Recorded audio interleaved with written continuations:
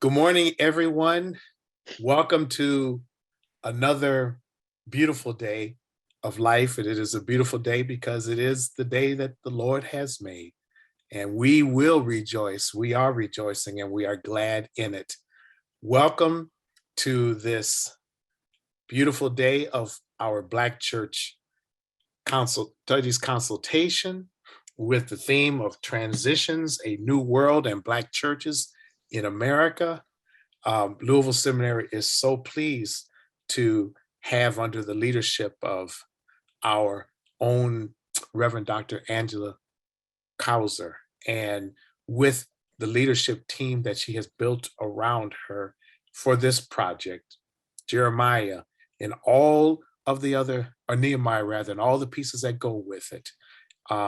This time of worship on last night, this time of plenary this morning, D-men presentations throughout the day, gathering and celebration and continued fellowship beyond today and tomorrow. All the work that has gone into this, we are so very pleased to be a part of it. The Black Church is an amazing institution. I shudder to imagine what it would be like for people of African descent in this country to have had to endure without it. We are living through tumultuous times right now, and we know that life is difficult. But if you are Black in America, difficult is a part of our name. And the Black Church has always been there through thick and thin to provide us with more than a modicum of hope, to remind us that we live between the already and the not yet, that the God of our ancestors does give us not only hope, but provides us with a vision that also enables us to know that we have power beyond measure as a people and as a part of a society that seeks God's face. Welcome to this Black Church Studies Consultation. And now let us take a moment to open with prayer.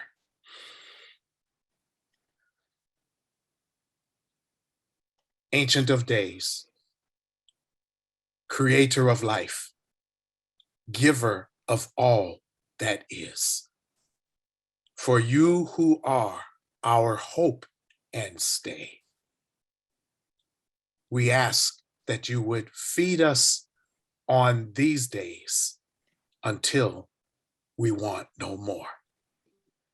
We are your children, O God, gathered from near and far, in virtual anticipation of the movement of the Spirit in our midst, for the quickening of our minds and the raising of our bodies, for the building of community and the awareness that you are the one who provides us with all. Through the course of these days and beginning with now, let us know without hesitation that we are yours and you are ours. And we are called according to your name, for your purpose and in your presence. We give thanks, O God, for this Black Church Studies Consultation, for all who are here and who are on their way, for what we will learn today. And we will then leave these gatherings and say to all who come into contact with us, did not our hearts burn within us?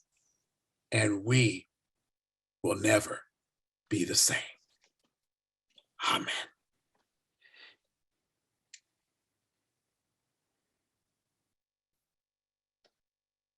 Thank you, Dr. Pollard, for your heartfelt welcome and your even more fervent prayer.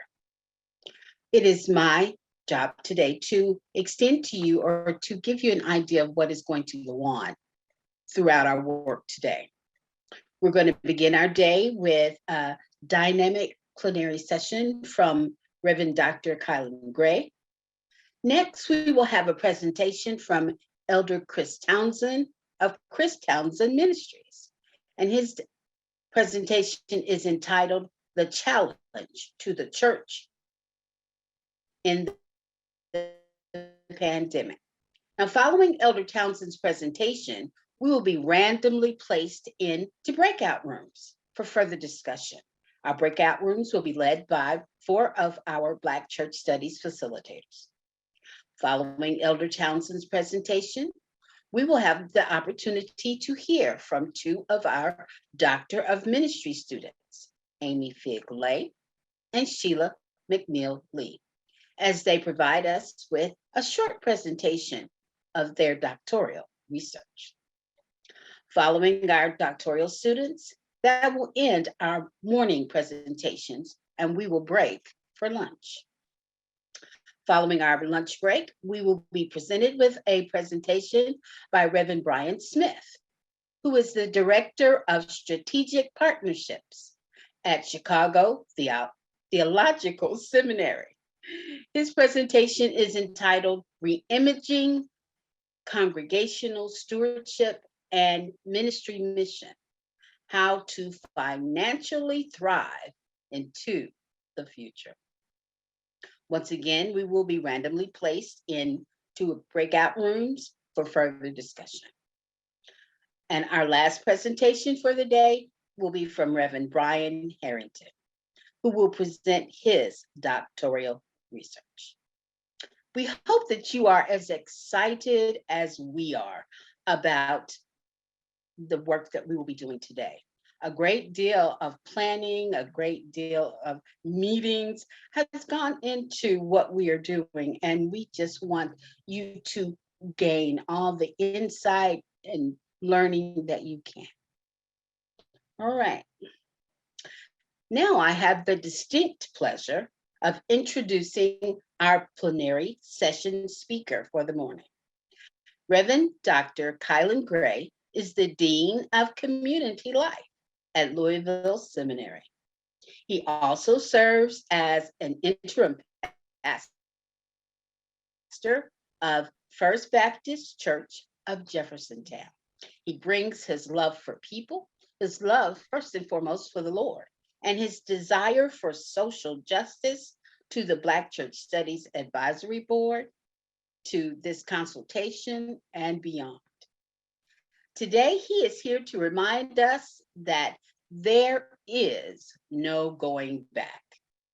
His scripture reference comes from the book of John, the 3rd chapter, verses 1 through 8. I now present to you Reverend Dr. Kilen Gray. Greetings, everyone. It is my joy and my privilege to be with you this morning for our Black Church Studies consultation. I want to give thanks to Dr. Angela Kauser for her stellar leadership in this program for Louisville Seminary, and the Reverend Claudette Snorton for her leadership in the Nehemiah Project. Of course, the leadership of our president, Dr. Alton B. Pollard, and all of the staff and students of our school of Louisville Seminary. It is my job, it is my pleasure to serve in that community as the Dean of Community Life. My presentation today is centered from and drawn from the Gospel of John, the 3rd chapter, verses 1 through 8. And I would just like to read that text and then move forward with what I plan for this presentation today. And I do need to give a disclaimer, or if it's not a disclaimer, I have been having technical issues throughout this week from where I'm doing my work. And so if it's possible that I will be freezing, I've tried to improve that lot here, and I had a difficult time getting into the room even this morning. So if something happens, just know that I will continue to try to do what I can to get back within the time that I have. Now, John, the 3rd chapter, verses 1 through 8. And I'm reading from the New Revised Standard Version. Now, there was a Pharisee named Nicodemus, a leader of the Jews. He came to Jesus by night and said to him, Rabbi, we know that you are a teacher who has come from God, for no one can do these signs that you do apart from the presence of God. Jesus answered him, very truly, I tell you, no one can see the kingdom of God without being born from above.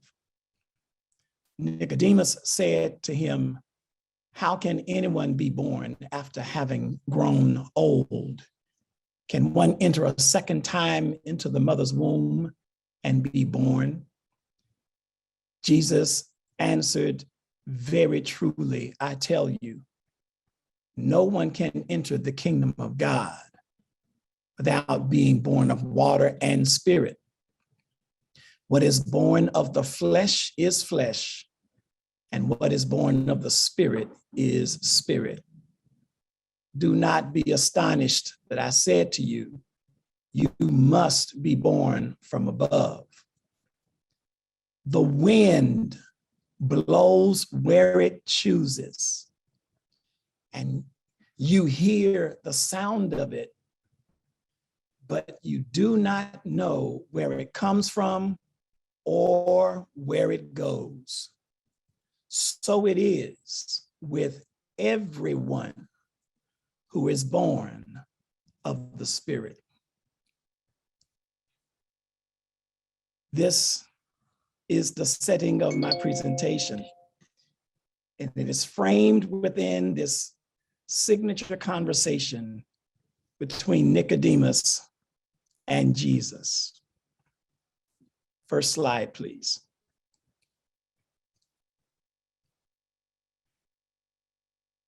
This is one of the most famous interactions and encounters in the text.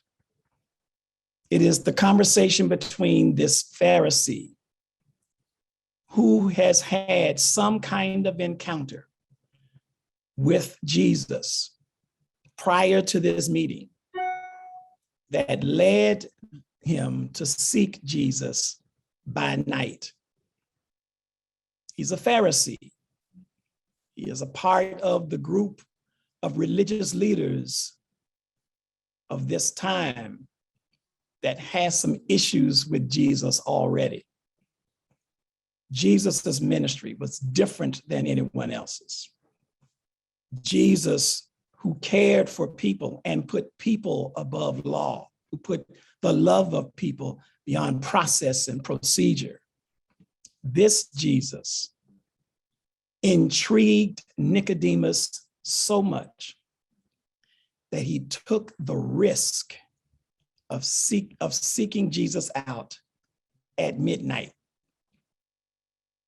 He made a midnight rendezvous to seek out Jesus.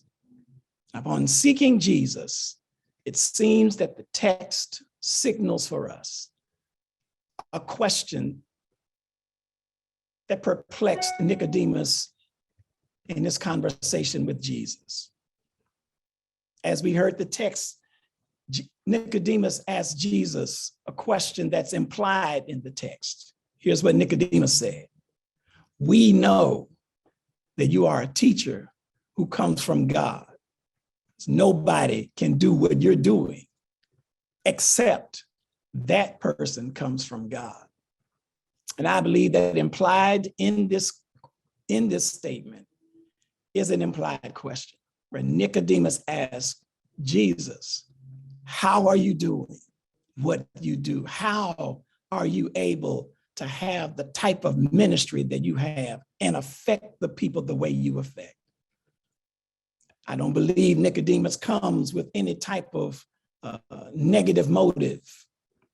Nicodemus pushes at midnight to have an audience with Jesus to try to understand Jesus's methods How did Jesus perform the miracles and perform the acts that Jesus did to get the type of response from the people that Jesus did? And Jesus did not mince any words. He cut straight through the chase and said to Nicodemus, you have to have a different type of experience than you've had in order to be able to understand how I do what I do. He said, you must be born from above. You must have an above experience, a spiritual orientation, or a spiritual reorientation, if you will, to really understand how I do what I do. And then the language of this response poses a question for Nicodemus. How can a man be born again when he is old? How can a grown man be born again? Can that man go back into his mother's womb and be born? And Jesus said again, you have to be born of water and spirit, signaling to Nicodemus, Nick, I need to tell you that if you want to go and explore how I'm doing what I'm doing, you cannot go back to the way you were. You have to have a new orientation, a different orientation, a different way of being if you're going to do what I do. Nicodemus, you're wondering whether an old person can go back into his mother's womb. No, the answer is absolutely. An adult cannot go back into the womb. And Nicodemus, you cannot go back to the womb of your religious birth. You cannot return to the spaces and places of your frame and your formation. You don't leave your formation behind, for it is your formation that presents you to the place of your intrigue. You're asking me a question of how I do what I do on the basis of where your formation has brought you.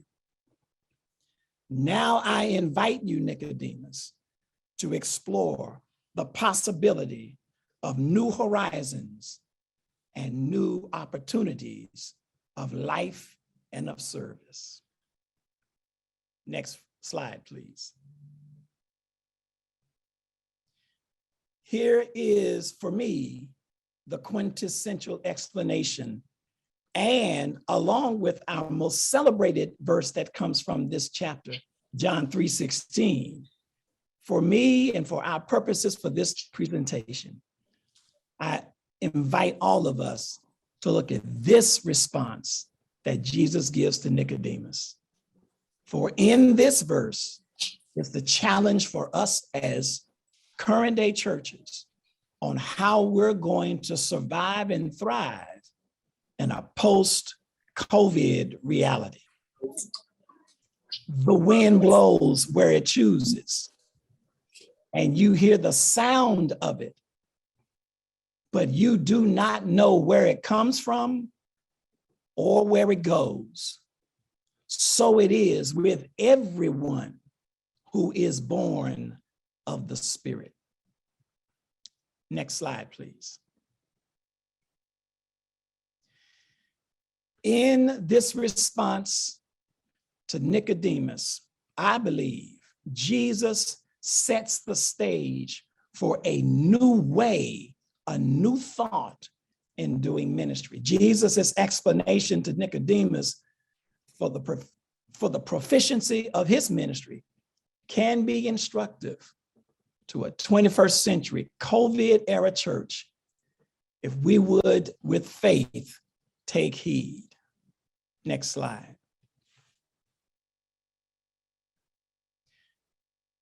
Within this response of Jesus, Jesus is sharing with Nicodemus and with us that to grab hold of moving forward in this post-COVID era, it requires a new spiritual dimension. Jesus is saying to Nicodemus, I'm bringing a new dimension to bear. And in order to experience this new dimension, Nicodemus, it requires new eyes to see it. Next slide. And since a new dimension has been birthed, it requires a new birth, or it requires transformed thinking to experience it. A different way of thinking. No, we don't throw out the baby with the bath water as it relates to methods that we've enjoyed and that we've used in our congregational spaces. But in this COVID era and going forward, it definitely will require a new way of thinking, transformed thinking, in order to survive and thrive in this era. Next slide. A new birth then ushers in the need of a different spirit. The wind blows where it wills, and you hear the sound thereof, but you can't tell where it's coming or where it's going. And the Christ said, so are they who are born of the Spirit. Jesus says to Nicodemus, I'm ushering in a new spiritual dimension. This new spiritual dimension requires a different reorientation of mind and spirit, the new birth. And this new birth ushers in a different type of spirit that guides and directs efforts for ministry and for love and life. A new birth ushers in a different spirit, and it requires a spirit-led faith to catch it. Next slide. This new way of being, Jesus says to Nicodemus, has already emerged. And sir, I know you're going to go back to where you reside, but when you leave my presence, he says to Nicodemus, you cannot go back. Next slide, please.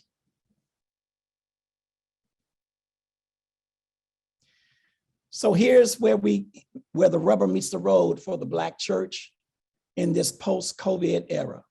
Reality check.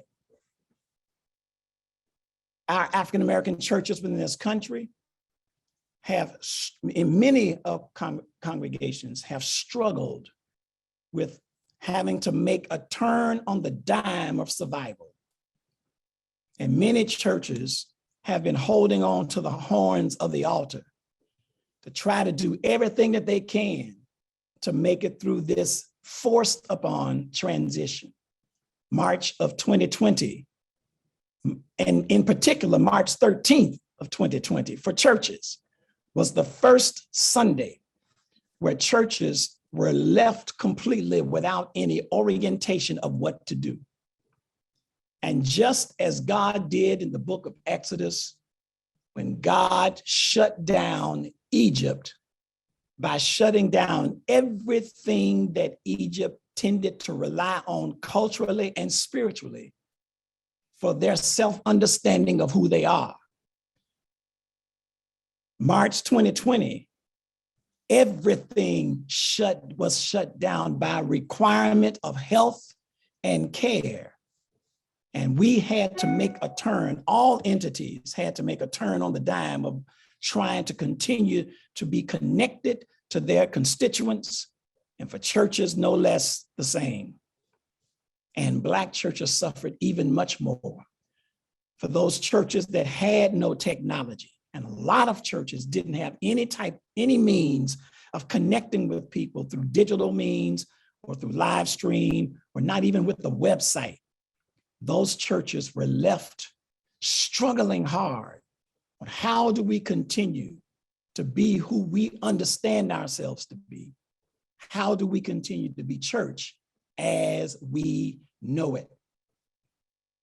And even those churches that had semblances of technological ways of reaching people, the strain and the stress of churches, particularly in the Black community, landed on the space of connection and contact. Because the main focus of our contact was the gathering in our congregations, and we could not do that anymore. We couldn't see each other. Our relational ministry, which is the power of the Black church, we could not relate to one another in the ways that we were used to. Couldn't shake hands. We couldn't tell people, touch your neighbor and tell your neighbor something within the message. We couldn't do checks and welcomes that we are so used to because of the relational ways of being church.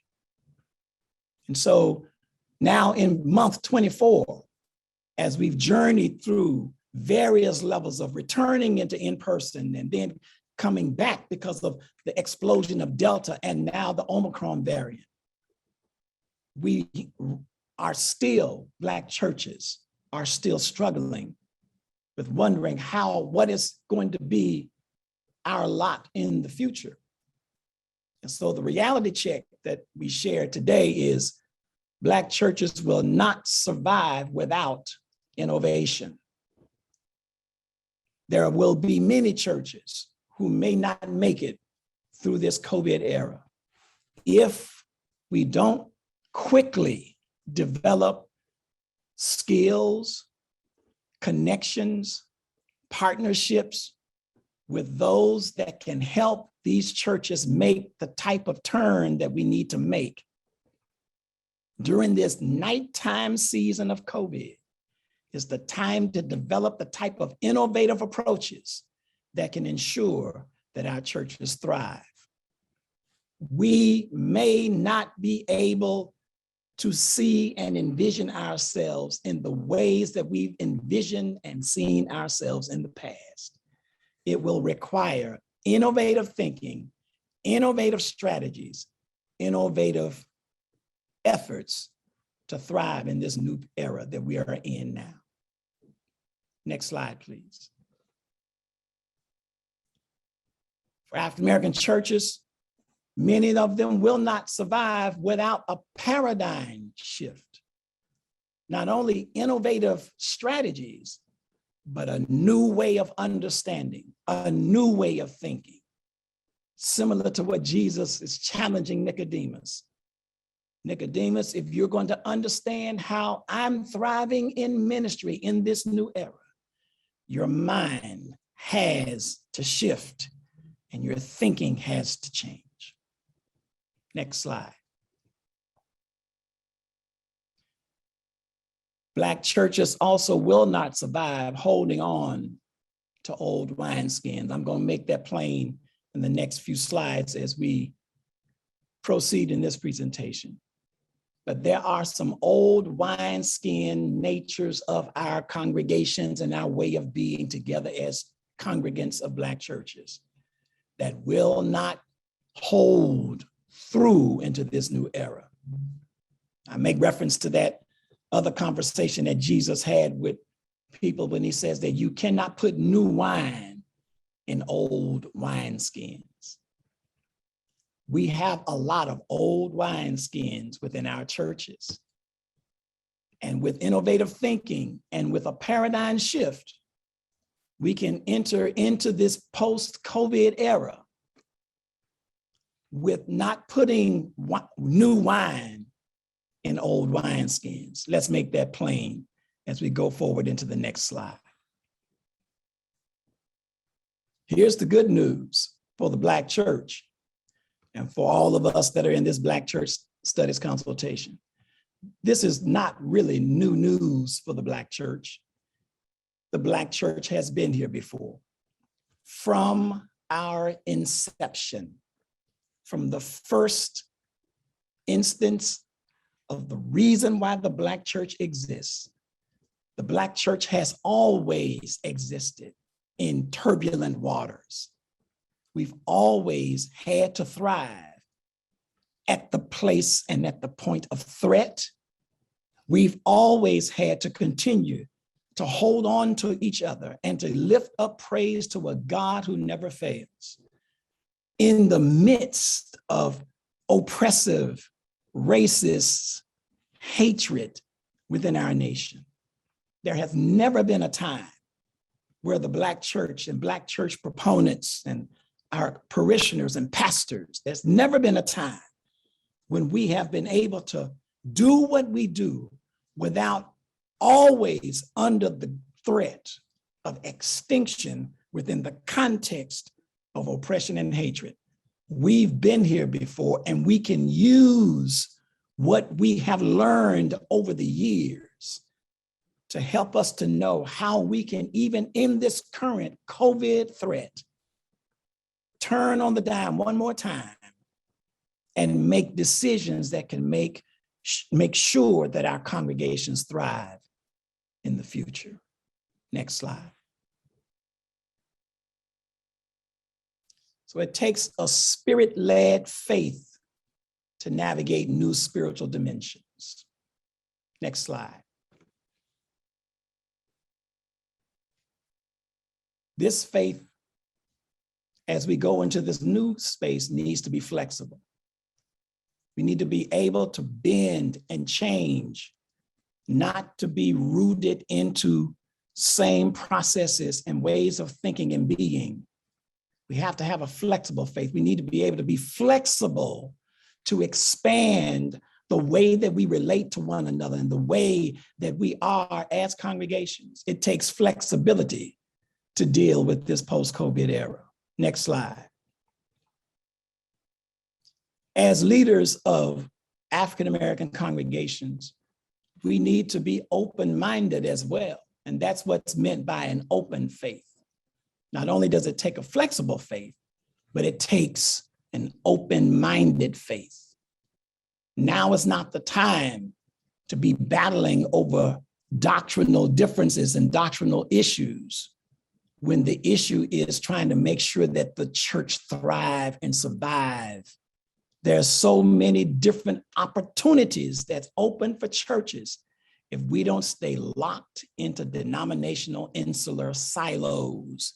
It's going to create a need for open-minded faith to be open for how we can be faithful to our God and faithful to our community.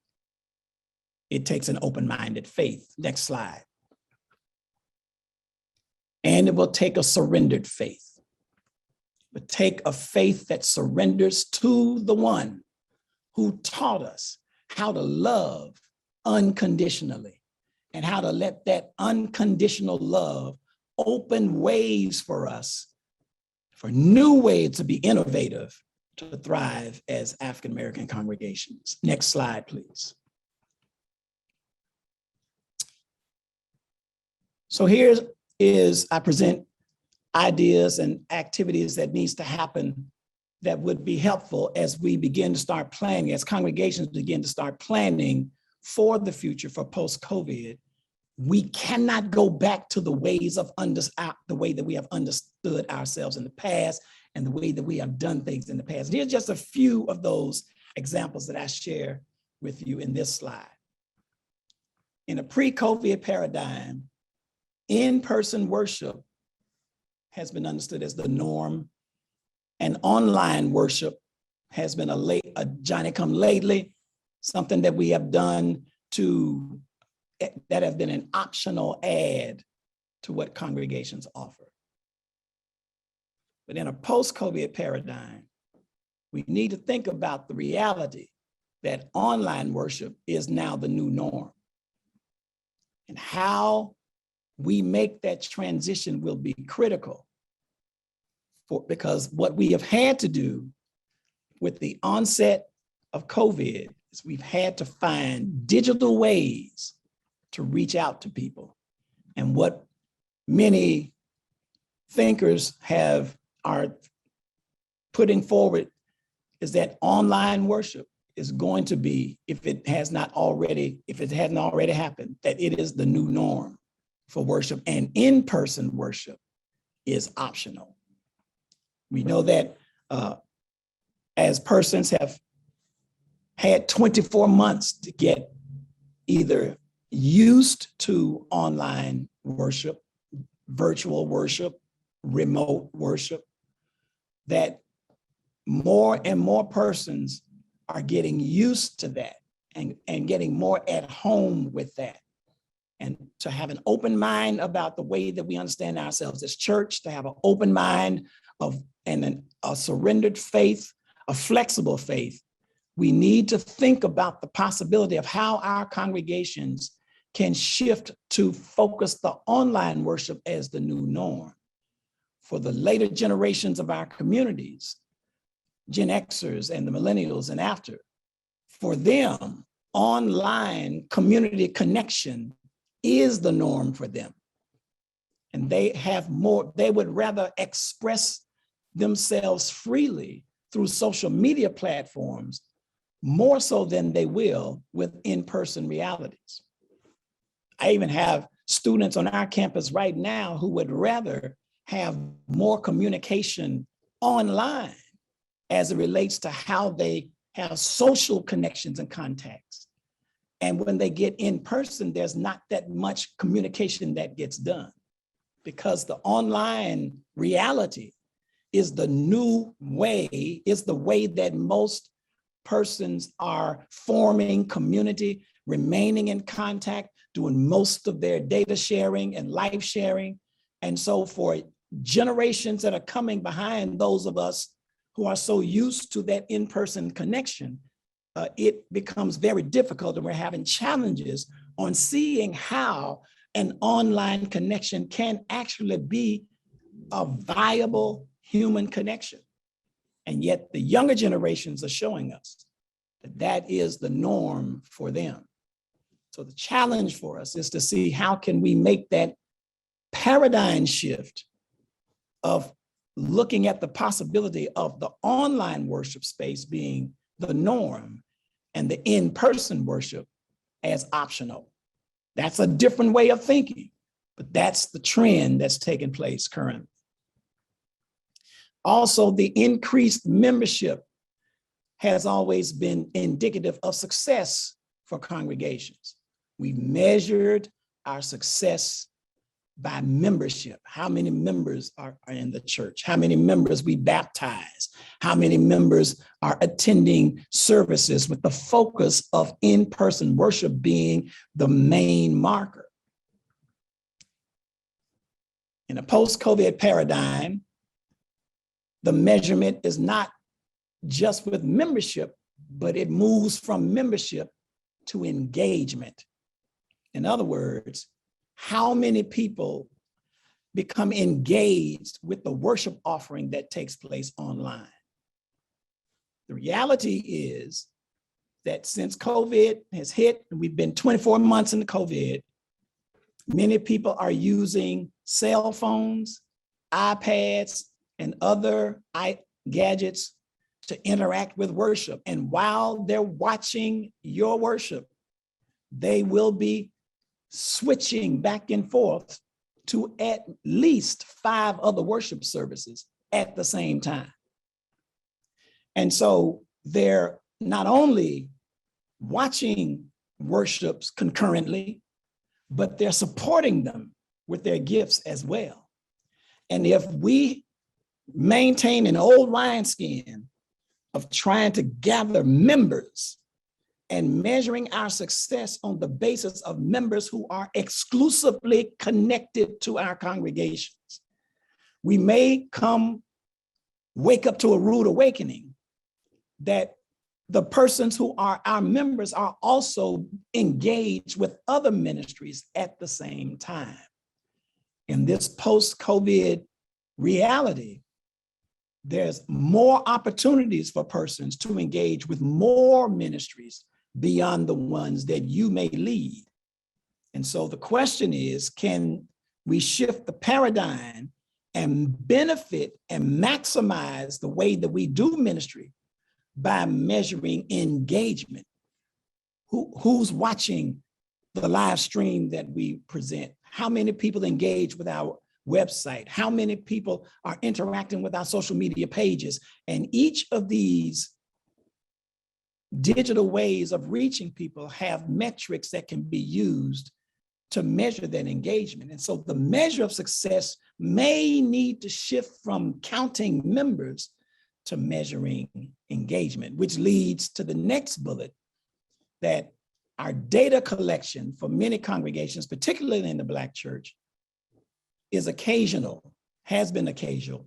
Pre-COVID, it has been occasional, where we would do a survey if we were doing a pastoral search, or if we would do a survey if we're thinking about doing a major project in the church, or we would do questions or have people putting a suggestion box occasionally to see how church members are feeling and thinking about a certain aspect of the in-person focused worship.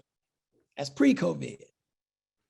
Post-COVID, data collection has to follow each engagement, every worship service.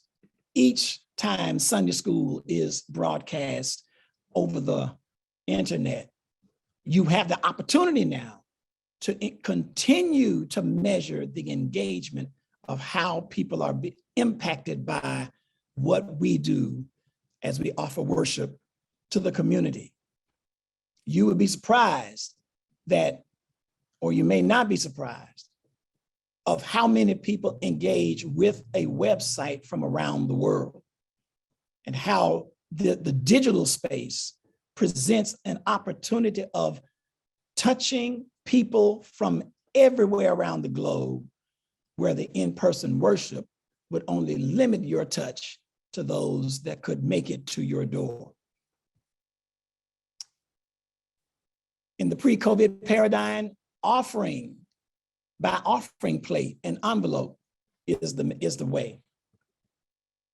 In the post-COVID paradigm, offering is possible by digital means, which means that there's a variety of ways that people can support ministry. From giving by text to giving by different applications that can help with collecting online, through your website, through your social media pages, and various other different means, Cash App, PayPal. There are so many different other ways that people can engage. And I had this experience just this week at the Pastors Conference, the General Association of Baptists in Kentucky, where each time the offering was lifted, they invited the ushers, as we traditionally do, to come and take up the offering. And the offering baskets were coming, and they were inviting people to stand and walk around, socially distanced and masked, following CDC protocols. And hardly anybody moved that were probably 50 and under. Most of the people that were older than that were moving around. Everybody else had their cell phone and trying to find ways so that they could give through their cell phone by text or by Givelify or by any other type of payment system. And the sad case of that was that my dear brothers and sisters from the General Association missed money because they had no other way for people to be able to give to their cause.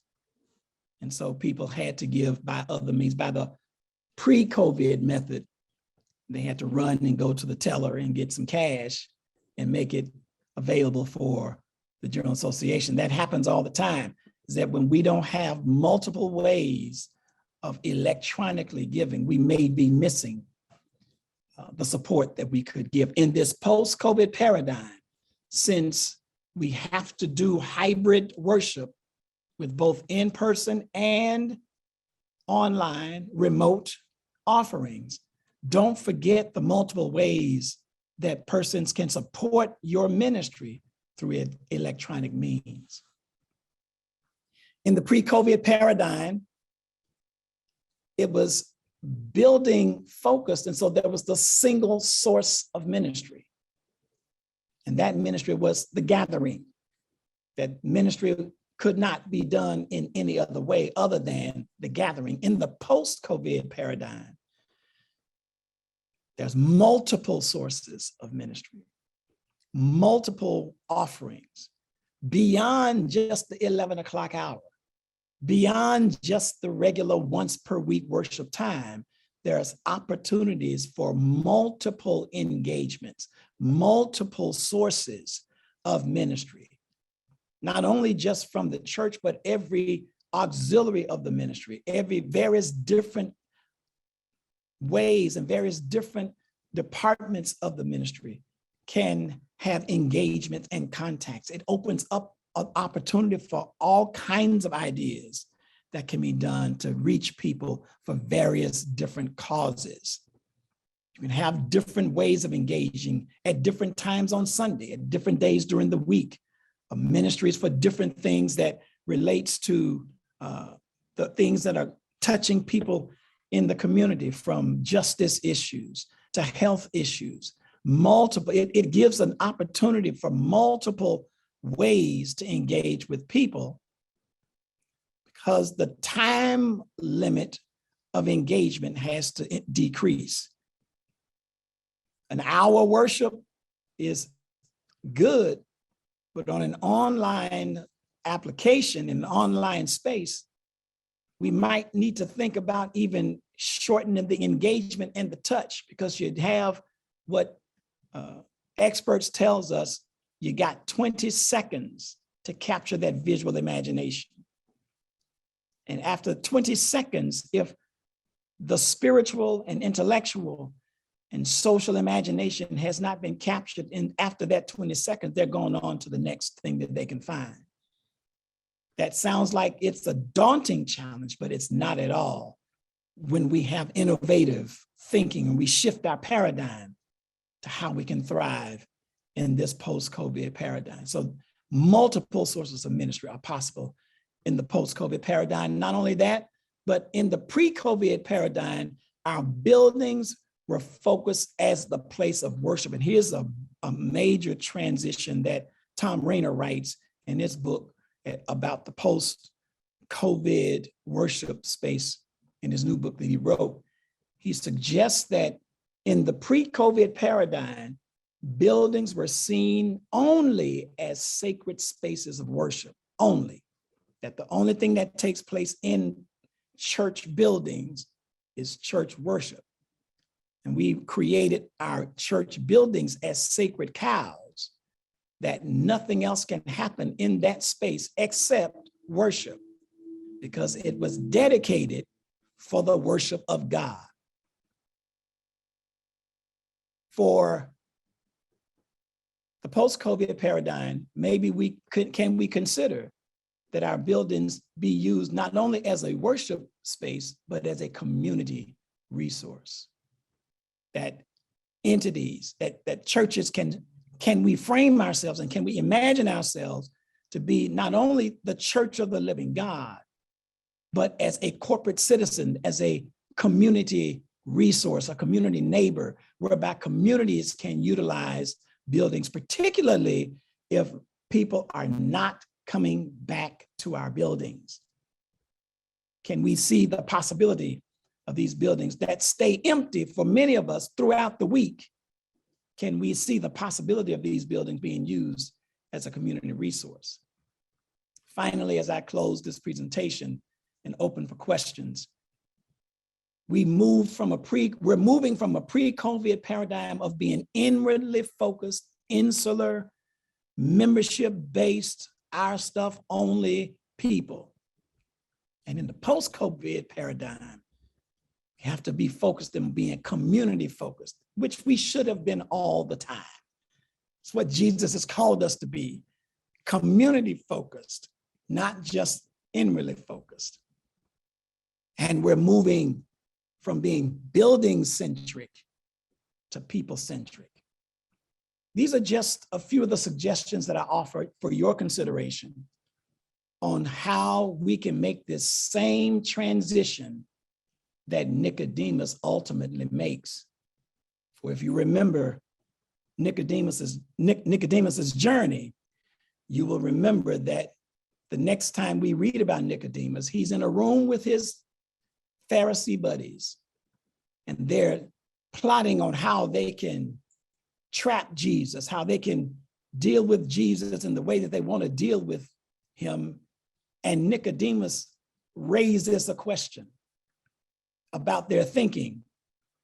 And they look at Nicodemus and say to him, have you become a believer too? Or I'm paraphrasing, have you become one of his followers as well? You see the movement that he's no longer seeking Jesus by night, but now he's moving to now he's speaking right in the room of the evil plot. And we also see him finally working with Joseph of Arimathea, begging for the body of Jesus, to prepare Jesus for burial. He moved. And if Nicodemus can move, my friends, so can we. Thank you.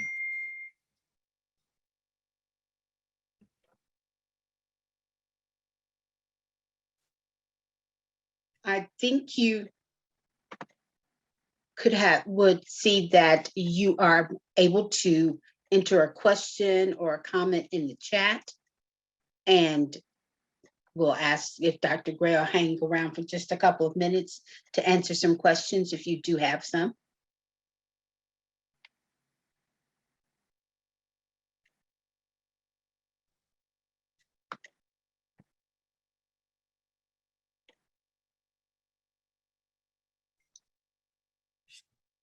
You will have to type it in the chat.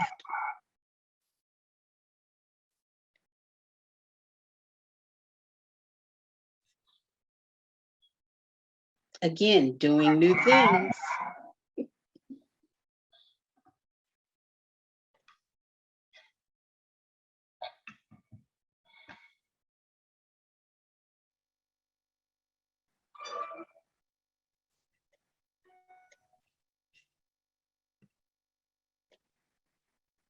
We'll give you a couple more seconds.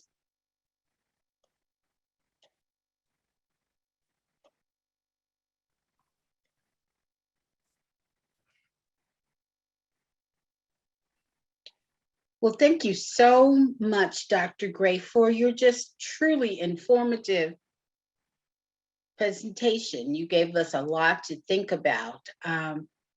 It's very scary for a lot of people to think about doing new things, but COVID has made us have to change and have to develop and have to do something new. There is a question that has come up All right. from Terrence Bickerstaff to Dr. Gray. What are your recommendations to assist our older parishioners to move toward deeper into this paradigm, or I guess to move forward deeper into this paradigm so we don't lose anyone?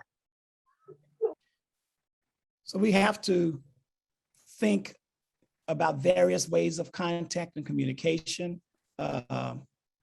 We have to engage those that are skilled in helping our older members, our older parishioners, to learn these new technologies. And the one things about the social media platforms is that they are very easy to use. But we can't, for our older members, we have to always remember that they thrive on the in-person contact. We can't completely divest ourselves of those. We have to think of ways to continue to do those types of in-person contacts with them. It is a challenge. It is definitely a challenge. The phone still works for them. And for many of them, email works, but the phone works for them. And so having ways of having phone contacts, and for those that are not adverse to continually having visitations for them, that can happen as well. And that's what we're doing at First Baptist Church of Jeffersontown, of which the predominant, our median age of that church is 60 and over. And so we have many of them that are technology savvy, but there are others who still are afraid of the computer and still have difficulty with traversing around various different social media platforms. So we still try to do what we can to send newsletters to them by mail. we still try to do phone contacts with them to keep them engaged. They're the ones that would really, they can't wait till we're currently not in-person service worship yet. We haven't returned back in person. They're the ones who were decrying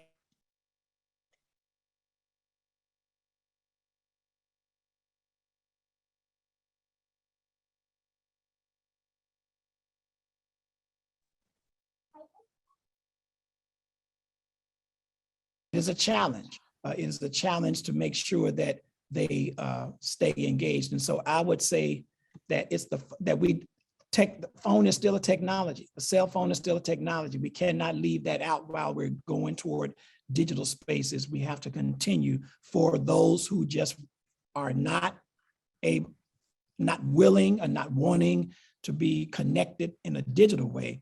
We still have to maintain our ways of connecting with them. And the primary way that we found that has been successful is by telephone. All right.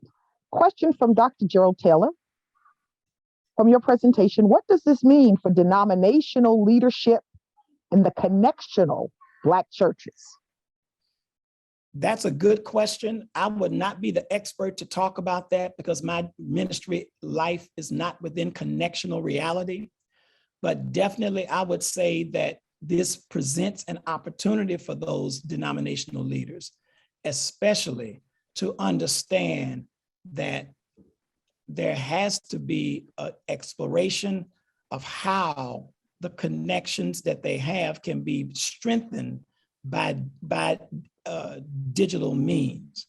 There are opportunities there for that, but that's pretty much beyond my expertise. I've been Baptist all my life. And so that I would defer that question to those who are part of the connectional realities that could help to respond to that.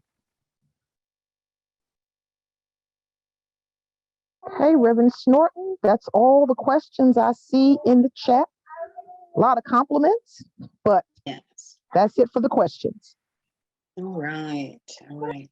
Well, again, Dr. Gray, thank you. Thank you so much for your timely plenary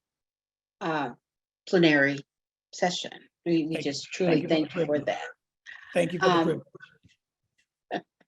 We are going to give you a bit of a break to get some water, coffee, go to the bathroom, and we'll be back in about 7 minutes.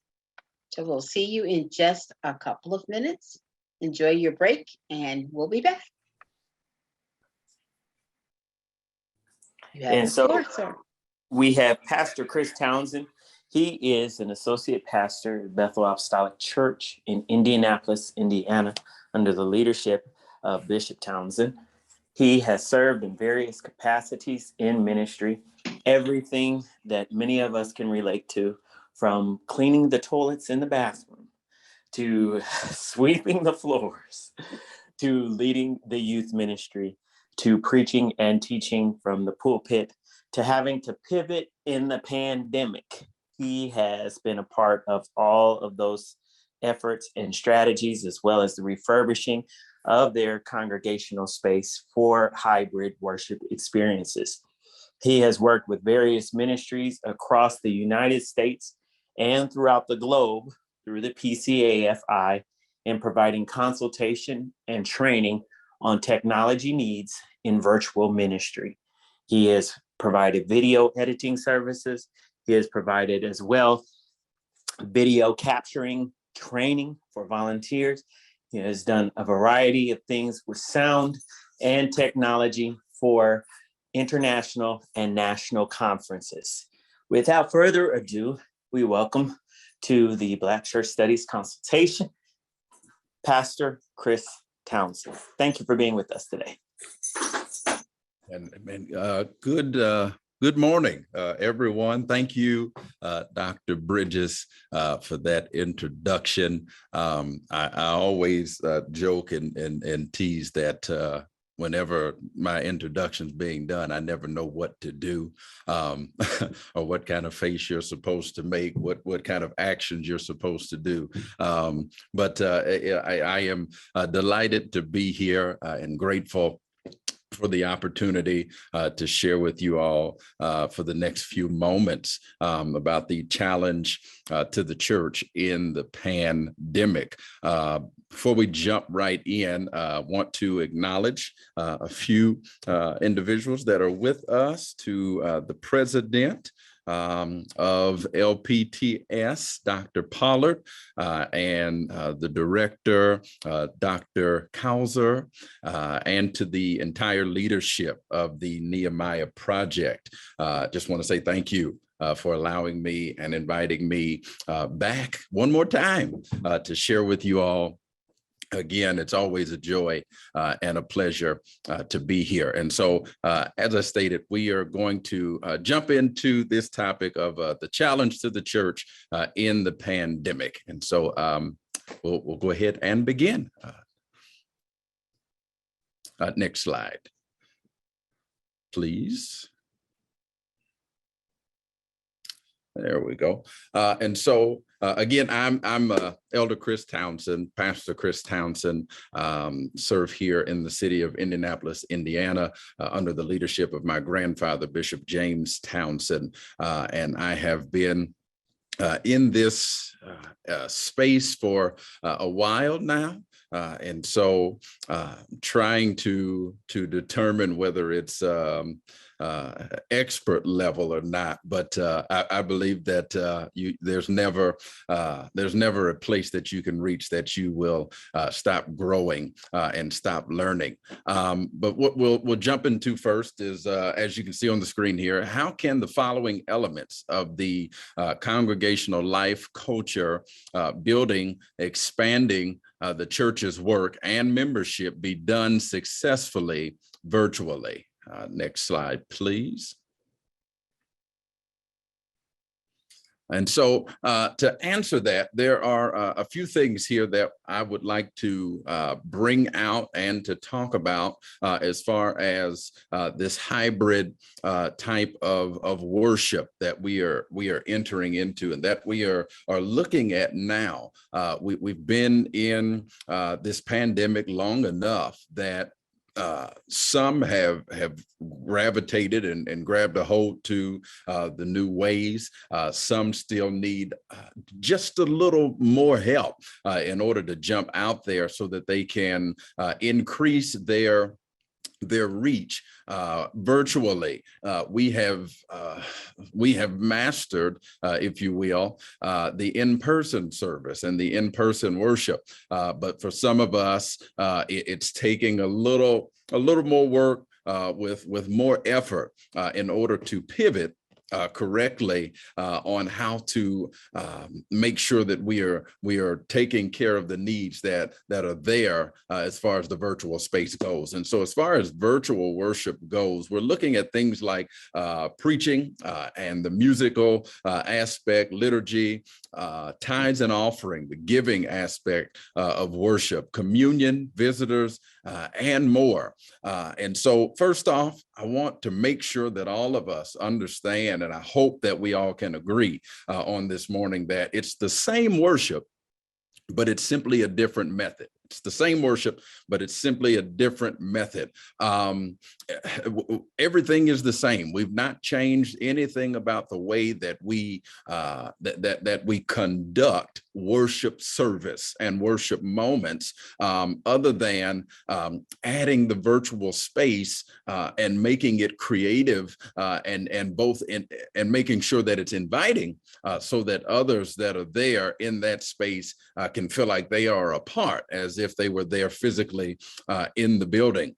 With this worship, with this hybrid aspect, three things that I like to point out to groups or to individuals when I'm talking to them, that we would make sure we have to have these strengths. You have to have faithfulness, dedication, and commitment, because it is a challenge. I will not get on here today and lie to you and say that it's always going to be easy, as we have seen even today with Dr. Bridges' technology. He knows how to work it. He's a master at technology, but sometimes technology may not want to play nice with you in moments when you need it to. And so you have to know how to pivot when necessary, in order to achieve what it is that you're going after. And so you've got to have that faithfulness, that dedication, and that commitment in these areas.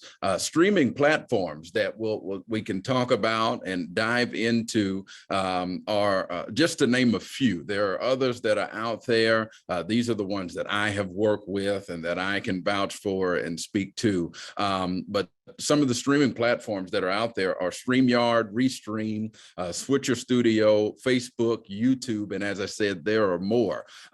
These platforms give you the ability to broadcast your worship service for the virtual space or in the virtual realm. And so these like StreamYard and Restream, Switcher Studios, those are programs in which you can connect more than one account, so that it can open up your reach for more individuals virtually. And so let's just we'll talk about StreamYard for while we're here on this particular point. StreamYard will allow you to connect your Facebook, connect your YouTube, and whatever other social platforms you may have other than Instagram.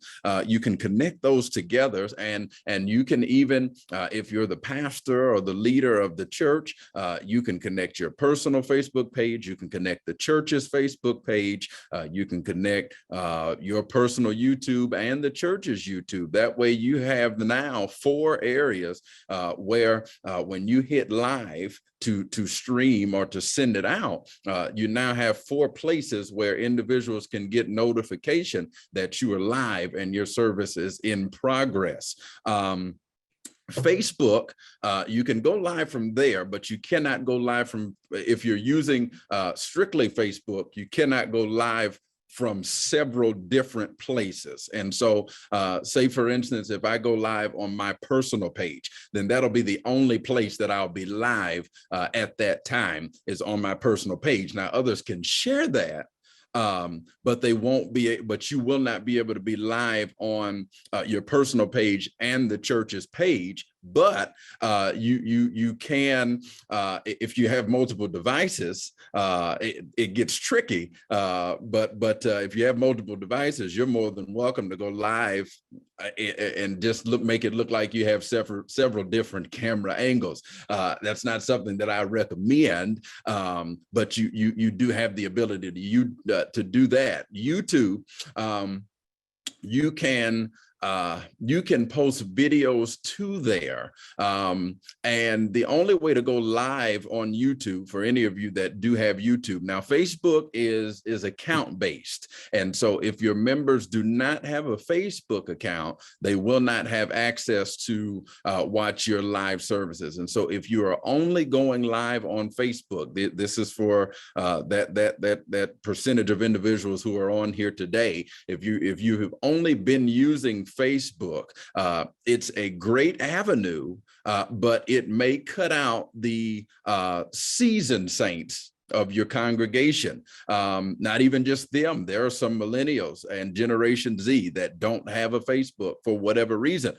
You would lose that audience if they don't have a Facebook account. Now, if you're live from YouTube, anybody can type it in, anybody can follow the church's page or your personal page, and they don't have to have a YouTube account, and they can watch it live, or they can go back and watch it later. That is the advantage that you gain from using YouTube. Now, the caveat with using YouTube is the only way that you can go live just from YouTube Without a streaming platform, you have to have so many followers and meet a certain list of criteria before you can just go live on YouTube. So if you want to use YouTube to go live with YouTube, you would have to then connect it with StreamYard or Restream, Switcher Studios, or another streaming platform or space or site that would then join that in and merge that with your Facebook and other platforms together, so that you can go live from YouTube. But it isn't a great platform. And if you are not proficient with StreamYard or Switcher Studios or such like, then you can always still go live from Facebook. And once the video ends and you hit end, you then have the ability to then save the entire video. And once you save that to the device that you went live from, you can then go over to YouTube and upload it to YouTube. And then that way it'll play later. So they won't be watching it live, but they could watch it later. And so you do have a couple of options there while you're still learning to use StreamYard or Switcher Studios to go live all at the same time.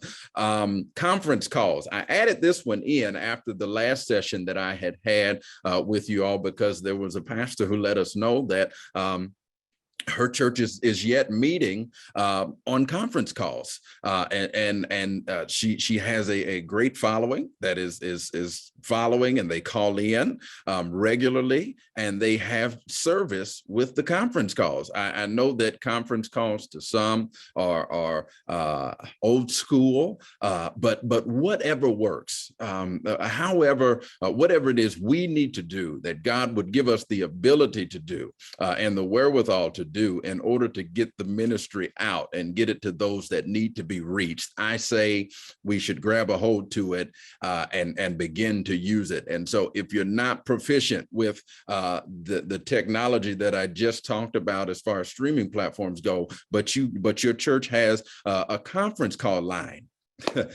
get the line and start calling them and have them to call in at a set time each day. You can do that for Bible class. You can do that for Sunday morning service. Will it sound like you're sitting in the sanctuary? Maybe not. But that's okay, as long as the message is going forward. That's all that matters. As long as as individuals can come and they can receive the ministry. That is the ultimate goal. Giving forms. There are, I'm sure that many of you who are on here have heard of all of the different ways that have been created and that are still being created and coming up with on ways that members and non-members can give to your ministry. A few that I have used that we'll talk about: Givelify, Tithely, Cash App, Text to Give, Mail in, and there's more. Givelify is a great one that our church is currently using. And we love it. I don't know. I love it, but I think our deacons love it more because they now don't have to sit and do the end of the year reports anymore. They don't have to sit there and calculate all of the offering envelopes, and they don't have to get those last minute individuals who run in and say, no, I gave this much on this day and this much on this day, so that they can, as they're preparing for tax time, they don't have to sit in the office and do that anymore. With Givelify and with Tithely and others, now when you give, it will send you your financial, what you have given throughout the last fiscal year to whatever entity that you have donated or sold into. It'll give you that report back usually sometime in January. It'll send that out. Ours has already went out to our members weeks ago, and therefore we did not have to sit and pull out the old school Excel spreadsheet and figure numbers and add and all of those things and then shred envelopes and actually our church is in meetings now to talk about how possibly even after the pandemic is over, we don't have to go back to exchanging physical cash in the sanctuary or in services.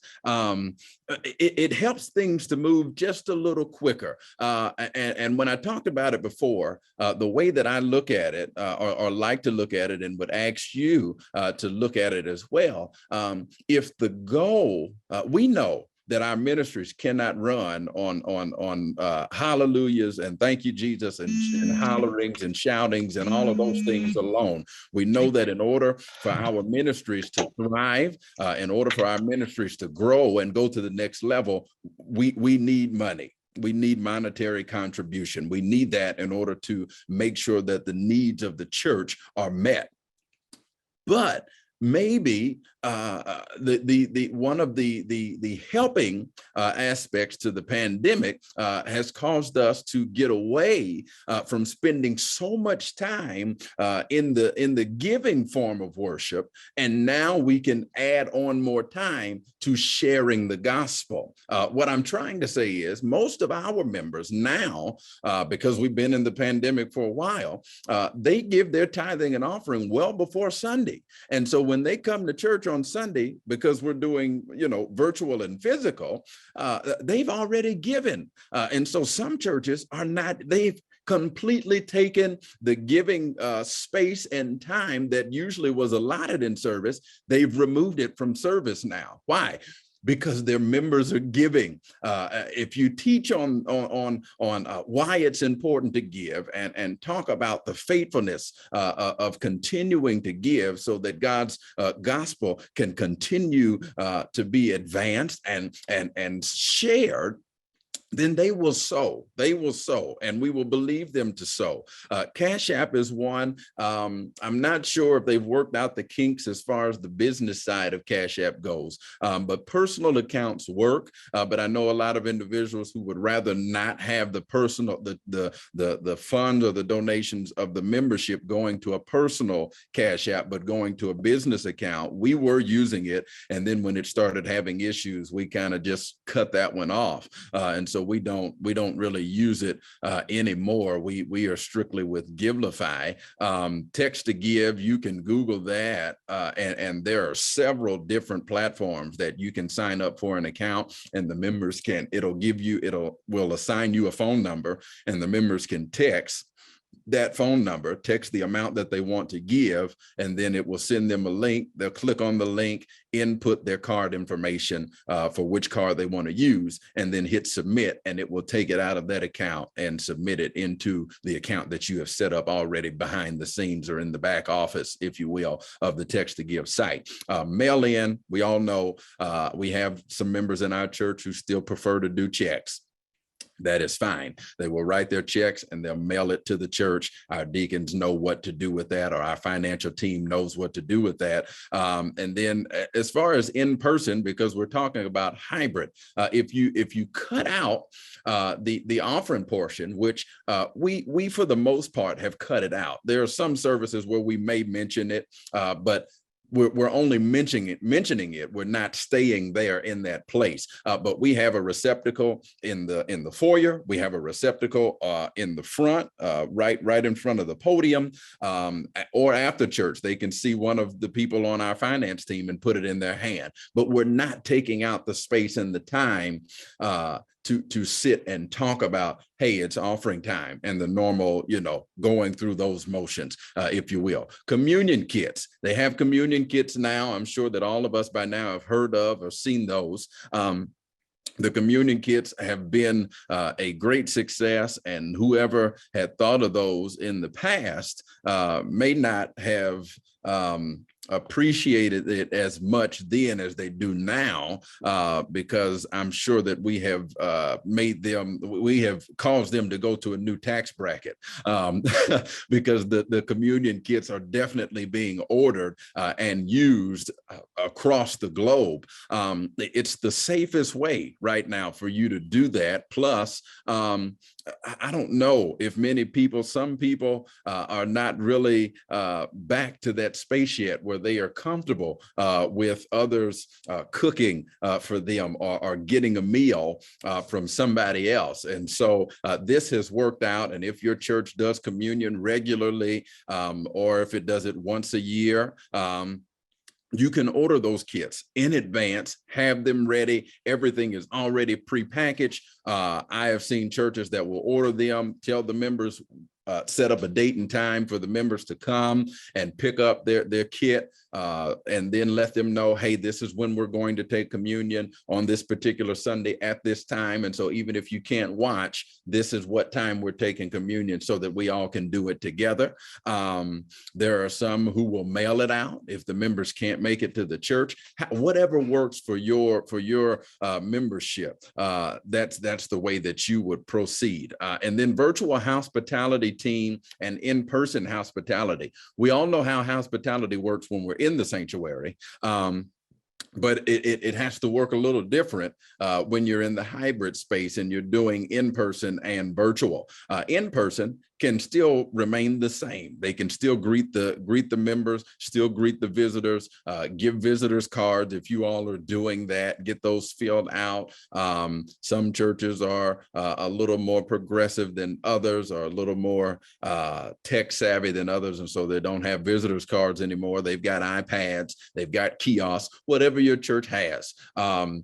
You can take that information down so that you can always have a point of contact to those that are coming in the church. But for the virtual team, this is where getting phone numbers and emails are important. And then also, if you are live on YouTube or Facebook, put together that virtual hospitality team so that when your services are live, you have those individuals who have already been assigned to reach out and greet and speak to those that pop up and view your service. And so while your service is live, someone that has been delegated to reach out to members or non-regular individuals who are watching your stream, they can tag them or speak directly to them when they see their name pops up. Usually when you click on a YouTube video that's live, it will say Chris Townsend is now watching, and then their name is there. So then whoever's there in the comment section can then,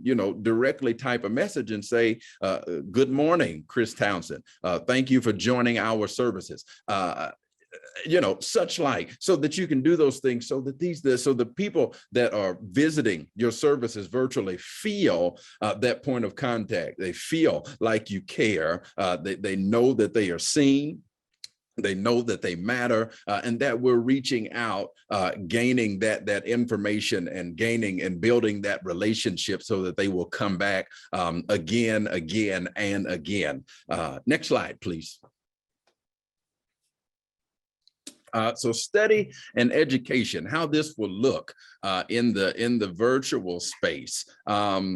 What we have now, as we are progressing in this time that we are in, you'll notice that you're hearing more churches use the terminology small groups rather than Bible class.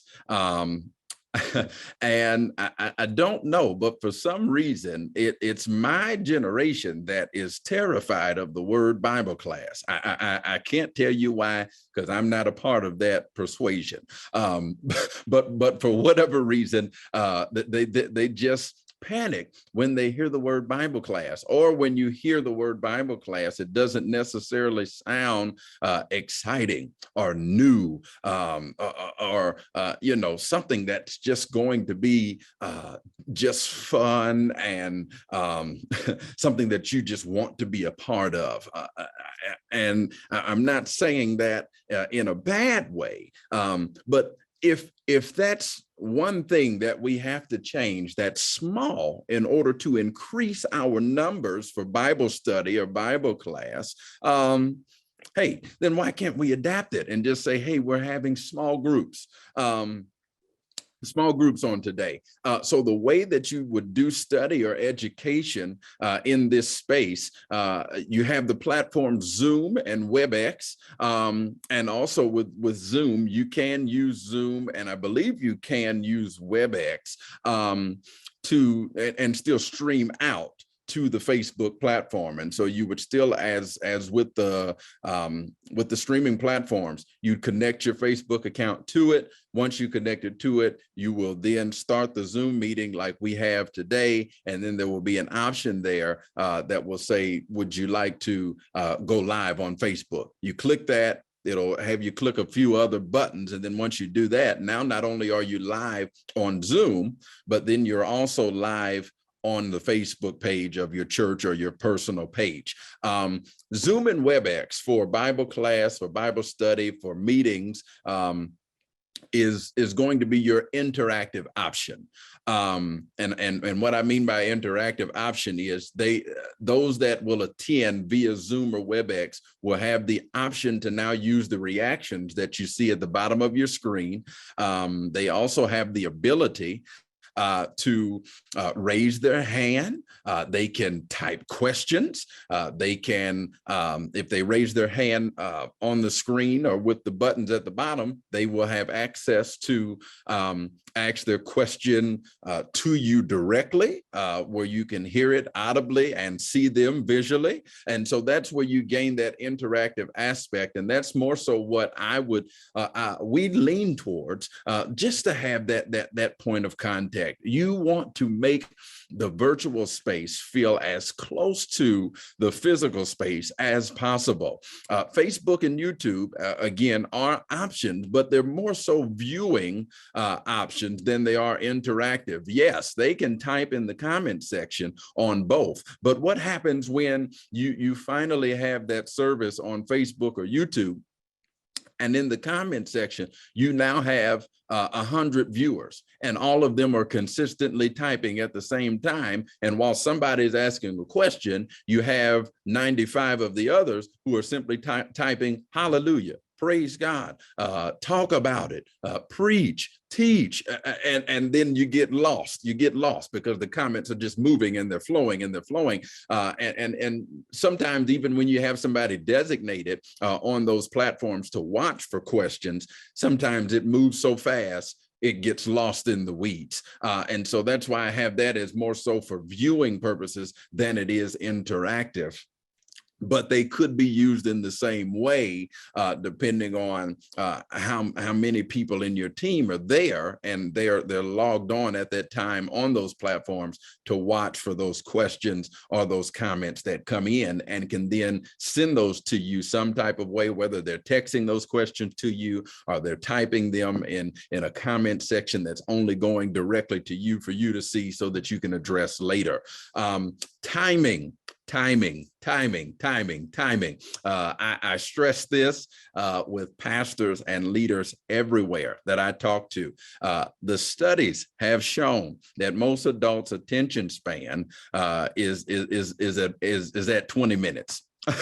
And so right now, as I've said before, when I've done this presentation, we are right at 33 minutes, and I hope that I have not lost you all yet. But what that simply means is not that you have to find a way to do your services in 20 minutes. Doesn't mean that you have to find a way to do your small groups, your Bible classes in 20 minutes. But maybe that because of that attention span space lasting for 20 minutes, what we can do creatively with our teams behind the scenes is if you go over your presentation, go over your sermon, if you will, and it's going to be virtual. Now, you may not be able to do this if you're physically in the building and you're streaming as well, but creatively we can come up with some things. But as far as if you're just using Zoom or WebEx,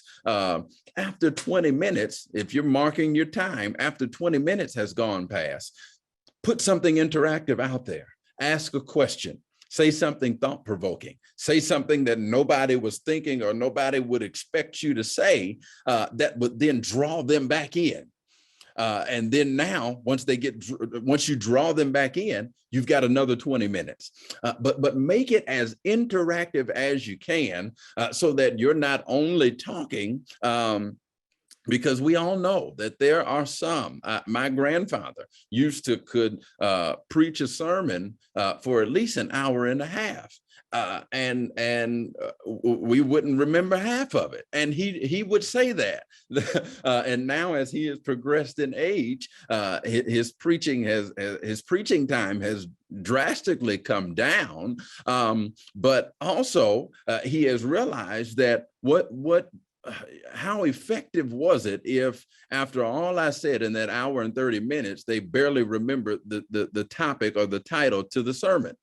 And so it's okay to cut it down. Learn the art of parts, of segments, of series. And I know all of us I don't have that overly creative mind where I can come up with very cute and thought-provoking series topics that would cause people to look and say, oh my goodness, this series sounds like it's going to be really good. So I'm going to tune in every week to see what they're talking about. I've probably done that 3 or 4 times in my small little tenure of ministry. But even if you don't have a series topic, if you realize that you have a wealth of knowledge, but God has taxed you to get all of that information out, you don't have to do it all in one sitting. Break it up. Give us part 1. And then when we come back next week, give us part 2. And then when we come back next week, give us part 3. Not only does that help the listener, but it helps the instructor. Why? Because now, whereas you were trying to worry about studying each week to come up with your sermon and come up with your Bible class, as if you didn't already have enough things that you were trying to juggle and do with your family and personal lives and such like. If you do parts to the one sermon that you sat down and have done, that now frees you up and gives you free time in the coming weeks to allot that time somewhere else, maybe to personal pampering and taking care of yourself, taking care of your mental, taking care of your physical person, making sure that you are set up so that you can last. Because what we find oftentimes is our spiritual leaders will burn themselves out because they love us so much that they don't take themselves into account when it comes to worrying about the flock or the sheep that God has assigned them to. And so oftentimes us as leaders will push our well-being to the side just to make sure that those that we are tasked to lead are well taken care of. But at the same time, we have to make sure that we are well enough to give this information. We are well enough to complete and fulfill the assignment that God has given us. And so I see there in the comments, it's time. I like splitting it up. It helps to split it up because, like I said, then that gives you more free time to spend with family or to just steal away to yourself and do something that you like. If you split it up in the parts, now guess what? Next week, during your study time, instead of studying, now you can go fishing. Now you can go golfing. Now you can hang out with a family member that you haven't in a long time. You can keep that appointment that you've had to put off and move and move and move. Now you can keep that engagement or that date time and still do that because now you don't have to worry about it because now you'll just be refreshing yourself for this coming week because you already have done the studying and you've got your material. Next slide, please.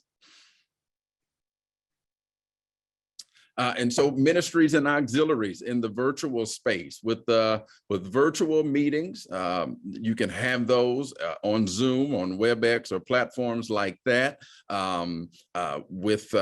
You have your men's and women's groups and your youth groups.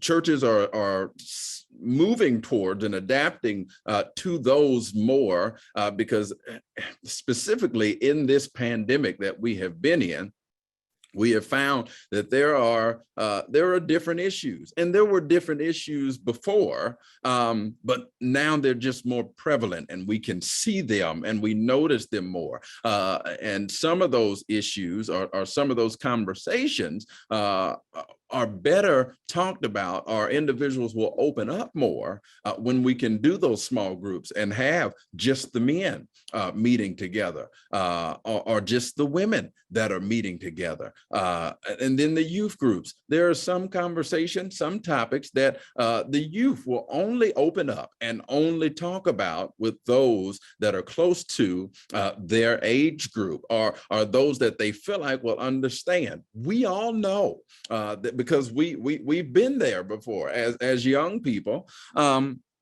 where we didn't want to share in certain settings because what we shared, we really wanted help, but we didn't want it to necessarily get back to our parents. We didn't want it to get back to the entire church. And so we had those safe spaces, those safe avenues that we could go to and gravitate to that would then help us to express how we feel. It's always good to be able to know that you're in a group or you're in company with those that will understand where you're coming from. And so that is the benefit of these small groups and meeting. And so if you have a men's leader, you have a women's leader, and you hopefully would have a youth leader, then those individuals would benefit. If they're not already doing it, I would suggest that you would have them to look into that this week and get ready to start having those youth groups. Create those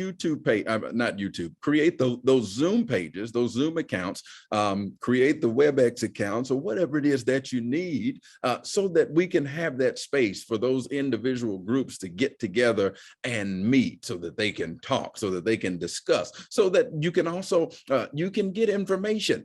We find out in smaller groups what individuals need, what they're looking for, what they would like to see in service and in worship, what aspects they've seen in somebody else's worship service that they feel like our church would benefit from. They bring those ideas to the table, and then those that are in charge or leaders of those groups can then bring those back to the pastor's meeting and let you know the insight and the information that they're getting back to better our ministries altogether. The pandemic response team, that's basically just your team, your COVID-19 team, your pandemic response team is in place. Because even if the pandemic is not COVID, you should always have a pandemic response team in your church. We didn't have them before because why, it's always like, well, why is that really necessary, or do we really need that? But we're finding out that it is good to have that team of individuals that is outside of the church board of trustees, if you will, but those that have been specifically assigned and tasked to come together and galvanize in the midst of a pandemic, whether that pandemic is COVID, whether that pandemic is a flood. The pandemic could be that the church caught on fire, God forbid. But anything that you would consider to be a pandemic or would require the needs of a special team to be put together so that you can keep the community of believers that are there in your church together. Put that team together so that when things happen, this team will be called upon to come together, strategize. This team is working throughout the year to figure out, we all should have these kinds of plans. If a tornado were to come, if a hurricane were to come, if COVID gets worse, if another virus comes out, what can we do to make sure that we do not lose touch or do not lose point of contact with those that are assigned to this ministry? And then pastors' helpers. This is another one that we talked about not long ago, but just having that team of people around the set senior leader of the house that can bring fresh ideas, or that can give the pastor or the leader a break when a break is needed. There have been a lot of leaders who have not taken vacation, who have not gone away, who have not stepped away because they feel that it is only their assignment to feed the sheep while we are in this pandemic. And I cannot tell you if that is what God has told you, then I cannot tell you that that is wrong. But what I do want us to always be mindful of is that we are in the best condition and the best shape that we possibly can be in order to serve those that are tasked with us. I'll tell you that even right now, before we go any further or go to the next slide, right now, our church, the church where I am at, has band together, and this pastor's helpers and the pandemic response team have been my greatest help right now in our church. Why? Because unexpectedly, our child was born at 25 weeks early. And while we're dealing with that, we're in the NICU. I have had to step away since probably the last week of January to be with my wife and our first child going through this new journey that we're going through. And with that, things happen so fast. He was born on February the 1st. Things happened so fast and transpired so fast with that. I didn't have time to call and have an official board meeting, but because these teams were in place, it was a simple text and a call that lets them know, hey, this is what's going on. Pastor Chris is going to be out. This is what needs to happen. And everybody was already in place, ready to go. This is why I say the pandemic response team and pastors helpers comes into, it will be your greatest help. It will be that area that will allow you to breathe. Because some of us need that. Some of us just need to breathe.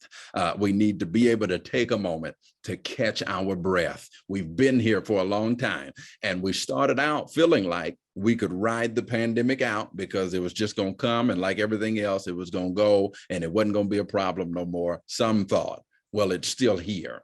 And because it's still here, we didn't plan accordingly to ride this wave. And so get that team around you so that you can have that help to be able to step away and not have to worry about what's behind or worry about what the state of the church is going to be when you come back from your break, because you know that who's been assigned to carry on while you're out.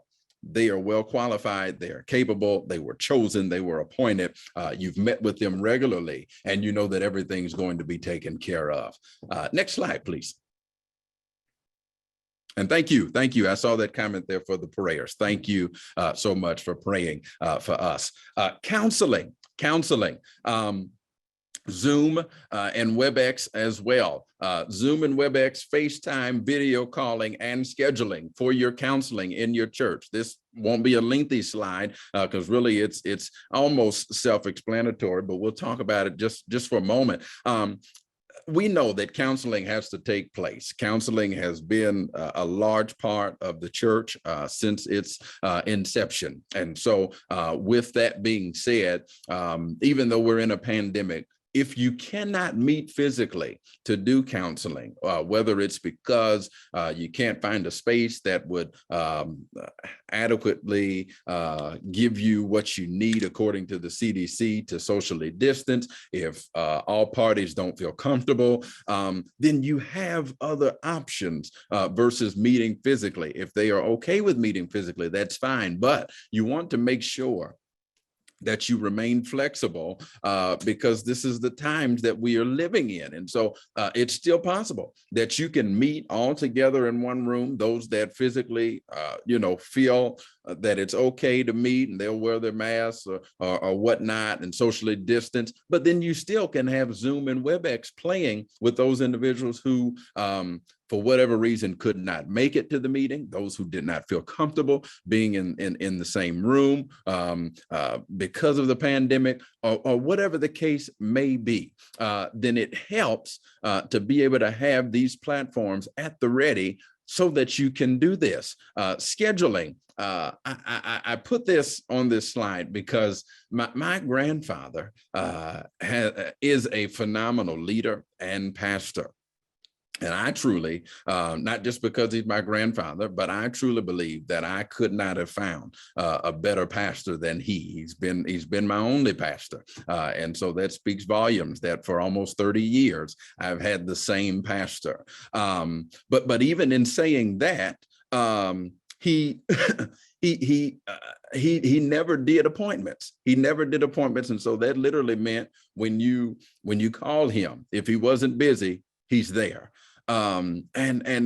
Oftentimes we found out that although that was great for those that were calling, it wasn't good for him as far as taking care of himself or taking time away from doing something else to stop what he was doing to go and just immediately pick up something else and leave something else undone. And so scheduling really helps. FaceTime, I think we all have heard of that, or video calling.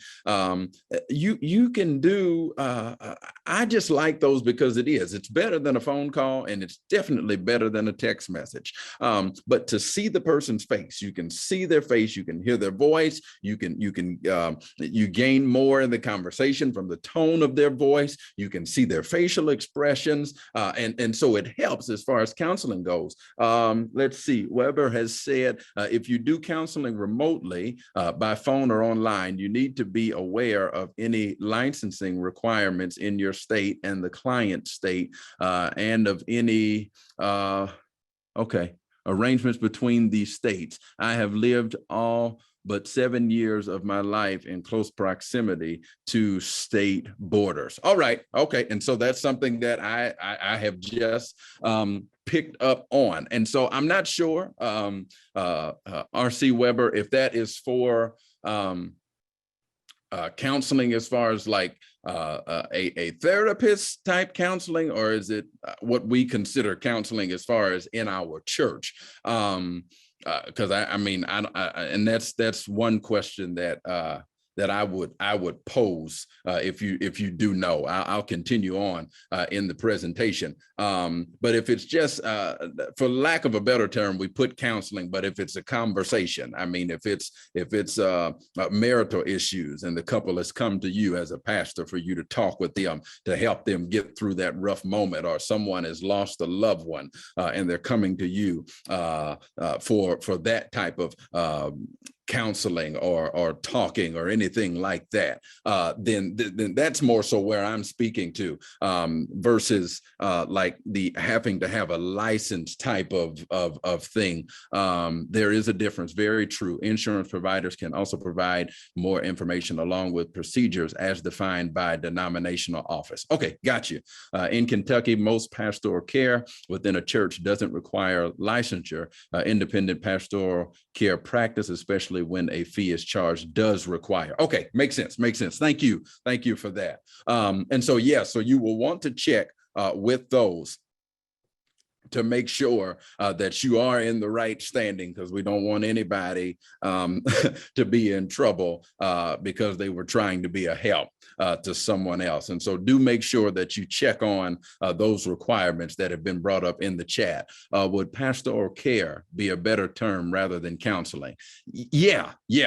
So, because I think, well, our church, I don't know if it's a church thing or if it's just our church. Our church is old school. And so my grandfather just calls everything counseling, but it's not necessarily counseling. He's 79. And so that's the era that he comes from. They use that word when therapists were not prevalent like that. They were there, but you know, the church wasn't necessarily looking at therapists. That's another conversation. But pastoral care, yeah, along that way, as far as just helping those that are in your church, is what I'm trying to say as far as where this slide is concerned. But those avenues are good platforms for you to use so that you can do those. If you can't make it in person, or for whatever reason you cannot meet in person, those are options that you have. Next slide, please.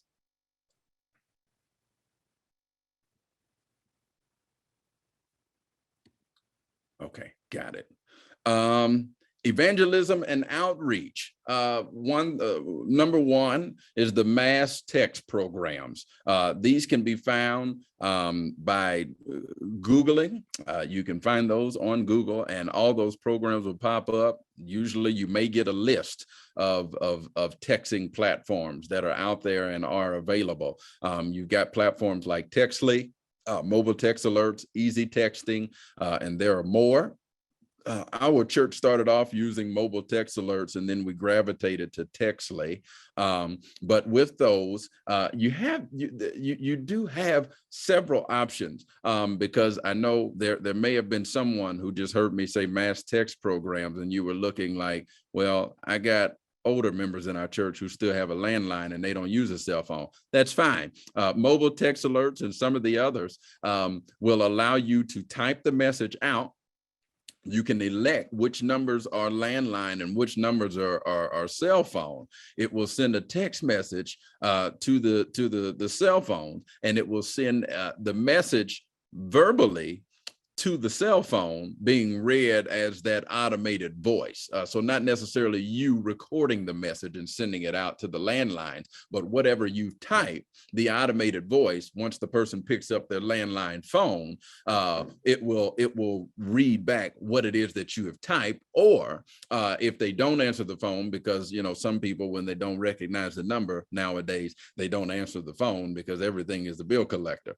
And so, or they're trying to sell you insurance, or give you some type of health benefit, or they want to buy your house. It's all kinds of calls that go out now. But for whatever reason, they don't answer the phone. These programs have parameters in place that if they don't answer, it will leave a voicemail with that same message that you typed out, with the automated voice reading their message on the voicemail. So then if they listen to it later and play it back, they will still get the information. And so that helps as far as having that texting program out there, just to keep everyone engaged so that they know what's going on, when and where. It's a quicker and easier way to get emergency messages out if service ever has to be canceled.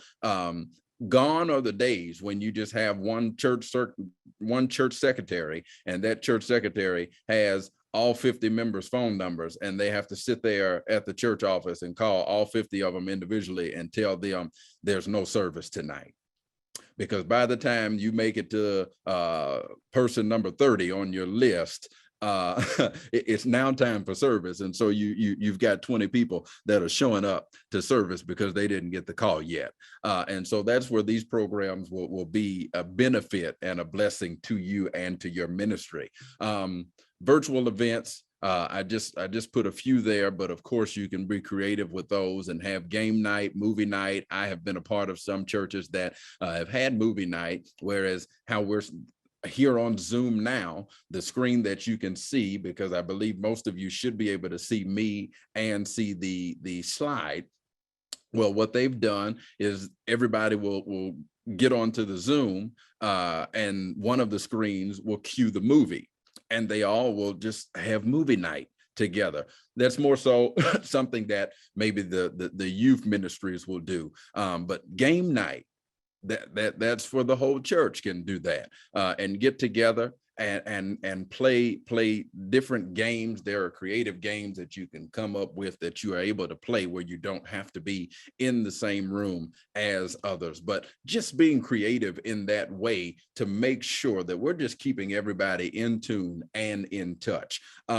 Outside events, so when the weather is fine, you have your festivals, you have your parking lot services, and parking lot events. The campfires can go on. Anything that can be done outside that would give you that space to have social distancing. If it's required in your assembly, then those are avenues that you can look into in order to bring others together. And then if you have a church website, you just want to make sure that that website is always up to date. Make sure that it's always up to date. I know that information sometimes changes very quickly, changes overnight, changes several times in the day. But once it is signed off on, I would say whatever the latest thing that was signed off on is always updated on your website and on your social media page, so that everyone is always kept abreast of what is currently happening in your assembly. Next slide, please. Okay, fundraising. The biggest one that I always get questions on is the very first one that you see there, virtual 5K race. I have not participated in one as of yet. I was supposed to, and then the deadline got away from me. But virtual 5K races basically is what you're doing. Of course, you're not going to be able to get together. All of you start at the same starting place and end at the same ending place in order to do a race. But you can set the time, you can set the date, and have everybody on that date and time track say you want to do a virtual 10,000 steps challenge or something like that. Then on that particular date, at whatever time it's going to start, everybody would begin to track their steps and the time that it started, and then the time that it ends. You just you tell them not tell them when it ends, but tell them when it starts. Once they reach those 10,000 steps, they will then report in their time and how long it took them to get to those 10,000 steps. And then you're going in that way. Virtual fundraisers, so they would pay to buy into the virtual 10,000 steps or the virtual 5K race. They're paying for that entry fee to get into it, and then whatever the prize is later on, you can do that. But that's a way to bring in funds into the church, other than just tithing and offering.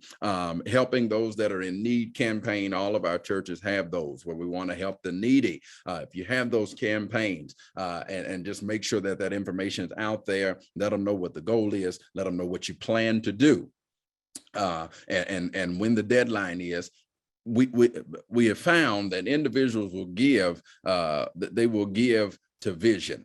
They may not necessarily give to need, but they will give to vision. And so as long as there is a vision, we have found that people do not mind giving as long as there is a vision. And so as long as they can see the forward progression of a thing, then we don't mind sowing into that. Giving Sunday for kingdom advancement. You can set out one Sunday in the year where you can challenge everybody to give and say, listen, by this particular Sunday on this date, all members that are a part here and those that are guests or visitors that would like to sow, everybody's giving $200 on this particular Sunday. Just something different, something else to do, like I said, just to get out of the norm of that tithing and offering space. Creativity, that's just there because you all may have something else in place that I've not heard of and not seen. That is a good way to help with funding and bringing in more funds to the church. And then lastly, suggestions from the church youth. Young people, we don't give them enough credit, but they do have ideas and suggestions, whereas funds are concerned, or what can be done in order to bring funds in. And so if you have that youth leader, allow them to sit down have these conversations. And maybe it's the youth leader and the pastor who will sit down with the young people and talk about ways of brainstorming. What can we do in order to be a blessing? What can we do in order to give? Like we talked about earlier, a lot of the youth and young adults are not on Givelify. They've not used it. They don't know what it is. They've heard of it. They hear you say it in church, but they've not downloaded it. Why? Because there's a lot of stuff that goes into using Givelify. But Cash App, they all have. Zelle, they all have. And if you tell them that they can give by one of those ways, trust me, your funds will increase the easier that you make it to give. And so you want to make sure that you do have those options out there if they are available to you, because that's where the millennials and this next generation, that's what they're leaning towards as far as their giving is concerned. Next slide, please. And so we're coming to the last couple of slides. This one in particular is talking about, the next coming slides, we're going to talk about what infrastructure will be necessary to do this at the church and in members' homes. And so first we'll talk about in the church, and then next we'll talk about what's needed in the members of our church's homes. Next slide, please. And so the equipment that would be needed for the virtual space, one, a computer or a laptop is what would be needed. Cell phone, tablet, or web camera. I have that. Most of the computers that you will purchase nowadays, most of the laptops, I'm sorry, will come with the camera that is attached. The laptop that I'm using today has the camera on it. So it's already there, it's already with it. But if you're going to be streaming from like the desktop computer, then that doesn't come with the camera. And so you would buy a web camera. You can find those at Best Buy. I almost said Radio Shack. Is that dating yourself? Best Buy, Walmart, Meijer, your technology stores. You can find those there, and usually they have the instructions inside the kit or the box rather on how to hook it in. Most devices that they make now, and most computers that they make now, if you simply hook the device in, it'll start going through the automatic setup process to where you only have to just click next, but not necessarily inputting a CD and doing it the old school way when you've got to download stuff to the computer before you can start using the device. Lastly, on this list is what's called a iRig device. And I've got a link for that in the coming slide, I believe. But the iRig device, it works with your sound system for better sound quality. And so some that are just starting in this virtual space to create this hybrid type of worship or this hybrid type of church, you may have been going live from your cell phone, setting the cell phone up in a good place in the sanctuary, and then what we're hearing is the sound that's coming through the speakers of your church, and it's going through the speaker on the phone. And so it's not necessarily sounding like we're hearing you directly. This iRig device, once purchased and hooked up, well, it can then be hooked to your sound system and then run from your sound system to your device that you are streaming from, so that it sounds like I do now. Sounds like I'm talking directly to you, like I'm right there in the room with you, and you hear this direct, more crisp, more cleaner sound than you would hearing vibrations, or than you would hearing side conversations. That's something else that you run into when you don't have your device directly wired into your sound system at your church, is you'll hear the ambient noise. You'll hear the side conversations. You'll hear that peppermint wrapping paper coming off of that peppermint because somebody's ready to eat some candy in this portion of the service. You'll hear change rattling in church and kids playing on their tablets and all that kind of stuff when you're not hooked directly into the sound system. But when you are able to hook in and do that directly, it cuts out all of the surrounding sound, and then you will only hear sound that's coming through the microphone. And you don't have to buy one specific specifically for each microphone you have, but whatever microphones are hooked up to your current sound system, when that device is hooked to it, anything that's running through your soundboard will then run directly through to your device. Next slide, please. And so what training would be needed for clergy, for staff, and for members? Next slide. And so for clergy and for staff training, first and foremost would be the setup of how to set up the equipment that you would purchase and buy or start to use, then operating the equipment. And so even if you all as a church don't set it up, if you have a company come in and set everything up because you bought it and then they offered you a setup fee and said they would come in and set up and all of that, then they could set it up. But then afterwards, then you would need someone who was proficient with what you were getting to then go over training for operating this new equipment. And OOS, or the order of service, that's going to be on the next slide, and we'll dive a little more into that. The order of service has been a tremendous help to a lot of ministries, including ours and other larger ministries that I know. And like I said, it's on the next slide, and so we'll talk about that. Protocol, just having that in place for those protocol and role expectations. Those are in place for those who will be potentially will be on camera when you all are streaming or when you all are live. You'll want to have those things discussed and talked about well before they would come and get online. Sometimes, you know, we can get a little happy, we can get a little talkative and go completely off of our assignment or what we were up there to do. And so just going over protocol, some churches do this every Sunday morning before worship. Some will do it Sunday after worship is over. They'll have a team meeting. Some will do it on Saturday or midweek, whenever it is that you would have that, but you just want to make sure that clergy and staff are meeting to have these conversations, just so that everyone is clear on what their assignment is. And then the pastor's vision, of course, we all should know what that means, just to make sure that everybody that will be, that will have a part in the service knows what the pastor's vision is, knows what the pastor's goal is, and make sure that anything that is being done furthers and pushes and propels the pastor's vision. We all have to make sure that we are on the same page as far as clergy and staff would go. Next slide, please. Excuse me.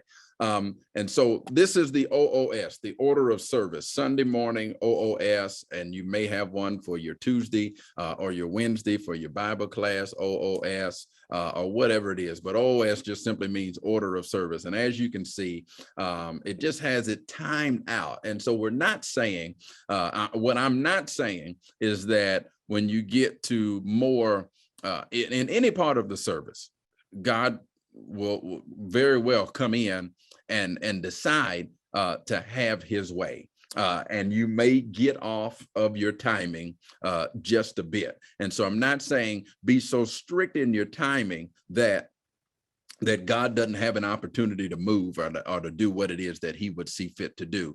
But what I am saying is, I feel like in the virtual space and in the hybrid space, old are the days when you have the MC or the master of service, if that makes sense. Back in the day, you know, we would have the MC who would call everything as far as the order of services would go. We print out the program for Sunday morning or for special services or whatnot, and the master of ceremony would come and they'd say, all right, at this time, the program calls for devotional, and devotional is going to be done by Elder Chris Townsend. And then after devotional, the program calls for prayer and scripture, which will be done by Elder Chris Townsend. When you're live, you want to come across as that well-oiled machine. And so you don't necessarily want somebody coming back each time to give you that, do this next, do this next. This is what's happening next. But when you do the order of service, if you can do that ahead of time, this will help your ministry so that everybody knows where they're at, who they're after, how long they have. And like I said, that is tentative, because if God would come in during praise and worship, we have on this OS 20 minutes. But if he would come in, then it would change. And so that's the order of service. And you can get a copy of this after the presentation is over. We can get that sent out to you. Next slide, please. So I can get us to a close. Membership training. These 4 points are basically self-explanatory. With membership training, you're going to have the creating of accounts, if needed, teaching them how to operate their equipment, how to navigate the software that you're going to use. And so whether it's Zoom, WebEx, Facebook, YouTube, teaching them how to use that. And then if you have someone in your church that is available, they can be that person that can operate your help desk or the helpline, so that if somebody calls in or needs a little extra help with how to work something or how to do something, or they run into a glitch or a problem, that individual will be able to talk them through how to solve whatever that problem is. Next slide, please. I think we should be close to the end. How could this virtual church be integrated into the in-person church to create a viable hybrid congregation? Next slide. So with physical and virtual church coming together to make the hybrid, the benefits from doing this will give you will give you a greater outreach, more exposure, more opportunities, a increase in finances, and an increase in membership. We can go to the next slide. I think we might be at the end. Okay, yeah. And so here is just a page of some of the resources that I have talked about. And so you have those, and like I said, I know you won't be able to get them all down immediately while you're looking at it, but this presentation can be sent out to you so that you can have the presentation, have these resources. Down at the bottom, you'll notice that there's I believe they're still doing the tablet grants, and so if your church is one of those churches that could benefit from some of your more senior members receiving a tablet that you could then set up and get it all ready for them to be able to watch your services streaming if they're not comfortable with coming out right now. This tablet grant would be perfect for you to apply for, and if approved, then you can get your desired number of tablets so that you can be a blessing and make sure that our senior saints, or those that are more compromised, that are not coming back out to physical worship yet, are in a place to be able to do. Next slide. I think that should be my information. Okay, yep. So there's my information as well. If you needed to reach out, or if you wanted a copy of the slide, I believe that you all have a copy of it here that can be sent out. If you would reach out to those that are in charge, you can get a copy of the slide. If not, then I can get that out to you, and the session is being recorded. And so you'll also have the ability to go back and get a copy of the presentation to those who have registered. Next slide. This should be it. Yep. And so again, for me, to you all, just want to say thank you for allowing me the opportunity to come and to share with you again how we can pivot in this day and age and time as far as this pandemic is concerned, so that we can effectively operate in a physical and virtual space to create that hybrid opportunity for our congregations. Thank you again.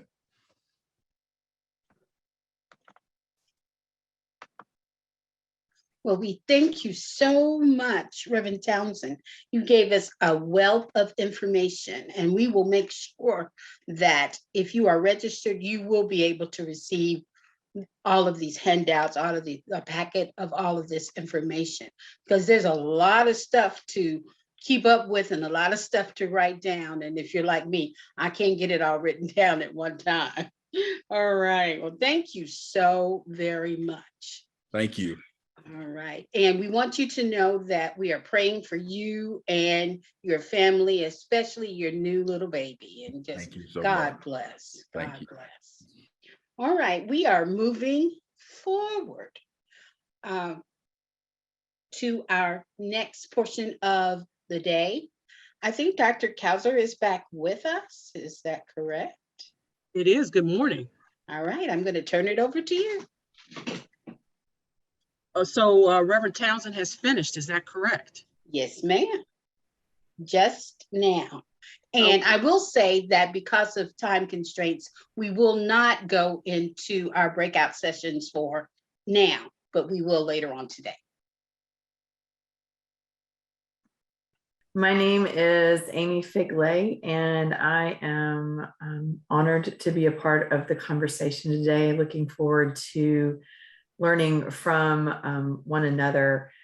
I have been a part of a doctoral cohort for going on 7 years, which is a little longer than usual due to some significant life challenges related to health and such, but we are coming down the home stretch. And a word of thanks to those who are helping me with the PowerPoint that I am sharing. So at, I guess, Cassie's convenience, if she wants to pull up my PowerPoint, there we go. The focus of my time in study has been around racial reconciliation with an appreciation, a growing appreciation for the role of lament. And I am indebted to my time with Dr. Scott Williamson and his restorative justice class. This was a crystallizing experience for me. So it's a journey of me as an individual, the collaboration of my research group, and an invitation to the congregation. Next slide, please. So since beginning the Doctorate of Ministry program, there have been some beautiful changes in my life. And one of those is the gift of a husband and a now 14-year-old son. And even with good things come big challenges and a little bit of stress. So that has been a part of my experience, for which I'm very grateful. And along with that, if we see the next slide, there have also been some other significant changes. I have experienced the transition of a retirement of a long-term senior pastor with whom I ministered for 23 years, profoundly challenging interim pastor experience, COVID-19, 4 interviews for senior pastor roles, and ultimately an interview back at St. John's, where I had been serving as an associate pastor. And then the call to St. John's, all in the middle of the pandemic. 7th grade year with my son via online school, lots of transitions that remain ongoing. And then the cherry on top of this transition Sunday is my husband's decision through discernment to enter seminary. So we've got a lot going on, and we're learning all along the way. Next slide, please. I would be remiss if I did not offer a word of thanks to DMin directors who have been formative for me. Dr. Felicia LeBroy was the one to first utter the words Dr. Figg. Dr. Angela Kauser has provided laser focus for my research, helping me go from something very, very broad to appropriately manageable. And she was the director who prayed with me during the scary times. And then Dr. Diane Rostroffer, who has understood me in ways that I didn't think that I could be understood.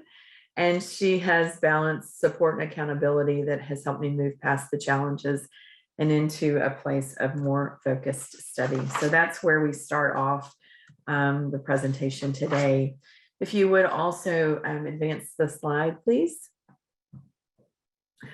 Since I started my research related to racial reconciliation, there has been a clarifying change that comes with loss.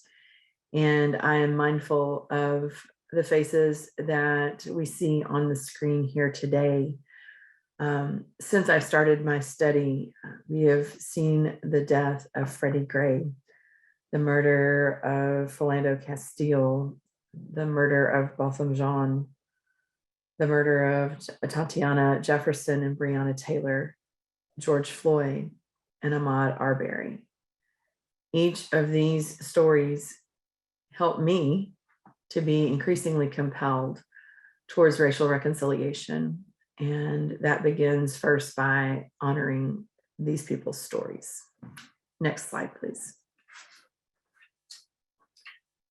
I come out of the tradition of the Evangelical Lutheran Church in America, and I am grateful for many things that that tradition brings. One of the things that is a glaring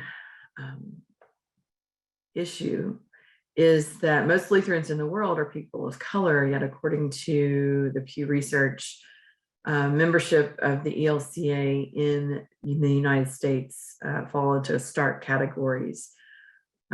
Within the most recent Pew Research, I believe the ELCA is the second most white congregation in the US. And you see the breakdown, 96% white, 2% Black, and 3% a combination of Asian and Latino.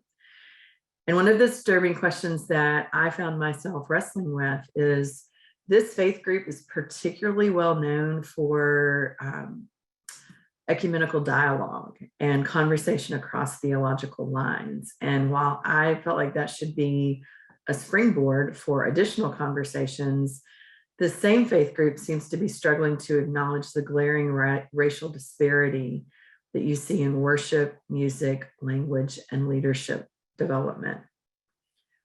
There were some hopeful actions in 2019. And if we'll advance to the next slide, I will show you that moving out of our church-wide assembly that year, there was a call for confession, reflection, and healing action. Next slide, please. There was also an exploration of people of African descent. And this was an apology, a lament, and a confession of the sin of racism that denies the reconciling work of the cross. And next slide, a piece that was put together as a curriculum that invited exploration of privilege and the opportunity for racial partnerships that runs from the season of Advent through the early part of Pentecost. So the group is beginning their work, and yet there is so much left to do. So that's the big picture where I find myself serving in the ELCA. Moving closer to home with the next slide, this problem is mirrored in Knoxville, Tennessee. You'll see the map here, and while the racial breakdowns are a bit different, Knoxville continues to be primarily has a majority population of white folks, and then it breaks down almost 17% Black or African American, biracial, Asian, and then a few Native American, and even fewer Hawaiian or Pacific Islanders. Knoxville is known affectionately as a scruffy city. I'm not exactly sure, having not grown up in Knoxville, if that is designed to be a compliment or something a little derogatory, or maybe a combination of both, but it still remains predominantly white. There is a lot of Scotch-Irish heritage. And when I first came to St. John's, came to Knoxville, my initial impression of the city was it was a good old white boy city. And while racial insensitivity has remained a constant there are some important dialogues that are taking shape, and I am prayerful that St. John's can be a part of that. Next slide, please. So St. John's mirrors the ELCA in racial composition almost to a T. It might be slightly better, but it remains predominantly white. And the congregation would be described as widely divergent when it comes to viewpoints related to gender, LGBTQI plus issues, socioeconomics, politics, environmental stewardship, and education. But things are moving far more slowly as it relates to racial diversity. And that is the foreground of my research. Next slide, please. I chose this issue of race because it makes me most uncomfortable. I have an ugly family legacy to examine. First, that of privilege. I had advantages and then more advantages growing up. My parents still live in the same home that I've lived in all my life. I had a great public education, a solid secondary education, incredible access to healthcare, which was important because I was a bit of a hellion growing up and broke a lot of bones. I had endless extracurricular activities. I had supportive parents. And I never gave a second thought to my whiteness as I navigated school and life. I remember the shock of a Black friend who told me his mother said, "Son, if you ever get in trouble, hide from the police." I didn't understand that because my sense was you go to the police for help, but that was not his experience. And my eyes were opened in that. Additionally, I feel like I have an opportunity to be a part of this conversation in a way that some people sidestep. Some white folks say when they talk about reconciliation or reparation, well, my family didn't own slaves. While that statement doesn't dismiss privilege, I don't get to say that because my family did own slaves. These folks, the folks who share my last name, Figg, there's that group. And then in Lexington, Kentucky, there's another group. We share a similar last name. Their last name is Figg's. I remember the shock of the explanation of the difference, that a lot of times my Black brothers and sisters whose last name is close to mine shared a legacy of slavery in my family. And that is a source of pain and then promise in the sense that I need to address that. And that's part of the reason that I brought this into my research. Over the course of my studies, Lament has moved to the forefront of my research project as a bridge between where we are now, relationship building and reconciliation. And then finally, I am acknowledging humbly that over 400 years of racial oppression is a sin that has gone on far too long. And I may not be able to change the world, but I keenly am aware of called personal transformation and the possibility of including others in a similar invitation. Next slide, please. The purpose of my research was to explore the relationship between racism and the spiritual experience of lament, and then to further understand the potential for repentance and racial reconciliation within the congregational setting of a predominantly white ELCA congregation in the South. Next slide, please. My research question that Dr. Kauser helped me honed in on was, given the notable absence of lament in Lutheran liturgy, will a research group of 3 to 5 St. John's parishioners be changed by the exploration of an experience of lament personally and corporately? Next slide, please. The working hypothesis has boiled down to 3 St. John's parishioners will be changed through the following opportunities: personal and congregational racial audits, teachings on lament, racial journaling, and then planning and leading a service of lament as a worship bridge between the end of the Epiphany season and the contemplative beginning of the penitential season of Lent. Next slide, please. Some key concepts that I'm developing in my research is a personal racial audit as an experience of pre-reckoning. This is part of the initial racial audit that my research participants are participating in. Next slide, please. We are also doing a congregational racial audit at St. John's. Next slide, please. So the root of the problem, proximity allows the possibility of community, and community can be an experience of grace-filled joy when often authentically rooted in intentional relationship, mutual respect, commitment to shalom, and personal accountability. As I've mentioned, Knoxville is a city of boundaries, and while there are no border walls, we construct the boundaries that keep people of God apart. And sometimes that happens very quietly, and other times it happens quite vocally with an attempt to keep another at a distance. White supremacy propped up by white exceptionalism that silence important conversations about race plays out on the regular.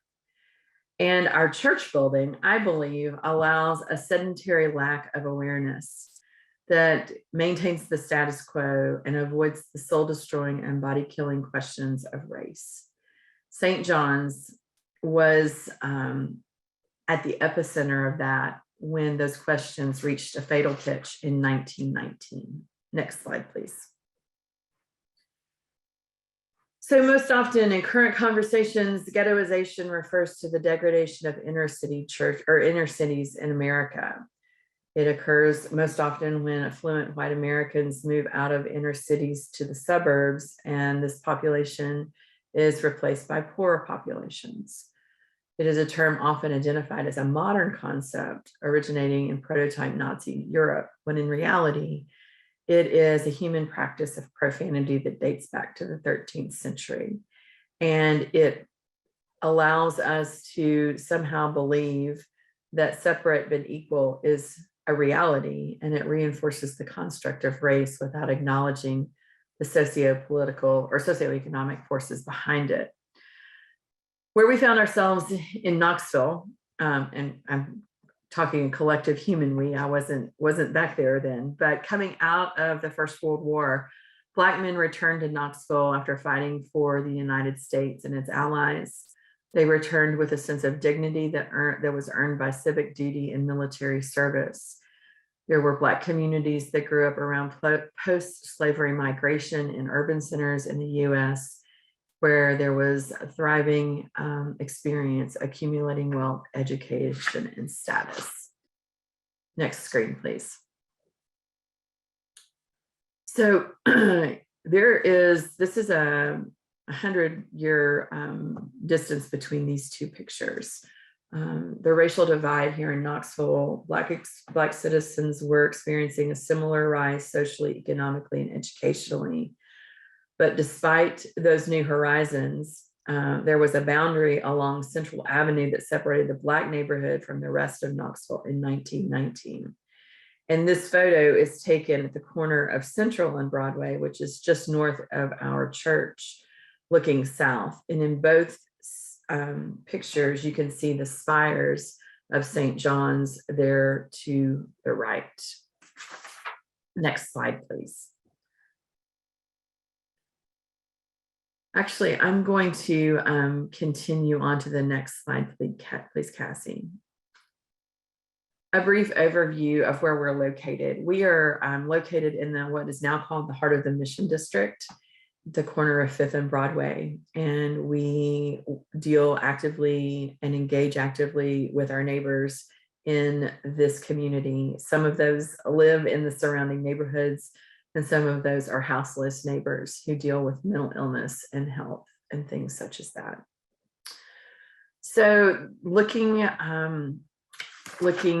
a closer look at where we are now, you'll see that the bottom red line or bottom red arrow notes where St. John's is now, and or where it was in 1919, and then 2 blocks north, the site of Knoxville's red summer white racial riot. Next slide, please.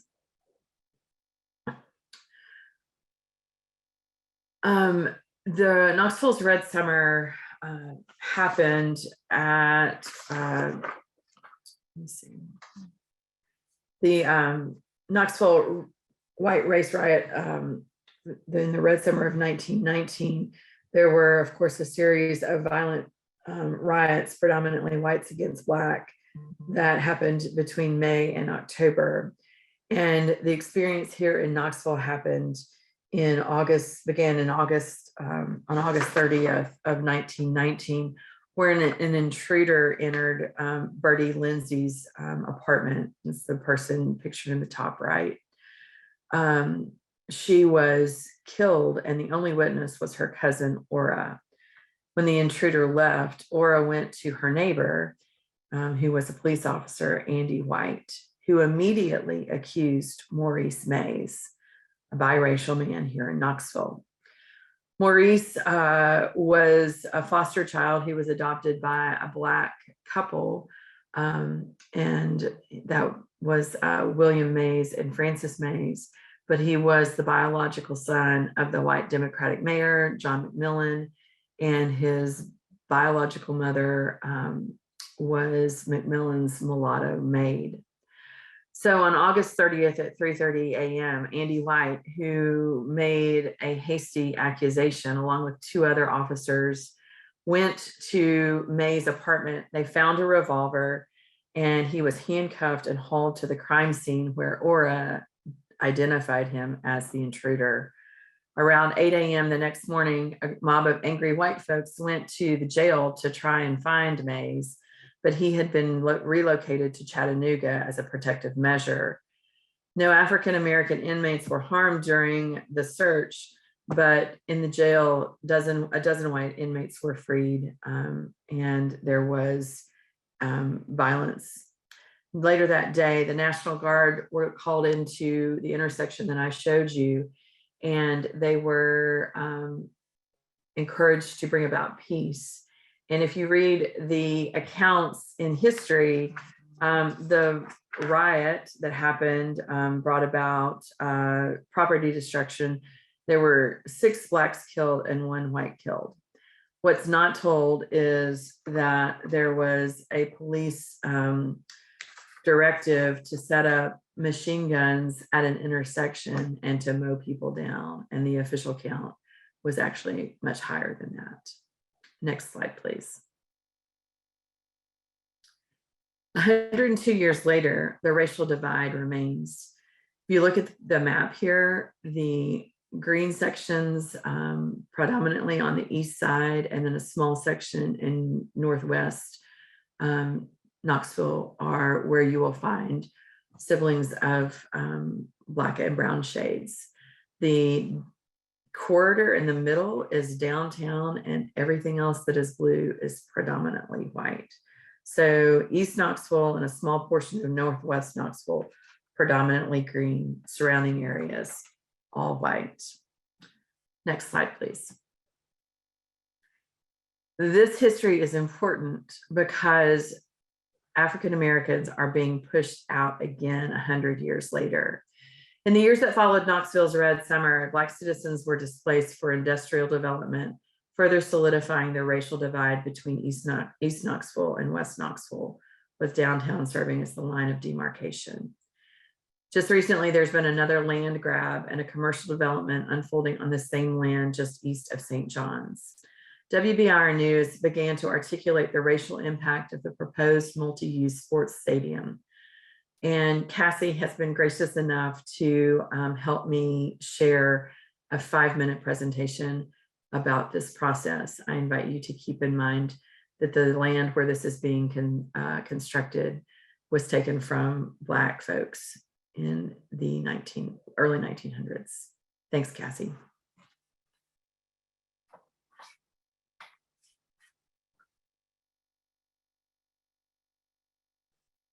This site in the old city, this is now. This could be the future. Work is underway to transform that crumbling industrial site near the old city into a new stadium, apartments, retail shops, and restaurants. In a series of stories this week, we are hearing from supporters, critics, and people who will make the final call. You've seen these aerial views. Tonight, for the first time, we walk around that site with a man at the center of this new vision for downtown Knoxville. We plan on having the stadium open 365 days out of the year, so people that want to come and walk the concourse can come and use it. It's the People's Park. Businessman, philanthropist, and baseball team owner Randy Boyd outlines a transformational vision for turning this old meatpacking plant and salvage yard into a multi-use stadium in downtown Knoxville within 2 years. Where I'm standing now will be the entrance to the baseball stadium. Home plate will be just on the other side of what is now a brick wall. It's not just going to be sit in your seat, eat some popcorn or a hot dog. We only play baseball 70 nights a year, but we're going to have events over 200 nights a year. So there'll be all kinds of other events going on. And inside there'll be 7,000 seats for fans. But there'll be a lot of other spaces too, areas where people to gather and mingle and enjoy each other's company, in addition to actual sitting down and watching the game. In baseball terms, if closing the deal is a 9-inning game, right now in February 2021, the owner of the minor league Tennessee Smokies says we're in the second inning. We've got a lot of enthusiasm, we've got a lot of plans, but we still got a lot of work left to do. What is the benefit of having a baseball stadium in downtown Knoxville? Well, I think this could be such a catalytic event for all of East Knoxville and downtown. The idea of building a baseball park is not something of creating an entertainment venue that can have concerts, soccer, all kinds of other tournaments, family reunions. We can have farmers markets, but it'll be a park that's used year-round for multiple uses, so it's not really just about baseball. So it'll be an opportunity to bring the community together for a lot of different events and have a seismic economic impact on the community. Boyd and his investors are bringing more than $140 million to the table to support the project. But those development partners are asking city and county taxpayers to back roughly $65 million in bonds to build the stadium, plus potentially another $20 million in taxpayer dollars to upgrade infrastructure around the site. It's like any other park that you would invest in, except this one has real tangible return back to the community. Lots of numbers are swirling around the stadium plan, but in the short term, politically, two matter, 6 and 5. Those are the majority votes needed on county commission and city council to okay the taxpayer-backed bonds. What are some of the commitments that will be very specific to the community where this stadium will sit, which is the East Knoxville community? The project sits in Vice Mayor Gwen McKenzie's district. Her elected colleagues on council and commission are expected to give the stadium plan a thumbs up or down by this summer. I can see advantages, and I can also see some potential things that could not be an advantage. But again, the jury's still out on that, and I'm looking forward to just getting more information. The year 2000, that's the last time we saw a pro ball in downtown Knoxville on this side of the old Bill Meyer Stadium. That's gone, but that new project is on the horizon just a few football fields away, closer to downtown. One of the exciting parts is the history of baseball in Knoxville. Baseball was started in Knoxville over 50 years ago, just blocks away from where this new stadium would be built. Imagine it being replaced with 630,000 square feet of retail and residential, 400 apartments and condos, farmers markets, entertainment, it will transform this part of Knoxville forever. So where we're sitting now would be a prime piece of real estate for somebody to have a retail shop on the first floor, and then above it will be the apartments. In this area here, there'll be a public plaza where there'll be farmers markets and restaurants and shops, and then where the big building is should be right field. With the right field stands, and there'll be a view of downtown and also of apartments all along this back area. As a reminder of how fast already this space is transforming, 2 weeks after first walking around the site, more walls are down, the brick reclaimed and ready to help lay the foundation for a new stadium.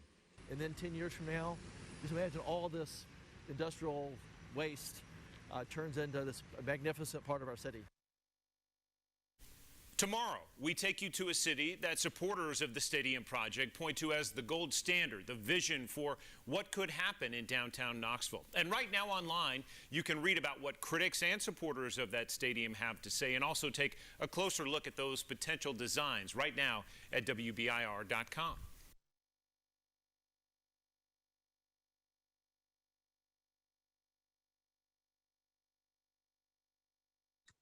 Thank you, Cassie. I appreciate your help with that.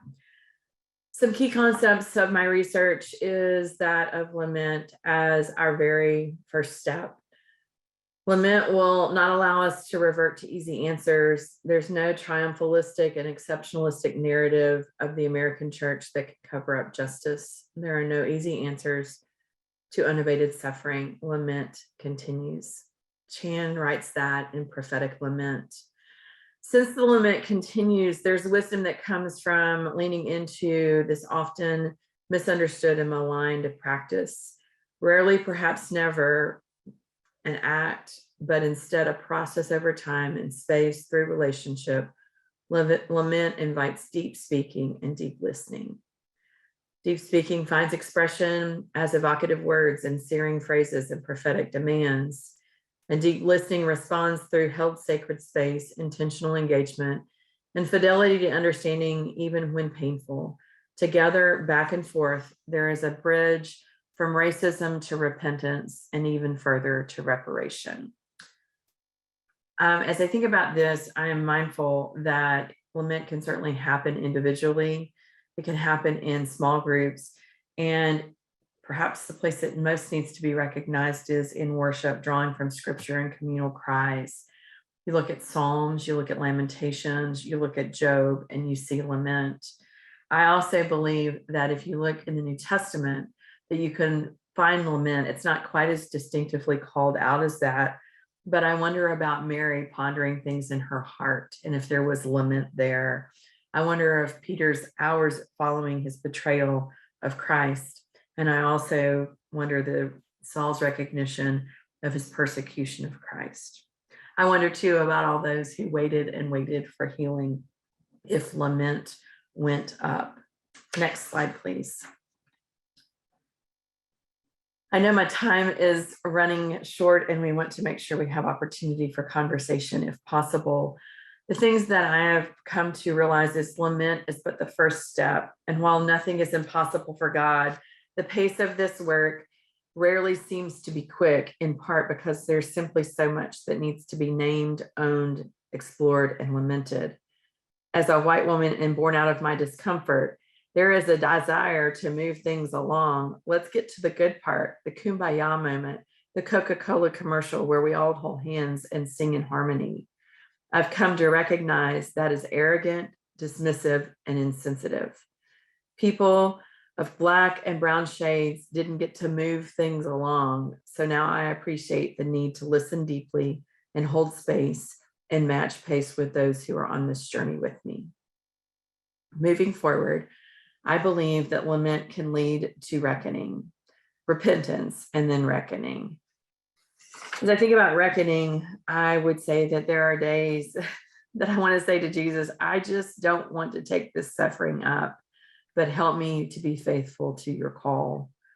Additionally, I am convinced that reconciliation will not happen without relationship. God can certainly reconcile the world to God's self because God loved and continues to love the world. But I don't see any way for reconciliation to happen if I don't have a relationship noted by the long work of healing, knowing names, holy hearing, deep empathy, willingness to ask forgiveness, the back and forth of relationship. Moving forward, I believe reconciliation can happen, and out of that, reparation. There is so much here to talk about, but specifically, as I think about where St. John's was in relationship to the white racial riots of 1919 and where we are now in relationship to this new development, I'm convinced that there is an opportunity for reparation from the St. John's perspective. Related to the development, I'd like to consider an opportunity to look at minimal tax increase in Knoxville to fund a Knoxville reparation source. Additionally, St. John's is called to work to help those that have been displaced by this process to have access to the suggested financial gain of the sports multiplex through the places at the stakeholders conversation and then future gathering opportunities. And finally, I believe that there is an opportunity for us at St. John's to be a leader in exploring the possibility of reparations that address the primary and secondary trauma of racism. Next slide, please. Amy, Yep. you're out of time. All right. Yeah, and I want you to take a look at the chat. Yes, ma'am. Because there are several questions in that chat that are very interesting from Dr. Brockwell. Okay. So if we have time at the end, if you could stay on the line for the remainder of the day until we end at 2:50. If we have time, we'll come back to that question. If you could make note of that. Okay. Yes, ma'am. Can you see that in the chat? The leadership of ministry being received by the people of St. John's. Yes. Exactly. Let's see if we can build some time in after lunch to deal with that question, because I think it's a very good one. But we need to make time now for the Reverend Sheila McNeill. But want to first say thank you very much for an excellent presentation. There is a lot here that augurs further conversation, and we look forward to seeing the results of your research and findings at the defense table. Thank you. Thank you so much. We want to welcome now our second doctoral candidate, and that is the Reverend Sheila McNeill Lee.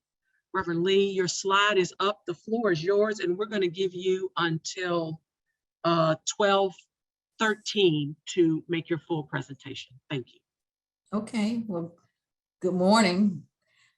So I just want to introduce myself to you all. I am Reverend Sheila McNeill Lee. I am Director of Chaplaincy Services over at Sibley Hospital, Johns Hopkins Medicine, and I run a CPE program as well.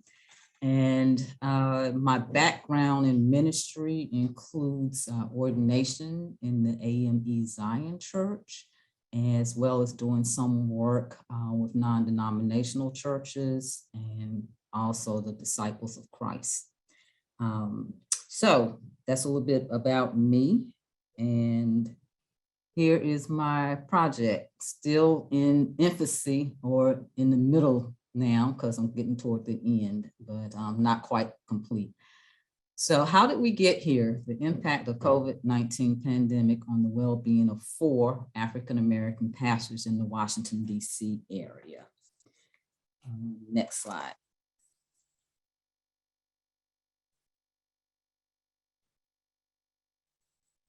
The purpose of my research and study was a qualitative study to explore the impact of the COVID-19 pandemic on the well-being of 4 African-American pastors in the Washington, D.C. area. And so this is a study that is shaped by some critical theory in terms of shaped by social, political, and cultural events around COVID-19. Next slide, please. Next slide. The problem. So this study is built from the ground up, as there were no published studies to draw from at the time that the research started on the well-being of African-American pastors. Contextually and statistically, the COVID-19 pandemic had a major impact on the African-American community, economically, physically, mentally, and spiritually. Risk for COVID-19 infections, hospitalizations, and deaths for African-Americans and Hispanic Latino were almost 2 times that of whites, only outpaced by American Indian and Alaska Native as the highest groups. This is a very recent statistic from the Center for Disease Control from earlier this month. Problem in ministry. Many African Americans are people of faith, using faith to sustain them through struggles, challenges, and injustices. celebrating a God who journeys with us in both despair and triumph. African Americans have a history of worship and praise in the church in all different kinds of ways. The church doors closed. Many persons could not physically go to the church. So there was a loss of intimacy and relational being experienced during worship. And so I've already mentioned this in terms of what the problem in ministry is, but again, that's there just for you to take it in. Next slide, please.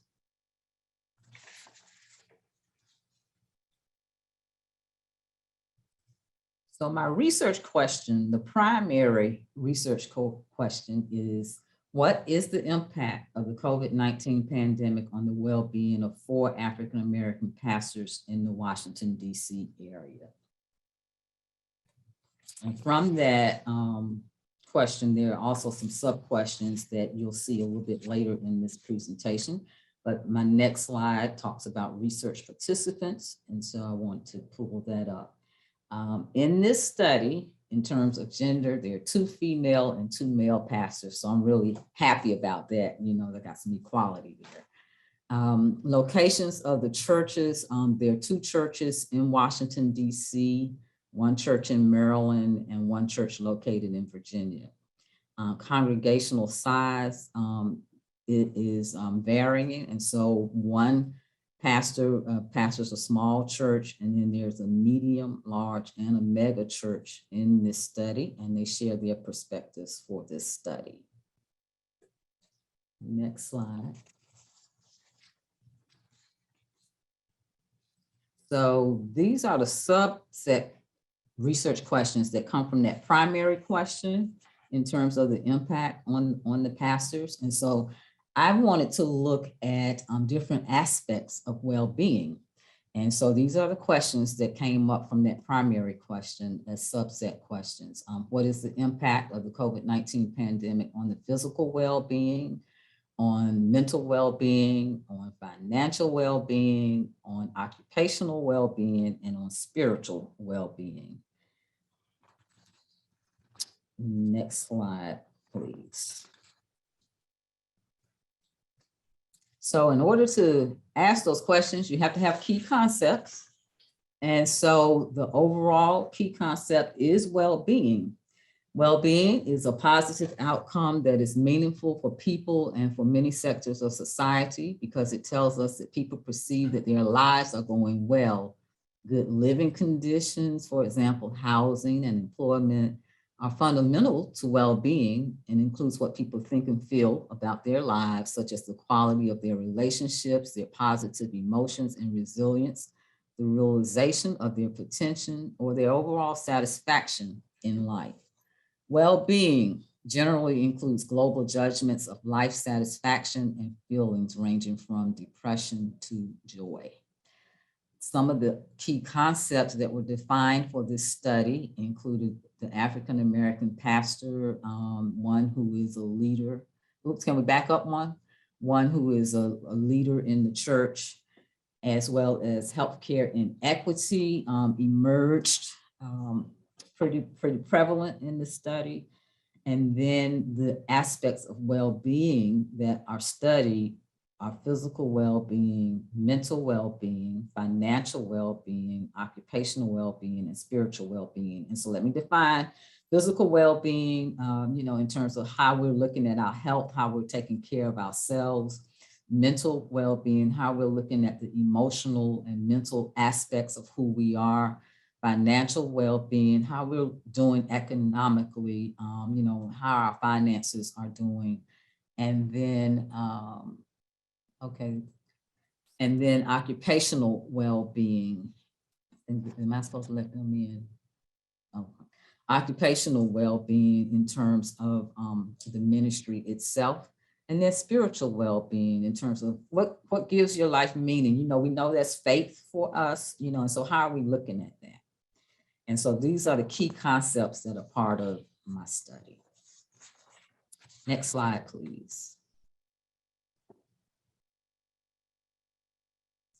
Research methodology. So I used an online survey tool, and I used SurveyMonkey. So I had to learn quite a bit in terms of how to navigate that more than just the simple 5 or 10 questions. And so the survey is in 2 parts to these 4 African-American pastors, 50 to 60 minutes for each part. And the survey did both. It used both open-ended questions as well as a measurement scale.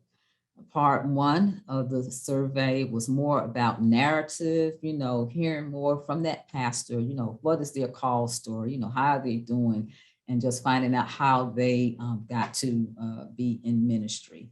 And in part 2 of the survey, it was more of a theological perspective on COVID-19 was included. What did they think about it? And then we went into how they saw their own physical, mental, financial, occupational, and spiritual well-being. And overall question for me as I was listening and hearing them in terms of this methodology was what was needed to maintain or improve well-being. Next slide, please. So this is like one of the questions that was asked in part 2 of the survey. How would you rate your physical health prior to the pandemic? And the answers: great, no improvement needed, good, increased consistency, average, needs major improvement, poor, unable to manage or control chronic disease. So what I found was that most were between good and average. Nobody said, hey, I'm all there. So that was interesting. Next slide, please. This also was on the survey. The COVID-19 pandemic had an impact on my physical well-being. And, they were given the choice to answer never, rarely, sometimes, or consistently. And then open-ended question I thought was really important here to say and ask, please explain what made you answer the question the way you did. So it's fascinating information that came out. So next slide, please.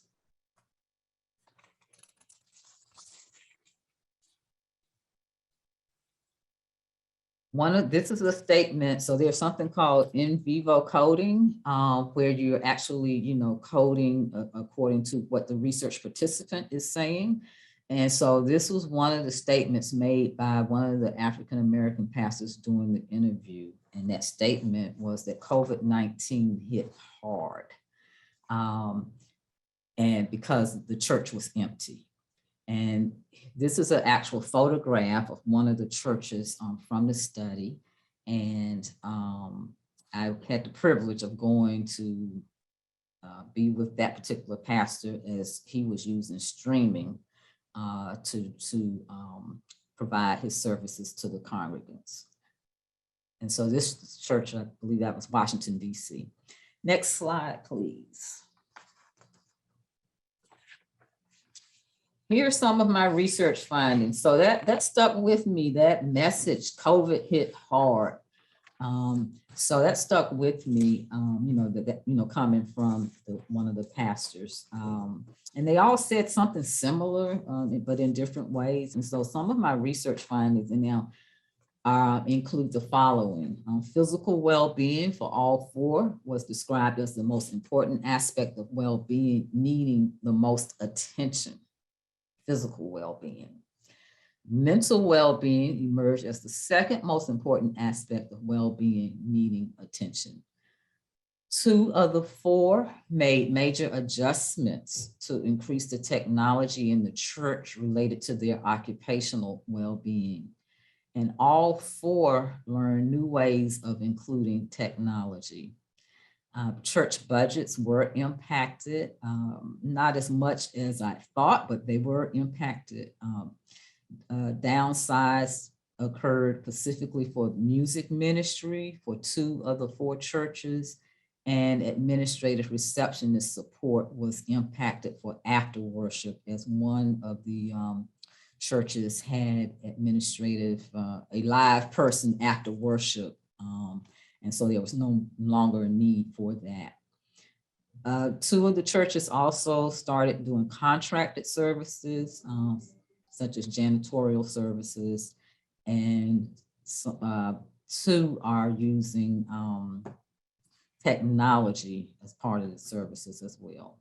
The other one has a ministry where they have technology and getting it together.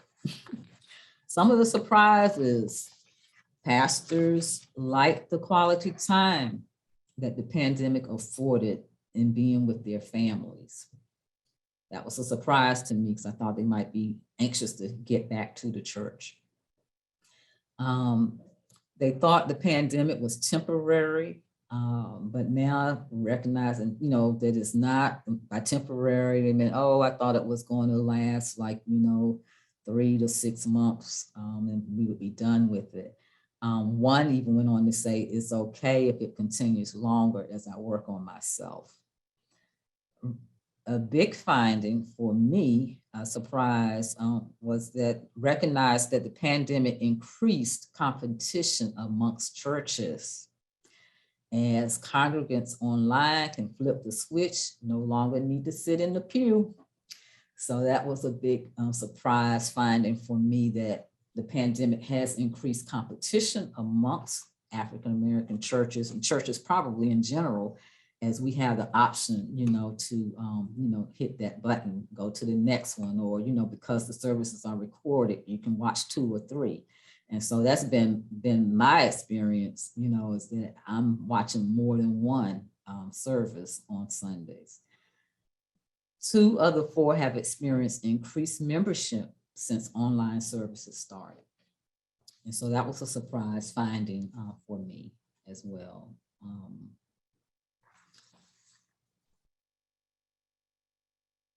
All right, and this was the last one. Sabbath rest was mentioned by 2 of the 4 voluntarily, in terms of, they're hoping that, the pandemic, will allow them to continue to look at what they need to do for Sabbath rest, and that hopes that something that I'm going to put together can help them, with that. So that was a surprise to hear them mention that word specifically. Next slide. This is my ending. And so going forward, here are some interventions. I am proposing a Wellness Institute for African-American clergy to the concept of well-being and Sabbath. I think that's going to be important for clergy going forward. And the reason why I know that that's important is because of my background as a CPE educator and training chaplains and pastors who come for training. And this is one of the things that I've heard them mention as well, in terms of resting and looking at how they can take better care of themselves in terms of well-being.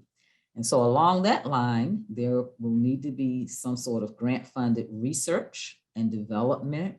And so I'm looking at what are the possibilities here in terms of a Wellness Institute for African-American clergy.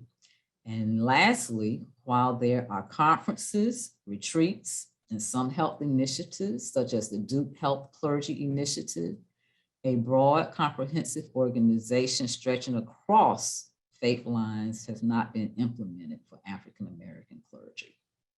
And so I want to take a look at whether or not that is possible, as part of well-being for African-American clergy. So that is my presentation. Any questions or comments? I don't know, do we have time for that? Yes, you do, Sheila. You have about 8 minutes. Okay, any questions, comments?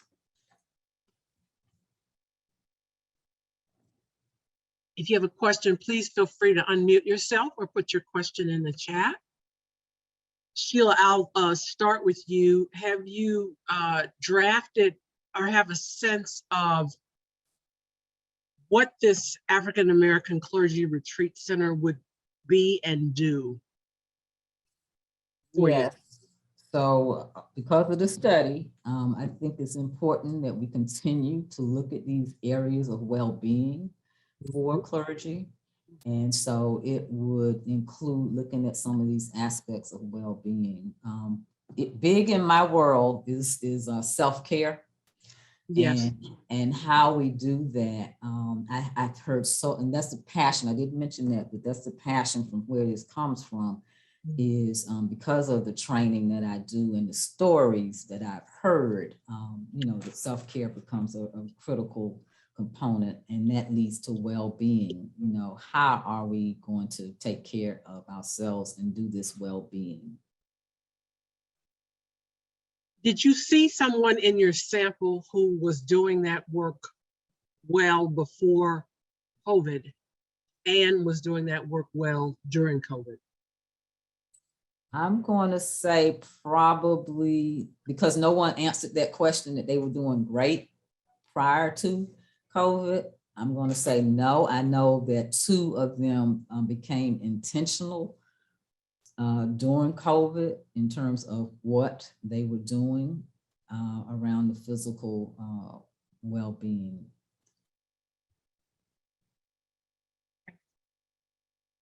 Other questions for McNeill Lee?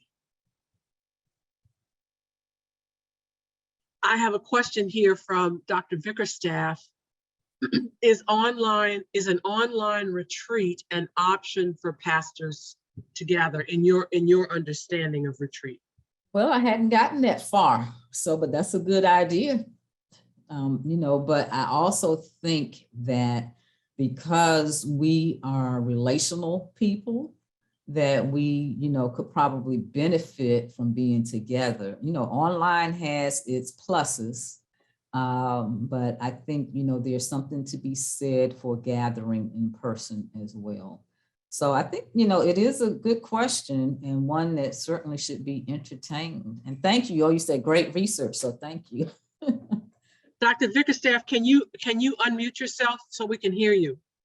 Good morning. How is everybody doing today?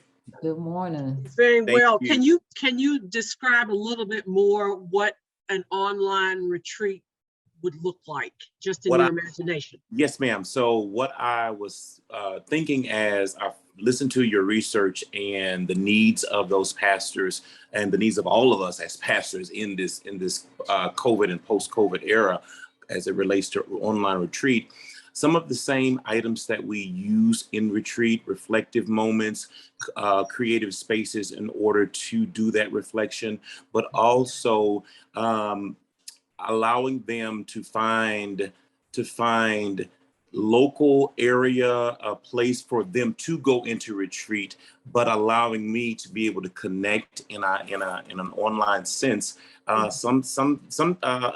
Very similar to what we do with some of our professional development, professional trainings, where we're engaging in the sessions, we're engaging in the breakouts, but I may not have the option to actually travel to the space, but I'm still required to do the work.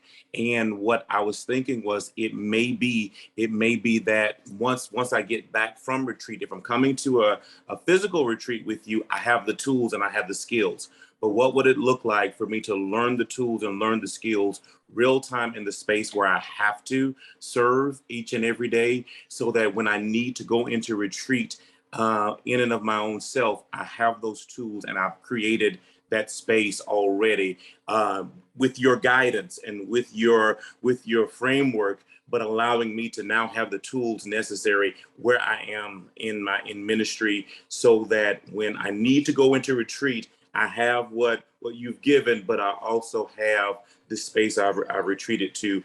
That's what I was thinking when I asked the question. Excellent. Sheila, you might want to look at that, because we already do a form of that at Louisville Seminary with our writing retreat, right? That you participated in, right? So that could be a test, a way to test your idea, your frame for what a retreat setting could be before you go to build something, a physical space. Does Okay, that now make this is sense? being recorded, right? So I could, Yes, it so is. y'all gonna send me this portion, okay. Yes. And then All right. there's one other question from Loretta Baker. Is there a way to use a CPE model of training to structure a retreat program? Can you say more about a CPE model of training, Ms. Baker? Yes, ma'am. Thank you. Having gone through CPE, I've had my 6 classes of CPE, and the model of training is the group serving each other, as well as instruction, and then individual supervision. While you, and of course, it's clinical pastoral. So it's clinical, which means the pastor is serving in the church.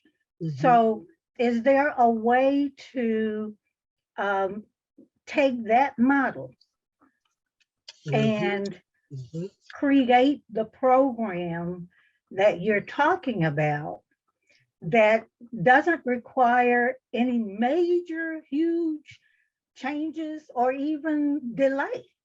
It's something that you could implement rather easily since you have the expertise. Well, the training, the basis of what I'm doing does come from my background, you know, in CPE. So some of that will be in there, yes, if I heard you correctly, so yes. And thank you for that comment, Ms. Baker. We have one more comment, and that is from Dean Mumford. Dean Mumford, please.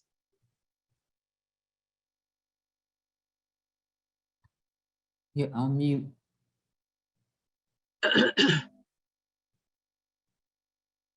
Okay, can you hear me now? Yes. Yes. Okay, so thank you so much for your research. I think it will definitely contribute to some further work and study.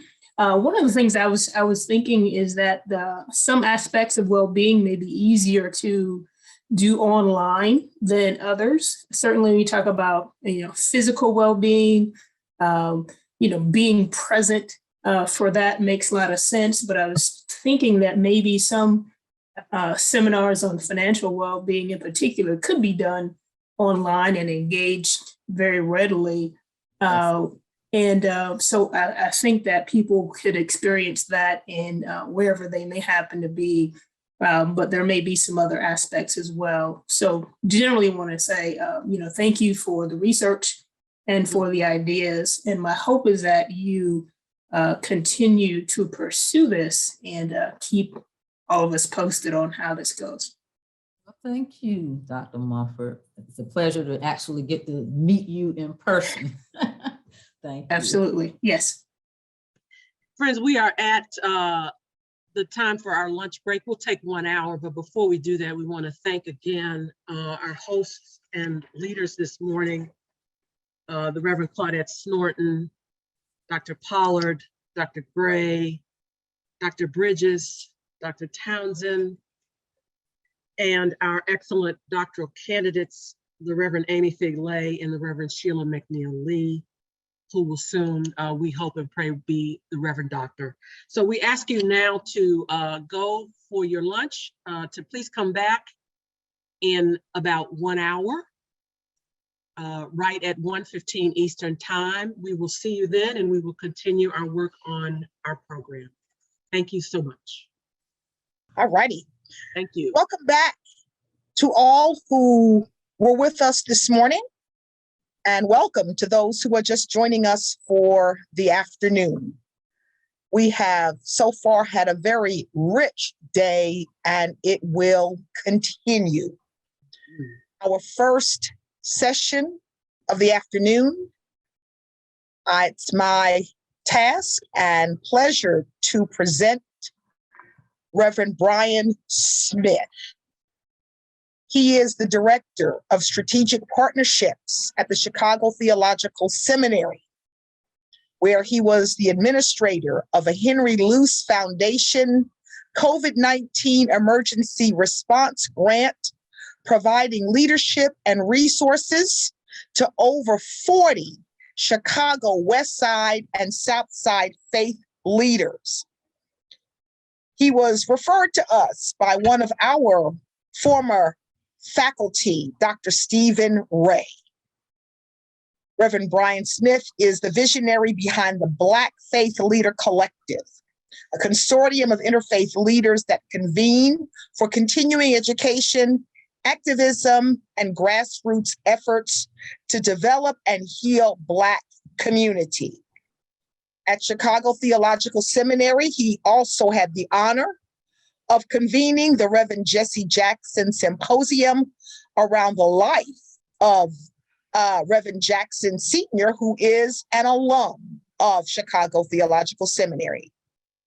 Reverend Smith is the pastor of the North Shore Faith Community Church, a non-denominational congregation in Lake County, Illinois. He previously served as Director of Development at Garrett Evangelical Theological Seminary, where he was the first African-American to serve in a full-time post. He has led fundraising efforts for multiple endowed scholarships, including 6 designated for Black students at Garrett Evangelical, and the first endowed AME scholarship at Chicago Theological Seminary. Prior to his service in seminary education, Reverend Smith worked for many years in affordable housing and the nonprofit and private sector as a community development professional. He has served on key public housing redevelopment teams in the city of Chicago, including the redevelopment of both the Robert Taylor and Henry Horner homes.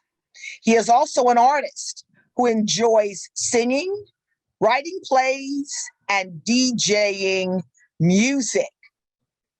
As an accomplished playwright and director, he has written and produced 4 theatrical works based upon African-American hermeneutics, including The Star of Glory, a depiction of the birth of Jesus Christ, The Prince of Peace, an Easter story, The Trail of Freedom, a historical fictional story about Harriet Tubman, an American defender based upon the life of Frederick Douglass. He holds a Bachelor of Arts degree in political science from Grinnell College, a Master of Science in Human Services Administration from Spertus Institute for Jewish Learning and Leadership, and a Master of Divinity from Garrett Evangelical Theological Seminary, where he is a member of the Theta Alpha Kappa honorary fraternity. He is there currently completing his Doctor of Ministry in Black Congregational Leadership. He is ordained under the pastorate of his home congregation, the Ebenezer Missionary Baptist Church, which is part of the National Baptist Convention. Reverend Smith has been happily married to Mrs. Stephanie Smith for 22 years and is the proud father of 2 lovely children, Chloe Ann and Brian Smith II. He remains committed to building global relationships with diverse people to celebrate the goodness of God and the flourishing of all life. Friends and members of this Black Church Studies consultation, please help me welcome Reverend Brian Smith. Good afternoon, friends. Behold how good and pleasant it is when brethren and sisters can gather together in unity. Indeed, God has been good to me. God is being good to me right now. Let us pray. God, we just thank you for this time of gathering, this time of learning, this time of sharing, oh God. Let our conversations, let the teachings, let the insights be guided by you. May you get glory from everything that we say and everything that we do, oh God. I pray this prayer in the name of the Father, the Son, and the Holy Spirit. Together we say amen. Good afternoon. I want to move very quickly because as I mentioned earlier, I get very excited about this topic. This is what I do. This is the focus of my vocation at this time in my life. Our topic is how to financially thrive into the future. If we could move to the first slide, please. Let's talk about what's taking place because our context actually impacts how we respond and how we move.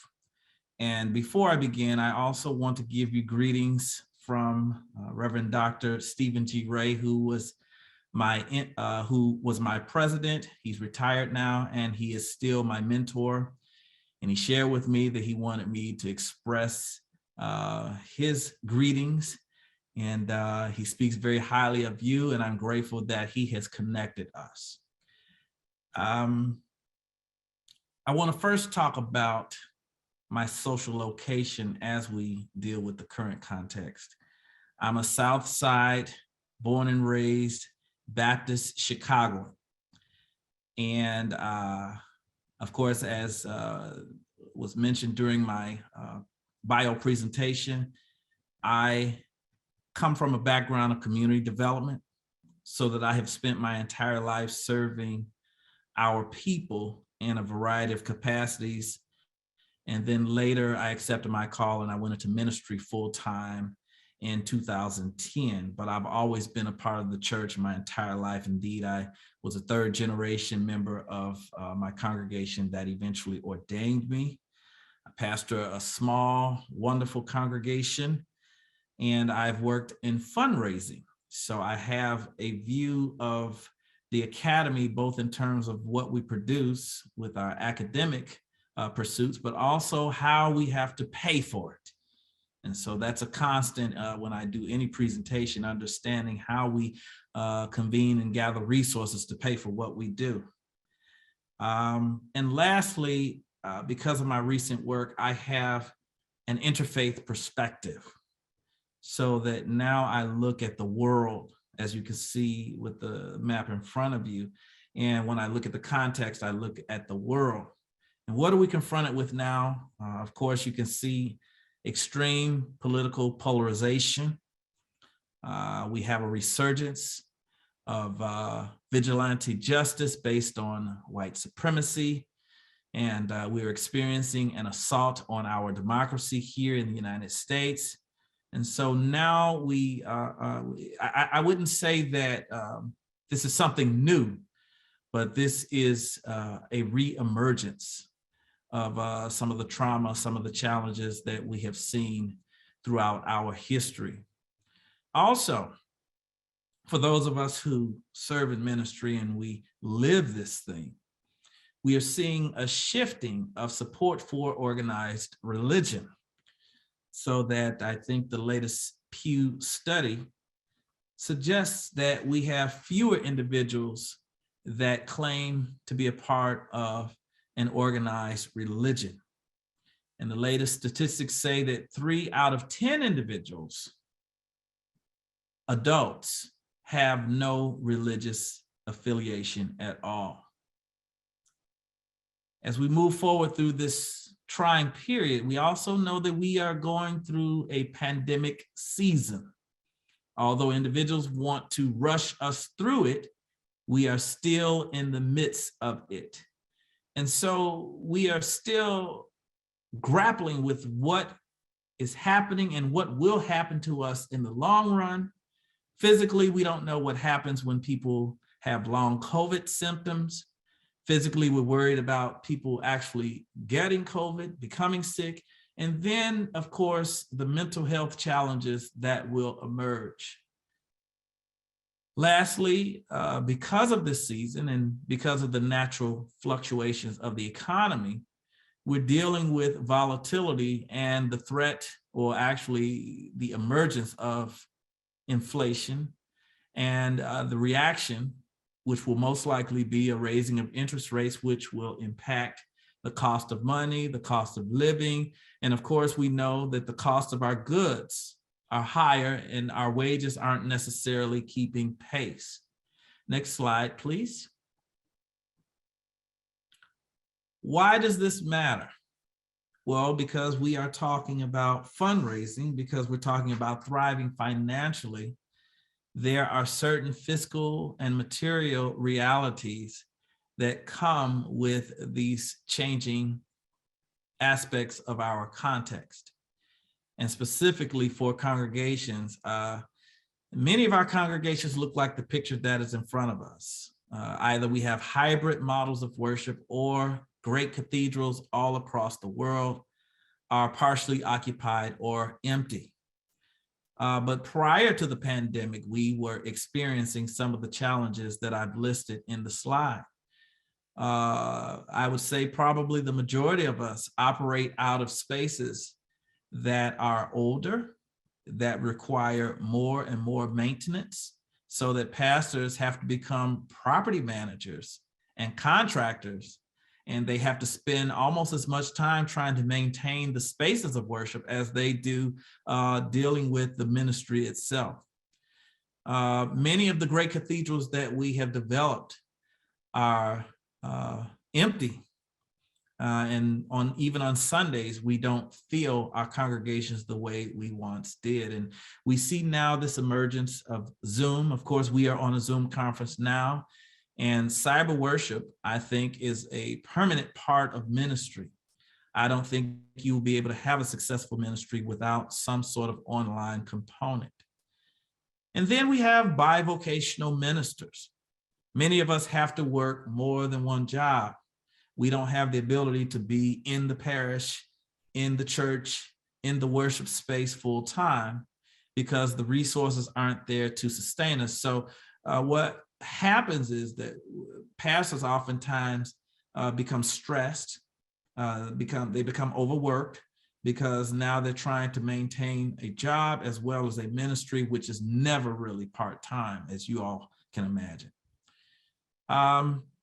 A trend that I have seen across the country that many of you have seen is the fact that many of our communities, especially where African Americans historically reside, are deteriorating for a variety of reasons, or they are gentrifying, so that many of us are faced with the prospect of trying to deal with commuter congregations and folks that are moving out or being forced out.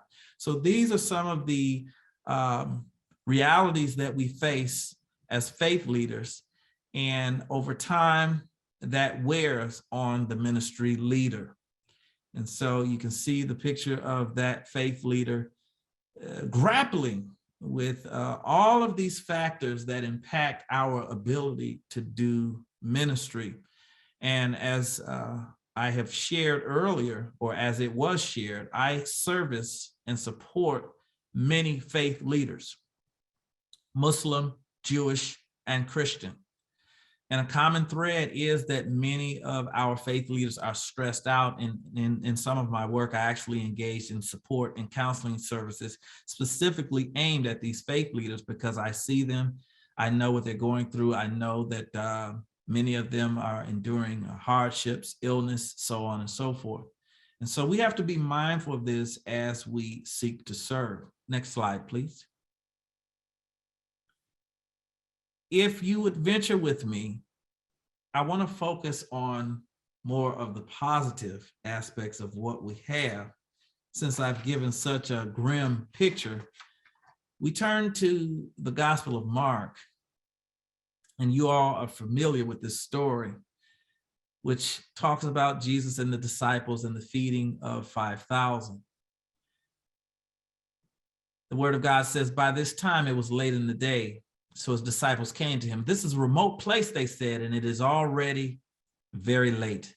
Send the people away so they can go to the surrounding countryside and villages and buy themselves something to eat. But he answered, you give them something to eat. They said to him, that would take more than a half a year's wages. Are we to go and spend that much on bread and give it to them to eat? Jesus responded, how many loaves do you have? Go and see. When they found out, they said 5 and 2 fish. What we see here is an example of faith leaders who are paralyzed by the context and the challenges that are before them. And Jesus redirects the disciples and asks them to take their attention away from the challenge and turn towards their mission. And Jesus says, you give them something to eat. But again, they turn back to Jesus and they reduce their capacity to serve to the money that they have. And Jesus says, wait a minute, why don't you take a look around you and see what you have? And so as I redirect our attention away from the challenges with respect to finances, the one thing that I take away from this passage is the fact that Jesus is telling us to identify what you do have in the midst of the crisis, in the midst of the absence of resources. And whatever you have, you cultivate that and you give that. We are always charged to feed the sheep. And I have a wonderful mentor that tells me all the time, stop placing so much emphasis on money, because the cheapest thing God can give you is money. That's the cheapest thing that God can give you. So focus on the resources that are around you, focus on what you can change, cultivate and give that. Next slide.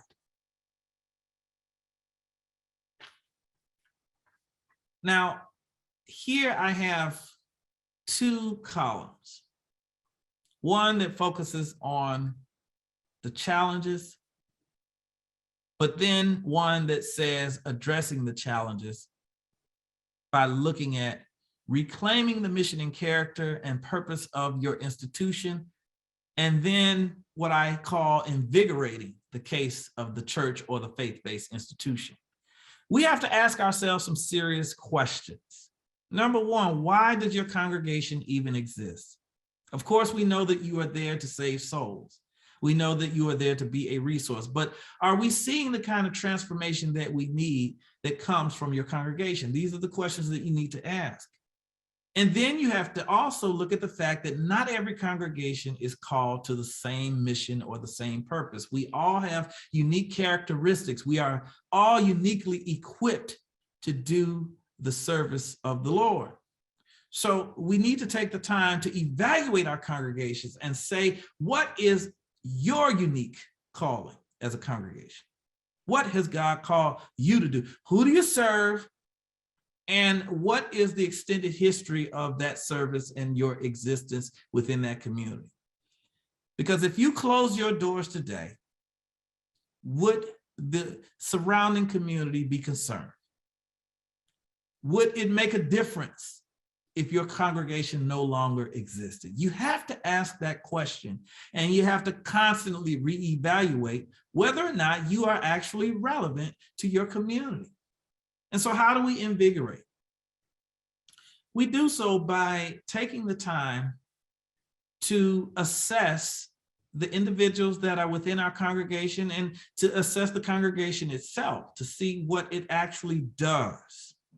One of the things that we've done in my congregation is that we've done an assessment, and we understand that half of our congregants serve in healthcare and the other half serve in education.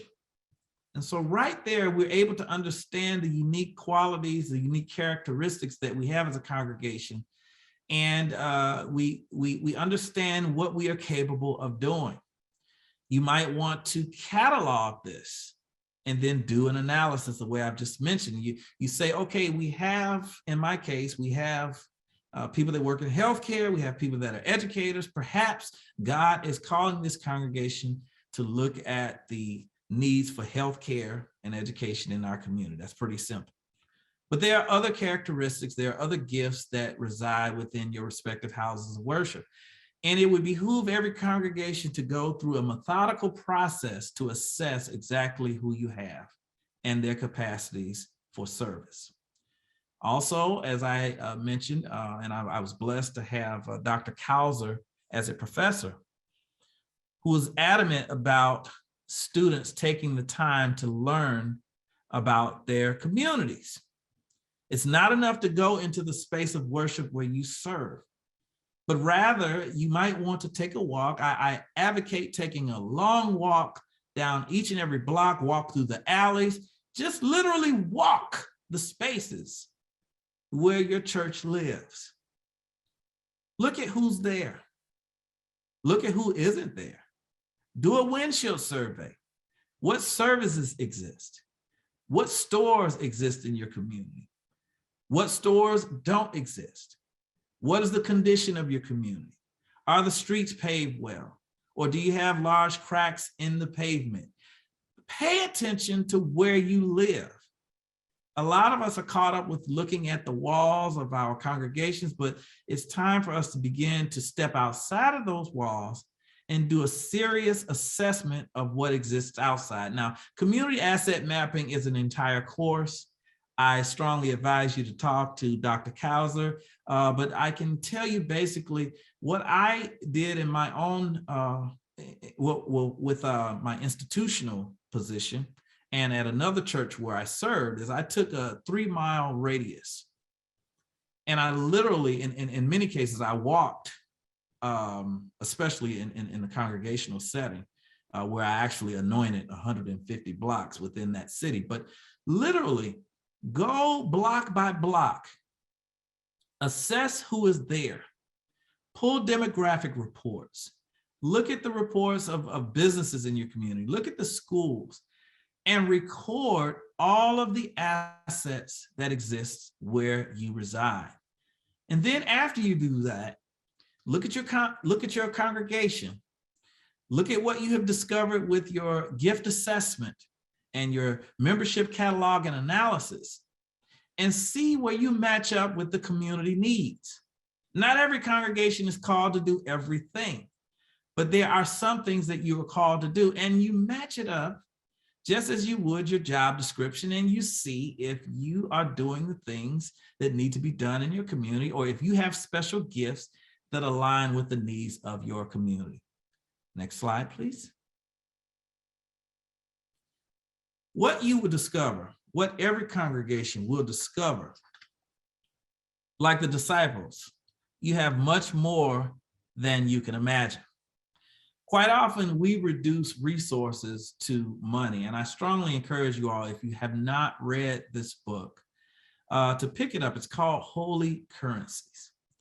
And this author, Eric Law, encourages us to view our missional attributes, view the things that you have discovered in your cataloging, and look at them as actual currency, which can be circulated and exchanged for money if you need it. But there are other things that we have, there are other blessings that we have that have value. Remember what I said, the cheapest thing God can give you is money. And what you discover is that if you look at this model, there is a cycle of blessings that we can tap into and utilize in order to help improve our ministries and our communities. I won't go through the entire listing, but I will say very quickly, if you just do a snapshot judgment, you can see that your congregation may have several of these elements of the cycle of blessings. I want to talk about one in particular that's very important, one that is near and dear to me, and that is the internal and external networks of connectivity, which would be the currency of relationships. If I claim any level of expertise, it would be my ability to foster the development of relationships. When you do your windshield survey, when you do your community assessment, it's very important for you to focus on establishing relationships, and those relationships can bear fruit for your ministry. And if you have a currency of gracious leadership, those organizations and those partners with whom you develop relationships are willing to exchange and give you opportunities to work with them. Perhaps there's a corporation in your neighborhood and they value community stakeholders, because right now there is a movement among corporations to look not only at stockholders, but to look at the wider community and address the needs of stakeholders. We're discovering that many organizations are taking the time to invest in the environment, looking at the respective communities around them, and trying to invest resources in order to make those communities better. I developed a relationship with individuals from the Discover Corporation. They do the credit cards that you know of. And they decided to actually do some work on the south side of Chicago, and they developed a plant with 1,000 jobs. And they approached me because of my relationships with many faith leaders. And so we were able to work together, and we were able to help them to form relationships with community leaders that would then connect them with vendors to help them with the construction project, not to mention the jobs that would come from the development of their community center. So you can identify these elements from the cycle of blessing, cultivate them, and exchange them. And over time, you will discover what I have discovered even with the Henry Luce Foundation. People will see your work and they will eventually fund that work. You can exchange the currency of time and place, which is simply the number of volunteers that you have and the physical location. All of you, for the most part, have a physical location. Have you considered re-leveraging that space for other needs? When you go Monday through Saturday, how is your space utilized? How do you leverage the real estate that you have, the land that you have? And I'll touch on another currency, the currency of truth. Right now, we have a deficit. Right now, people are searching all over, and unfortunately, many of our churches aren't a source of truth, holistic truth. And so it is a vibrant currency right now for you to go into your pulpit and simply tell people the truth about what is taking place. One of the things that we do in my ministry at my church is we have a culture of transparency. And when the pandemic started, we were very open. When people were getting vaccinations, we had a sharing time so that people could hear the truth about people's experiences, because of course we heard all kinds of stories about what the vaccine could do to you. And many people in our communities refused because they were simply afraid and they did not receive good information. So the church can be that source, especially when it comes to social justice. And many of you never thought of yourselves as possessing great currency, but understand the things that you take for granted are just as valuable, if not more valuable, than cash currency. Next slide, please. So once we have gone through this process of assessing the opportunities that we have, now we need to begin to look at ourselves both internally and externally.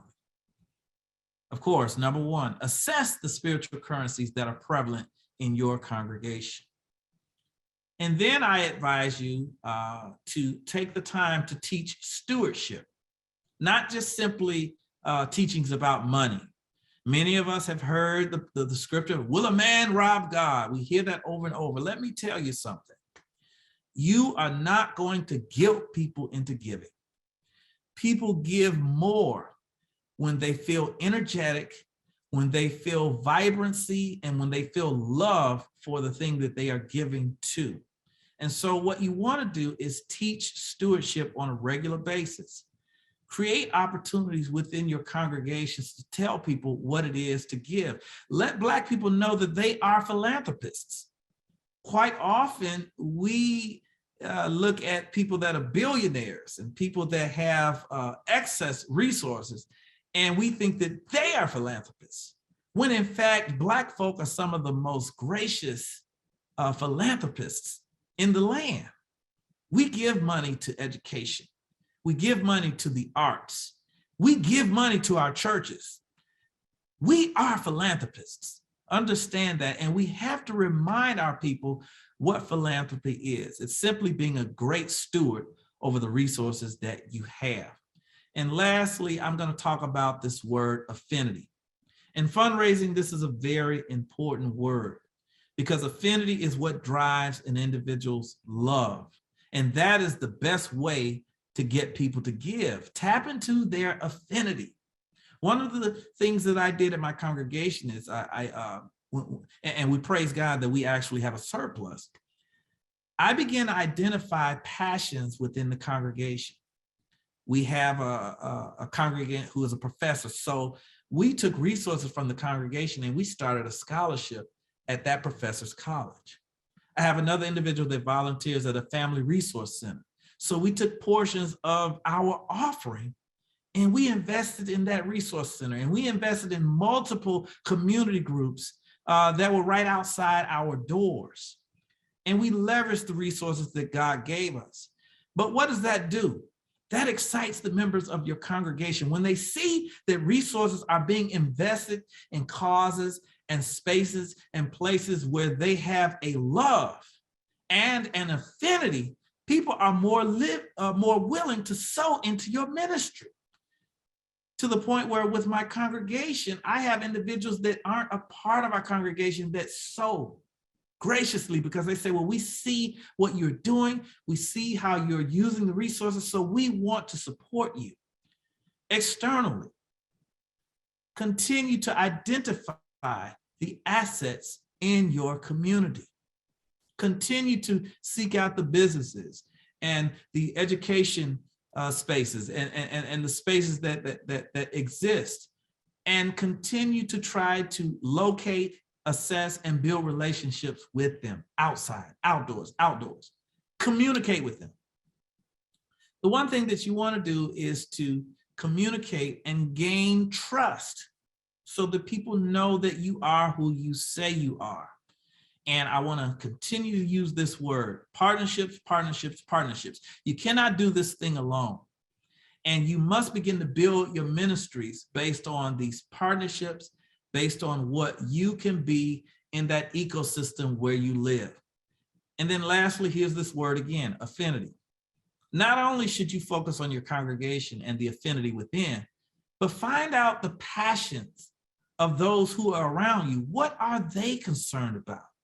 Explore that. And perhaps your ministry may be able to tap into one of those passions. Maybe your ministry may be able to do the great work that the corporation seeks to do. And what I'm discovering is that people are more willing to place their money in areas where they can see a return on their investment.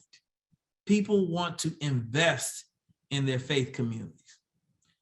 The times for just saying give and and be happy with giving, those times are over. People want to see that your ministry deals with a specific purpose that they have identified, and actually feeding the hungry, building homes, doing those things, that's actually a very Christian thing to do. So depending on the gifts of your congregation, you need to assess the affinity of your congregants, the community stakeholders, and see where there is an intersection. And then you need to do that. I have condensed this presentation because I want to make sure that we get through to our question and answer portion. But if I could leave you with anything, I would like to leave you with this word: affinity. What is the affinity? What are you passionate about? What are you willing to invest in? If you aren't willing to invest in it, why would others? If you would not put your hard-earned money and resources into something, why do you expect somebody else to do so? We have to ask ourselves some serious questions as congregations. And both congregations and large educational institutions must ask the same questions. So I'm going to pivot as we move out of this presentation to talk about how, and Dr. Carlson will tell you this, I challenge institutions to invest and to match the affinity of the communities where they live.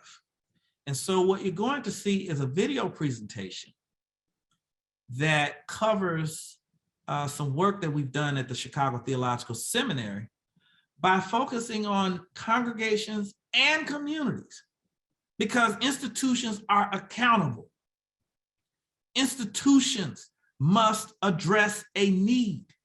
Institutions can't be comfortable with people just coming inside and learning and shouting and worshiping, but then on the outside, we don't see any transformation.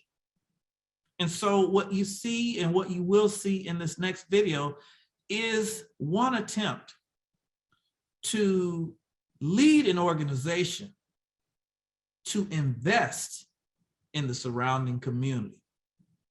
I think that is the last slide, and we can go forward with that presentation of the Black Faith Leader Collective.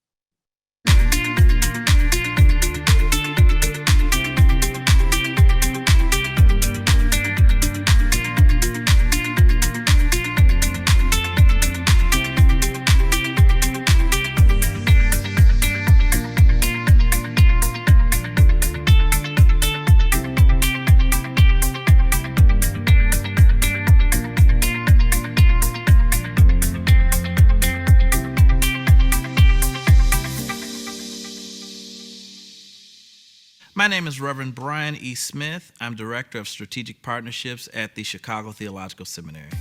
Black Faith Leader Collective formed organically as the result of a wonderful grant that we received from the Henry Luce Foundation. At the height of the pandemic, we received a $150,000 grant, enabling us to support local faith leaders in a variety of initiatives to help them to service their communities. We discovered that we were better together than we were apart. And so the Black Faith Leader Collective formed as a result of that generous grant. Joining the Black Faith Leader Collective was just something that was natural to me. I love community, I love collaboration. March 2020, when everything kind of shut down and we had to pivot, at that point Turner had no technology. We were not streaming live, we had no Zoom account, we had none of that. So that technology grant gave us $1,500 to be able to buy a platform, buy lighting, buy other laptops and things that would help us even within our community, because we also have a safe haven program. So those laptops were able to assist those students who were there after school as well. The interfaith evolution of the Black Faith Leader Collective can be directly tied to the programming that we had established at the Chicago Theological Seminary. We have a history of interfaith dialogue. My name is Tariq El-Amin. I am the Imam of Masjid Al-Taqwa on Chicago South Side. We are a community in association with the leadership of Imam Warathuddin Muhammad. The Black Faith Leader Collective has given me a sense of hope that I don't think was really present before.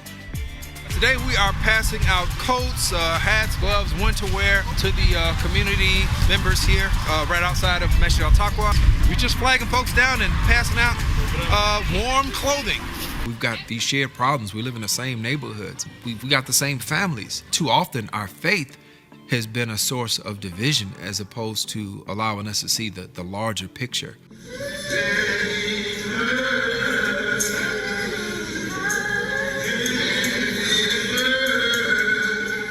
My name is Rabbi Capers Sifaneh. My congregation is Beth Shalom B'nai Zaken, Ethiopian Hebrew Congregation. With the Black Faith Leaders Initiative, I have become a part of a broader consortium of Christians, Muslims, and Jews, and all of African descent in their various faith backgrounds. It's a wonderful opportunity to exchange and to be able to have CTS as a resource to help our congregation in particularly, and to see other communities being helped as well. CTS is directly connected to faith communities across a wide range of religious traditions. So for me, I was really inspired by the collective because it means that there are faith leaders who recognize that they have power and they have influence and they can make a difference. CTS is a vital partner because you are directly connected to the leaders of these communities. Being in an interfaith collective is great for fellowship.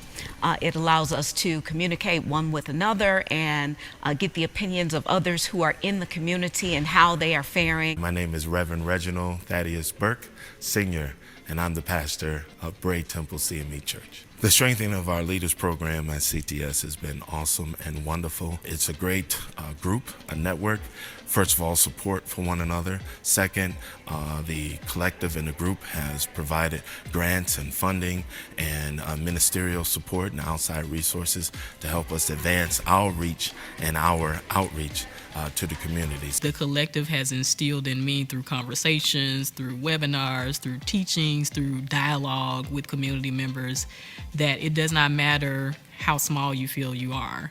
There are things that you can do within your congregation, within your community, that can impact even just the one person. That one person could be the domino effect to whatever else happens in the world around you. The Black church has proved to be critical, and Black faith leaders have been indispensable parts of progress. I believe that the collective can be a forceful part of building the relationships that are necessary to impact every element of our society, from education to healthcare to police conduct, police misconduct.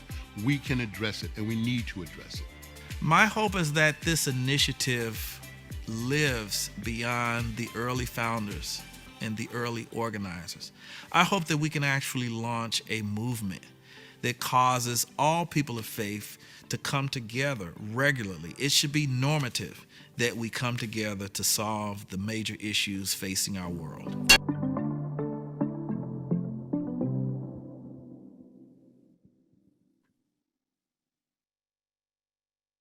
Amen. And we are prepared to go to our breakout sessions or questions. Do we have a question and answer session at this point before breakouts?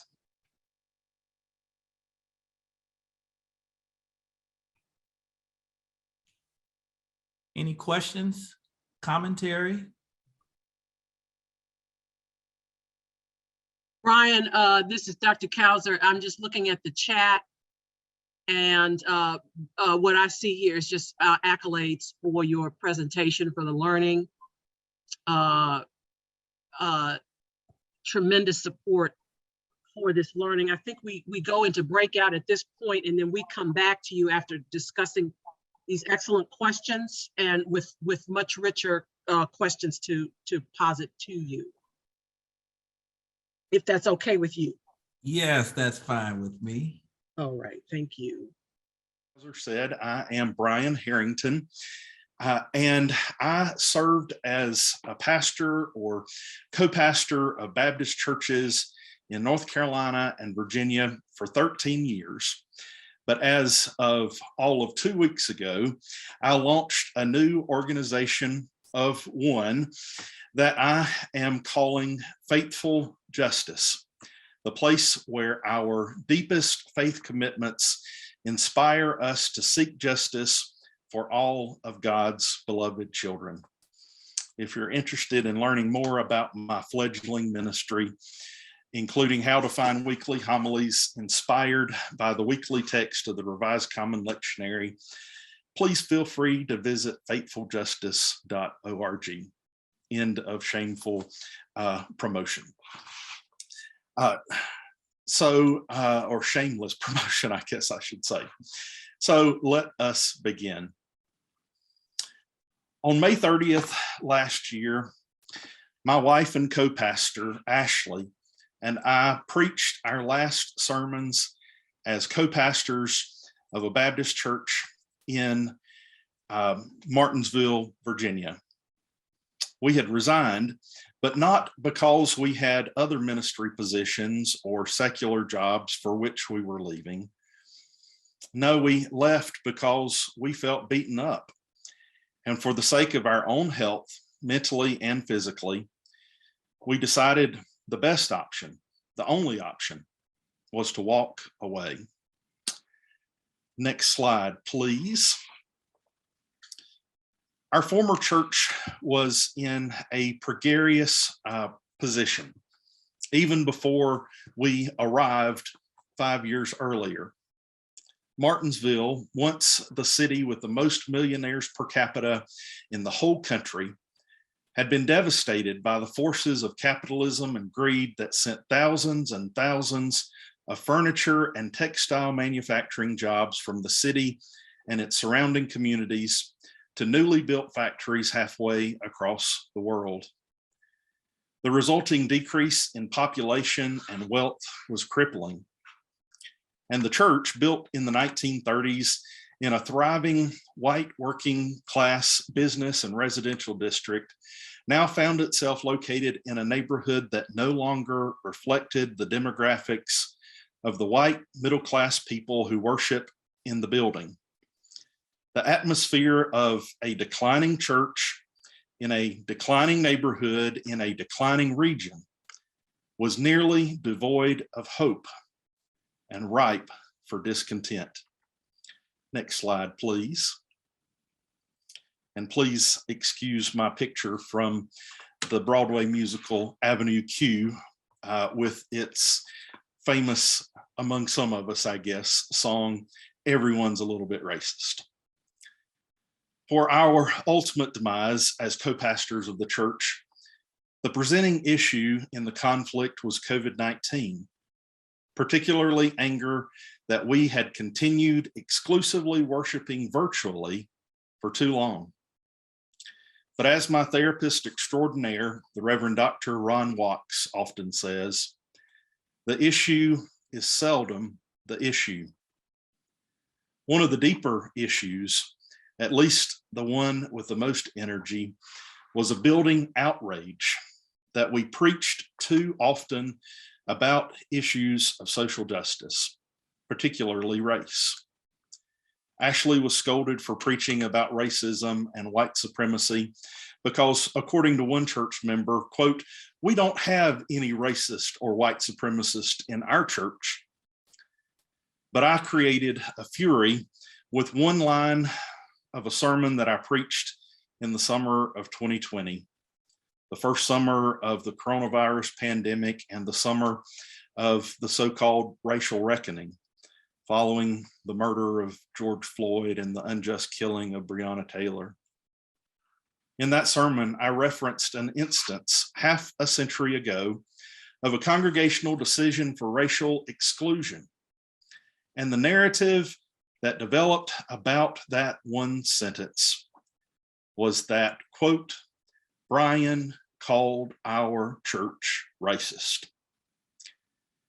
What that really meant, since so many of the congregants are a part of families that have been members of the church for multiple generations, is that I had called their daddies racist, and the little old ladies they idolized, and the fine, upstanding men in the community. I had purportedly defamed people they loved and admired, and at least a handful of congregants were furious.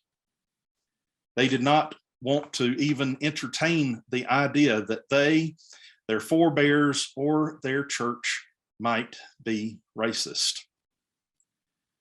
But unfortunately, this should not be surprising. Though she was not the first to make this observation, Austin Channing Brown states well that, quote, "Sadly, most white people are more worried about being called racist than about whether or not their actions are in fact racist or harmful." Hear that again. Most of us white folks would prefer to enact harm than to be identified as, to be called a racist. Being called racist is the biggest perceived slander of many supposed good white Christians. I think that this phenomena is caused by a monumental failure among so many white people in understanding the definition of race. To many white people, the only white folks that might appropriately be termed racist are people who say the N-word maliciously, carry tiki torches, or wear robes and hoods. Next slide, please.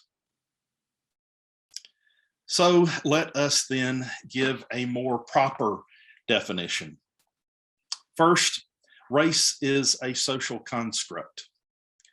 What that means is that even though race is entirely an invention based in no objective reality, It has a very real impact on the lives of those deemed inferior to others, because as a society, we have decided that some people, merely on the basis of their skin color, are not worthy of dignity or full humanity. Race, then, is a collective delusion, a big lie that we tell ourselves and each other. But like other big lies, the idea's power is not limited by the fact that it is a complete fabrication. Tragically, Black lives are being harmed, destroyed, even ended today by a damnable lie. Racism, then, is the way that the lie of race operates in the world. Yes, of course, racism can be an individual characteristic, the way one person treats another person or group of people as inferior because of the color of their skin.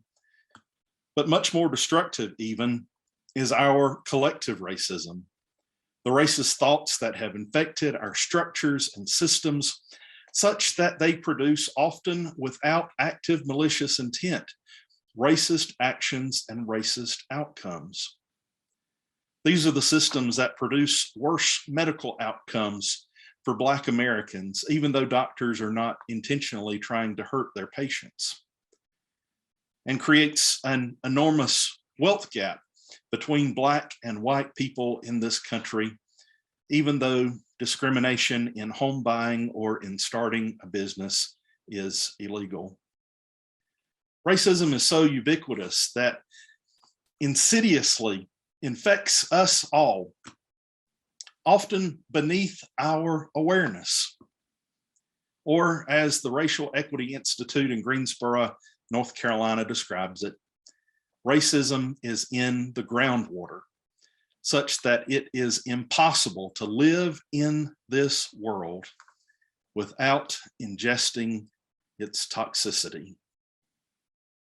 And yes, racism creates the present reality such that the Reverend Dr. Martin Luther King Jr.'s words from 60 years ago are still true today, that the 11 o'clock hour on Sunday morning is the most segregated hour every week in America. Next slide, please.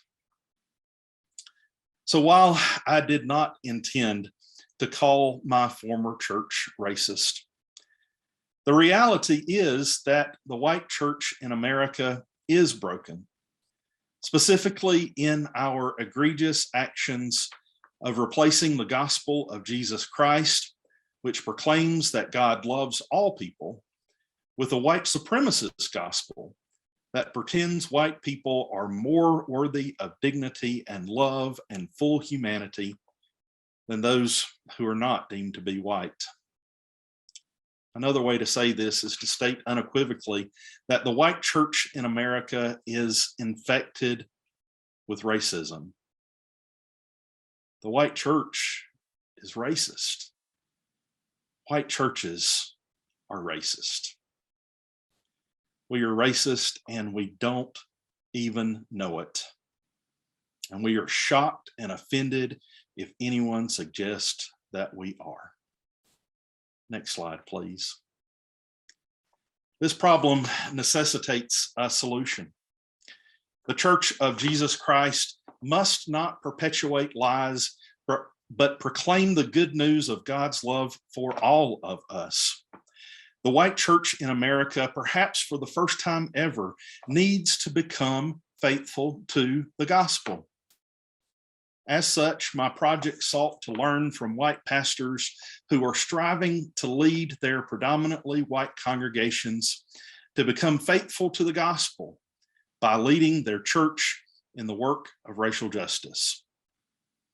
In spite of the difficulties that my wife and I faced at our former church, I hypothesized that white churches with the right leadership and the right conditions could effectively strive toward racial justice.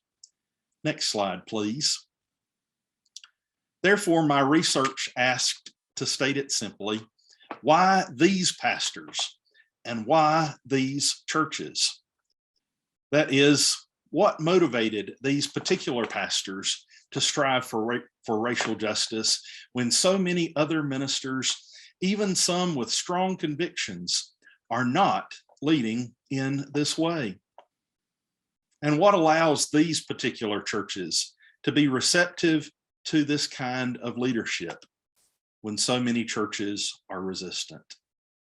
Here is what I learned from my interviews with pastors and lay leaders, as well as from my own lived experience. Next slide, please. The first, to lead in the work of racial justice, pastors must be inspired to boldly proclaim the belovedness of all people.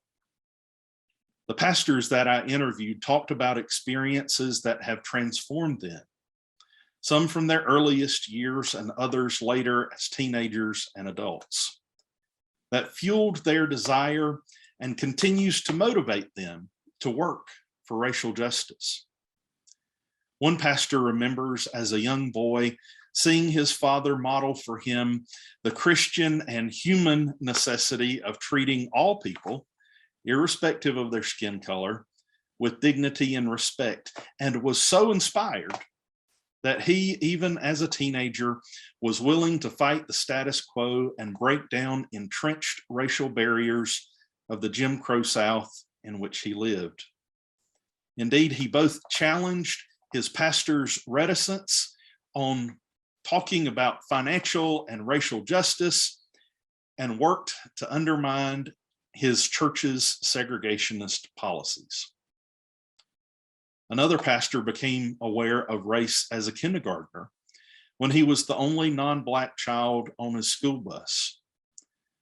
The awareness of difference helped him to wonder, even as a young boy, how he would have responded to differences if born a generation or two earlier.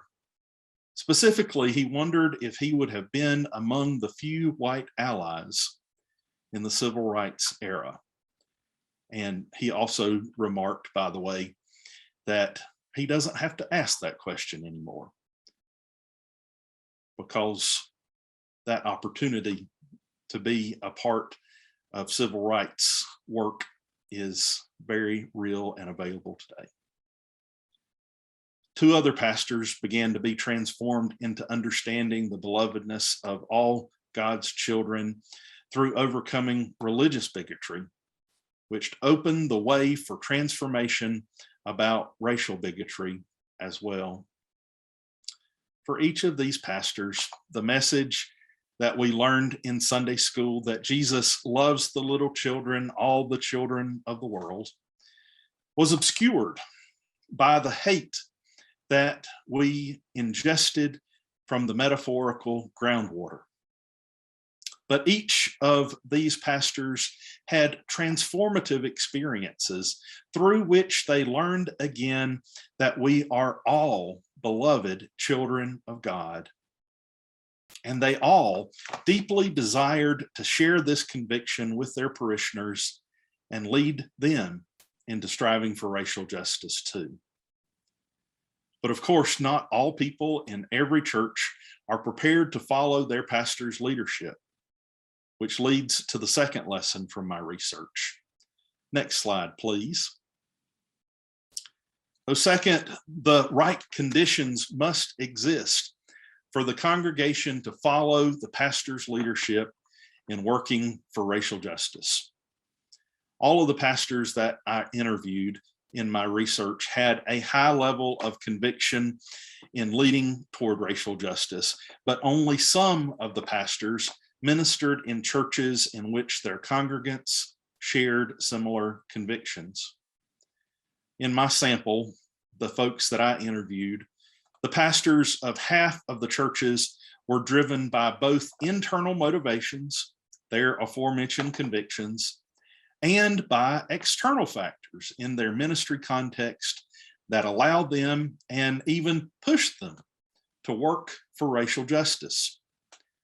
Two of the churches have a history of progressive theology in their congregation, with one explicitly stating that their church has what they call a free pulpit, giving their ministers carte blanche to preach as led by the Spirit, with supposedly no qualifications. A third church, while having no prominent history of prophetic preaching or justice seeking, was literally put on the list of churches to be closed the week that their current pastor arrived at the parish. So the church felt like it had nothing to lose, and as such, followed the pastor's leadership into anti-racism and advocacy more broadly, something they would have been unlikely to do if not for their imminent demise. The pastors, however, of the churches that were not fully open to working for racial justice due to their history or current predicament, blocked the Spirit-led work of their ministers. In fact, the two churches in my sample that did not have the clear expectation that pastors would prophetically lead in racial justice forcibly terminated their ministers when we led in that manner. Next slide, please. Pastors will face resistance as they strive to work for racial justice, is lesson 3. One surprising lesson from my research was that even in churches that self-identify as progressive white churches that strive for social justice, resistance to racial justice work is still present. One of the pastors that I interviewed has endeavored for several years to help people in his church to confront the racism within them and around them, an effort that has impacted numerous people in the church and its community. But because of this sustained focus, this pastor has been called a one-trick pony. Another church seemed to be doing all of the right things and allowing their faith to inspire them into acting for justice. But the church's diversity does not reflect its aspirations. One of the church's lone black lay leaders described the way that white progressives in the church, while well-intentioned, blocked necessary conversations on ways the church could be more hospitable to diverse populations, such that the pattern did not continue of prospective Black congregants visiting the church once and never coming back.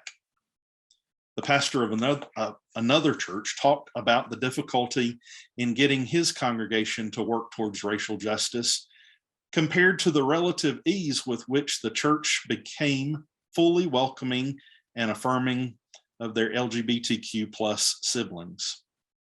He quipped, "Everyone has a son or daughter or aunt or brother who comes out as gay, but no one has a relative who comes out as Black." In other words, the minister argues that since so many people share familial relationships with and deeply love people who are LGBTQ plus, more people have had to reckon interpersonally with their homophobia than with their racism. Thus, in this pastor's experience, striving for racial justice, even in a progressive congregation, was more difficult than anticipated. In churches that do not claim a progressive identity, resistance proved to be stronger. In churches that did not have the proper conditions for racial justice work to be done, perhaps it is more accurate to say that for their pastors, resistance was not a hurdle, even a sizable one, to overcome, but an immovable, unscalable wall that could not be conquered. Next slide, please. So this is the reality in the white American church today. Racism is rampant, but few recognize the problem, and even few feel called to do something about it. White American churches then must look clearly at themselves to see their brokenness, to understand their unfaithfulness, to determine if they are going to do anything about it. One potential way forward was proposed by the late theologian Phyllis Tickle. Inspired by the Right Reverend Mark Dyer, a former Episcopal bishop, Tickle astutely observed a pattern within Christian history that approximately every 500 years, the church has what she calls a rummage sale, discarding parts of the faith tradition that are extraneous, not central to the gospel, and reforming itself into a renewed faithfulness. She argued over a decade ago that we are currently in the midst of our own half-millennia reformation. And to me, the research for this project only confirms the wisdom of what Tickle said and the necessity of a fundamental reevaluation of what must be discarded and what must be rediscovered and newly emphasized within the Christian faith. The idea of race formed approximately contemporaneously with the last Reformation 500 years ago, has become so entrenched within white American Christianity that good people of faith fail to recognize the conflation of the supremacy of whiteness with the gospel of Jesus Christ. Therefore, the white church in America and the church universal must see that it sorely needs its every half millennia reformation now, that the future faithfulness of Christ's church depends on it. Indeed, the world is broken now, so faithful people need to act immediately, not 10 years from now. The church is dying. It needed to be reformed yesterday. And in the work of racial justice, to repeat Dr. King's quote from a different context, there is a, quote, fierce urgency of now. In this unfolding conundrum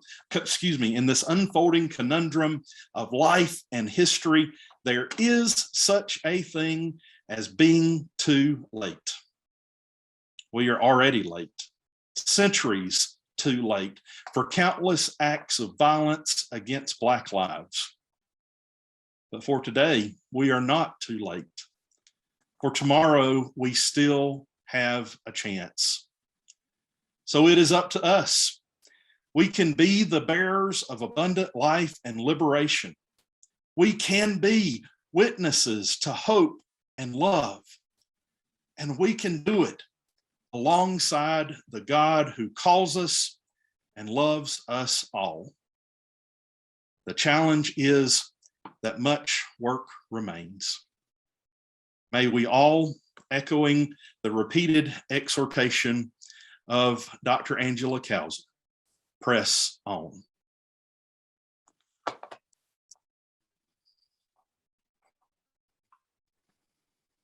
Amen, preacher. Thank you, exhorter of the word and scholar of the church, for an excellent presentation. Questions for this preacher and scholar?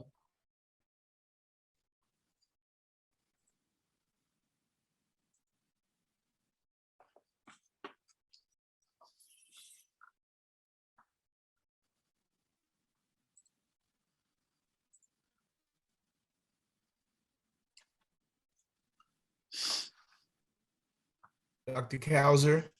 Yes, sir. I hear you, Reverend Schmidt. Yes. How you doing today? Very well. How are you? I'm doing well. I wanted to just commend Brother Brian on his faithfulness to the cause and his bravery to stand up in such a time when it's difficult to be truthful about racial injustice, and to subject himself and his family to the ridicule that they have received.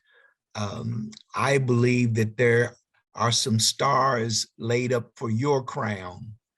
And thank you for being honest. And we as a people need to hear that. And I appreciate your presentation here today. Thank you, Reverend Shoemake. Brian, you'll see in the chat, if you can see that. Let me just read some commentary for you. Good work, a lot to take in. Excellent work, Brian. What made you decide to move into this work? What happened to you?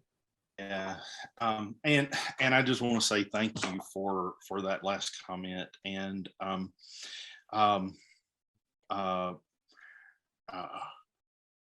don't know. I guess Dr. Kauser could probably tell you that that most days I'm not the best at thinking highly of myself, and so I don't want for me or Ashley and me to come off as saints, because we're certainly not. But this is something that has become very important to us. Well, for a lot of the same reasons that it has become important to so many different people. But it all started for me, if I had to trace it back to one thing that I mentioned in the presentation, that two of the pastors, and I was one of them, had to deal with religious bigotry in order to begin the journey to overcoming racial bigotry, racist bigotry. And I remember when I was in my first year in college, I was talking to my religion professor after class, and I made some statement just without even thinking that, of course, all Jews are going to hell. And his question back to me simply was, "Are you sure?"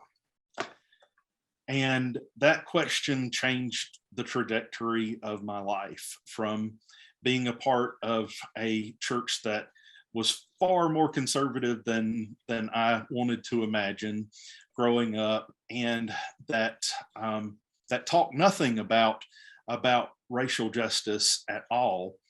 But that question changed my trajectory to make me understand that people that I never would have imagined are part of the belovedness of God are. And so from there, I've had to unlearn a lot.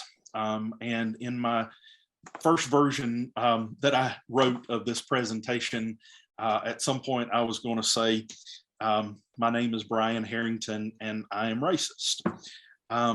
Because that is very, very much a part of the groundwater where I grew up in southeastern North Carolina, and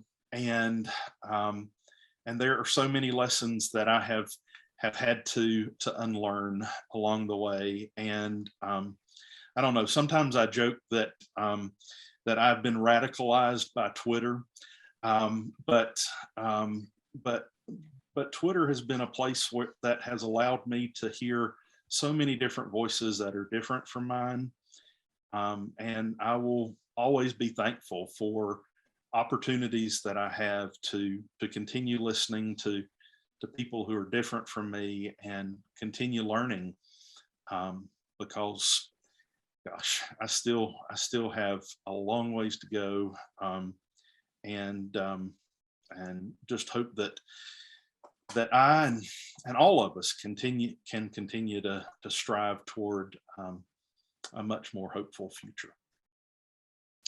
We need to wrap up here, Brian, but just a couple of other comments in the chat. One is from Patrice Elam. God bless you for speaking truth to power. The cost will not outweigh the reward. And from Dr. Brockwell, Brian, I hope you all have a church to love you, a congregation to relate with since transitioning from being pastors. Thanks for the ministry. Yeah, so we've got to move on because we want to stay on time, but just a comment about faithfuljustice.org as a way for you to continue working with your white brothers and sisters, because that's where the problem is. Yes. And that's where the conversion, the repentance needs to happen.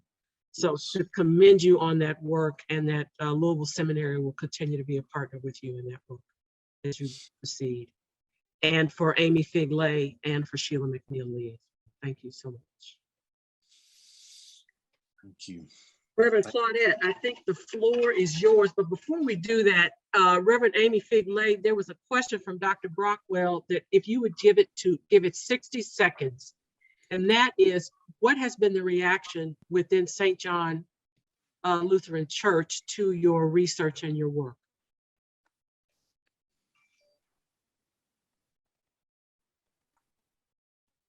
There are some folks who welcome the conversation, and my research would show that the participants of looking at racial audit, lament, and seeing that as a bridge to repentance, reckoning, relationship, reconciliation, reparation, folks who spend the time and who give it the energy and the prayer and all that needs, they're very open. There's another group of folks who are interested, engaged, willing to take up the walk with us. And then there's a group of folks who want to know why I'm making trouble.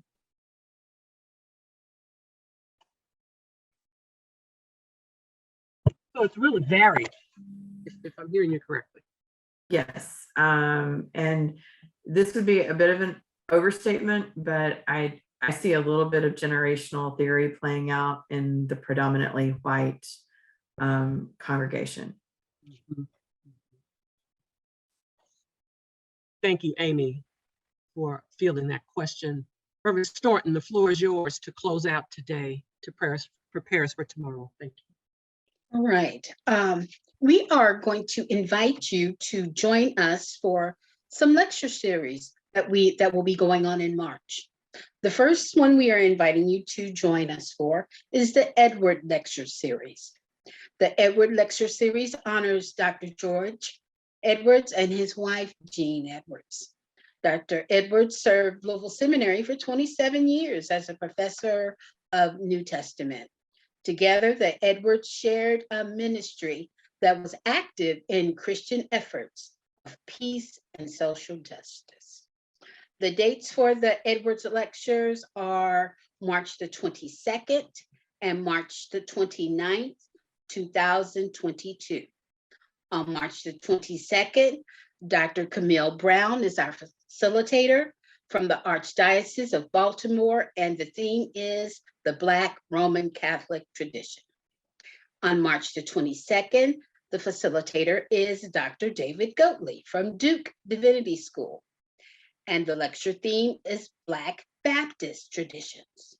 The Edward Lecture Series are from 7 to 8:30 p.m. on the 22nd of March and the 29th. The second lecture we are inviting you to is the Nehemiah lecture, and that's on March the 28th, 2022. This lecture will be entitled Recalling Our First Year Experiences. Here, the Nehemiah Project pastors will share the successes, the challenges, and the lessons that we have learned throughout our first year of the Nehemiah Project. This is on March the 22nd from 6:30 to 8:30 p.m. And finally, we invite you to join us for the Green Hole Lecture. This is March the 31st from 4 to 5:30 p.m. The facilitator is Reverend Dr. Lee Butler, Vice President of Academic Affairs, and Academic Dean William Tabney, Professor of History of Religions and Africana Pastoral Theology, and they're from Phillips Seminary in Tulsa, Oklahoma.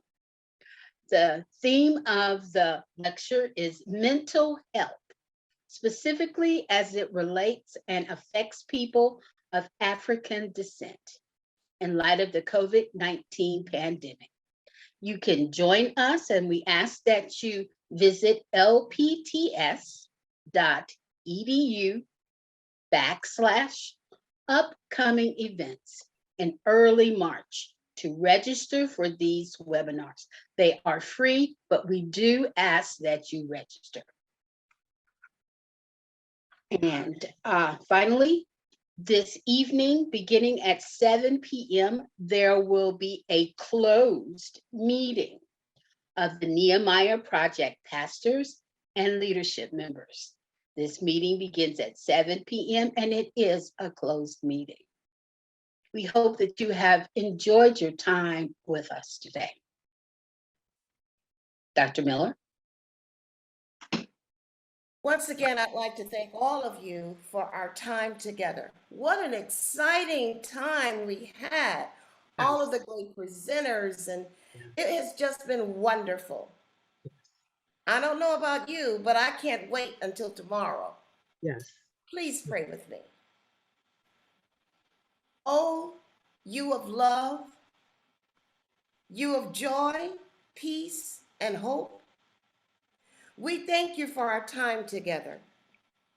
We thank you for the wonder that we have experienced on today.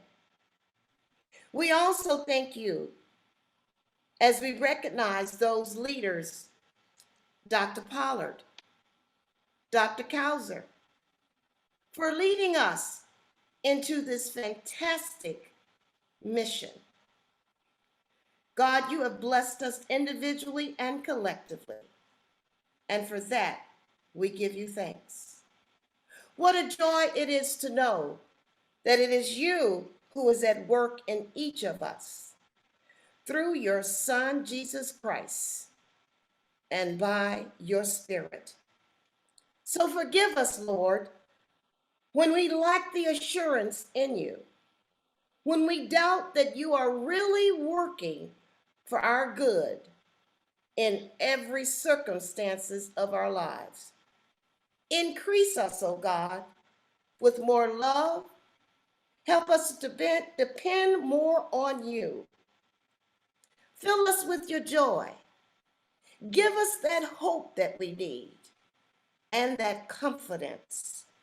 For we know that in all things, it is you, O God, who works things out for our good of those who love you and are called according to your purpose. So thank you for blessing us as we look forward to a new day. Let us meet early in the morning.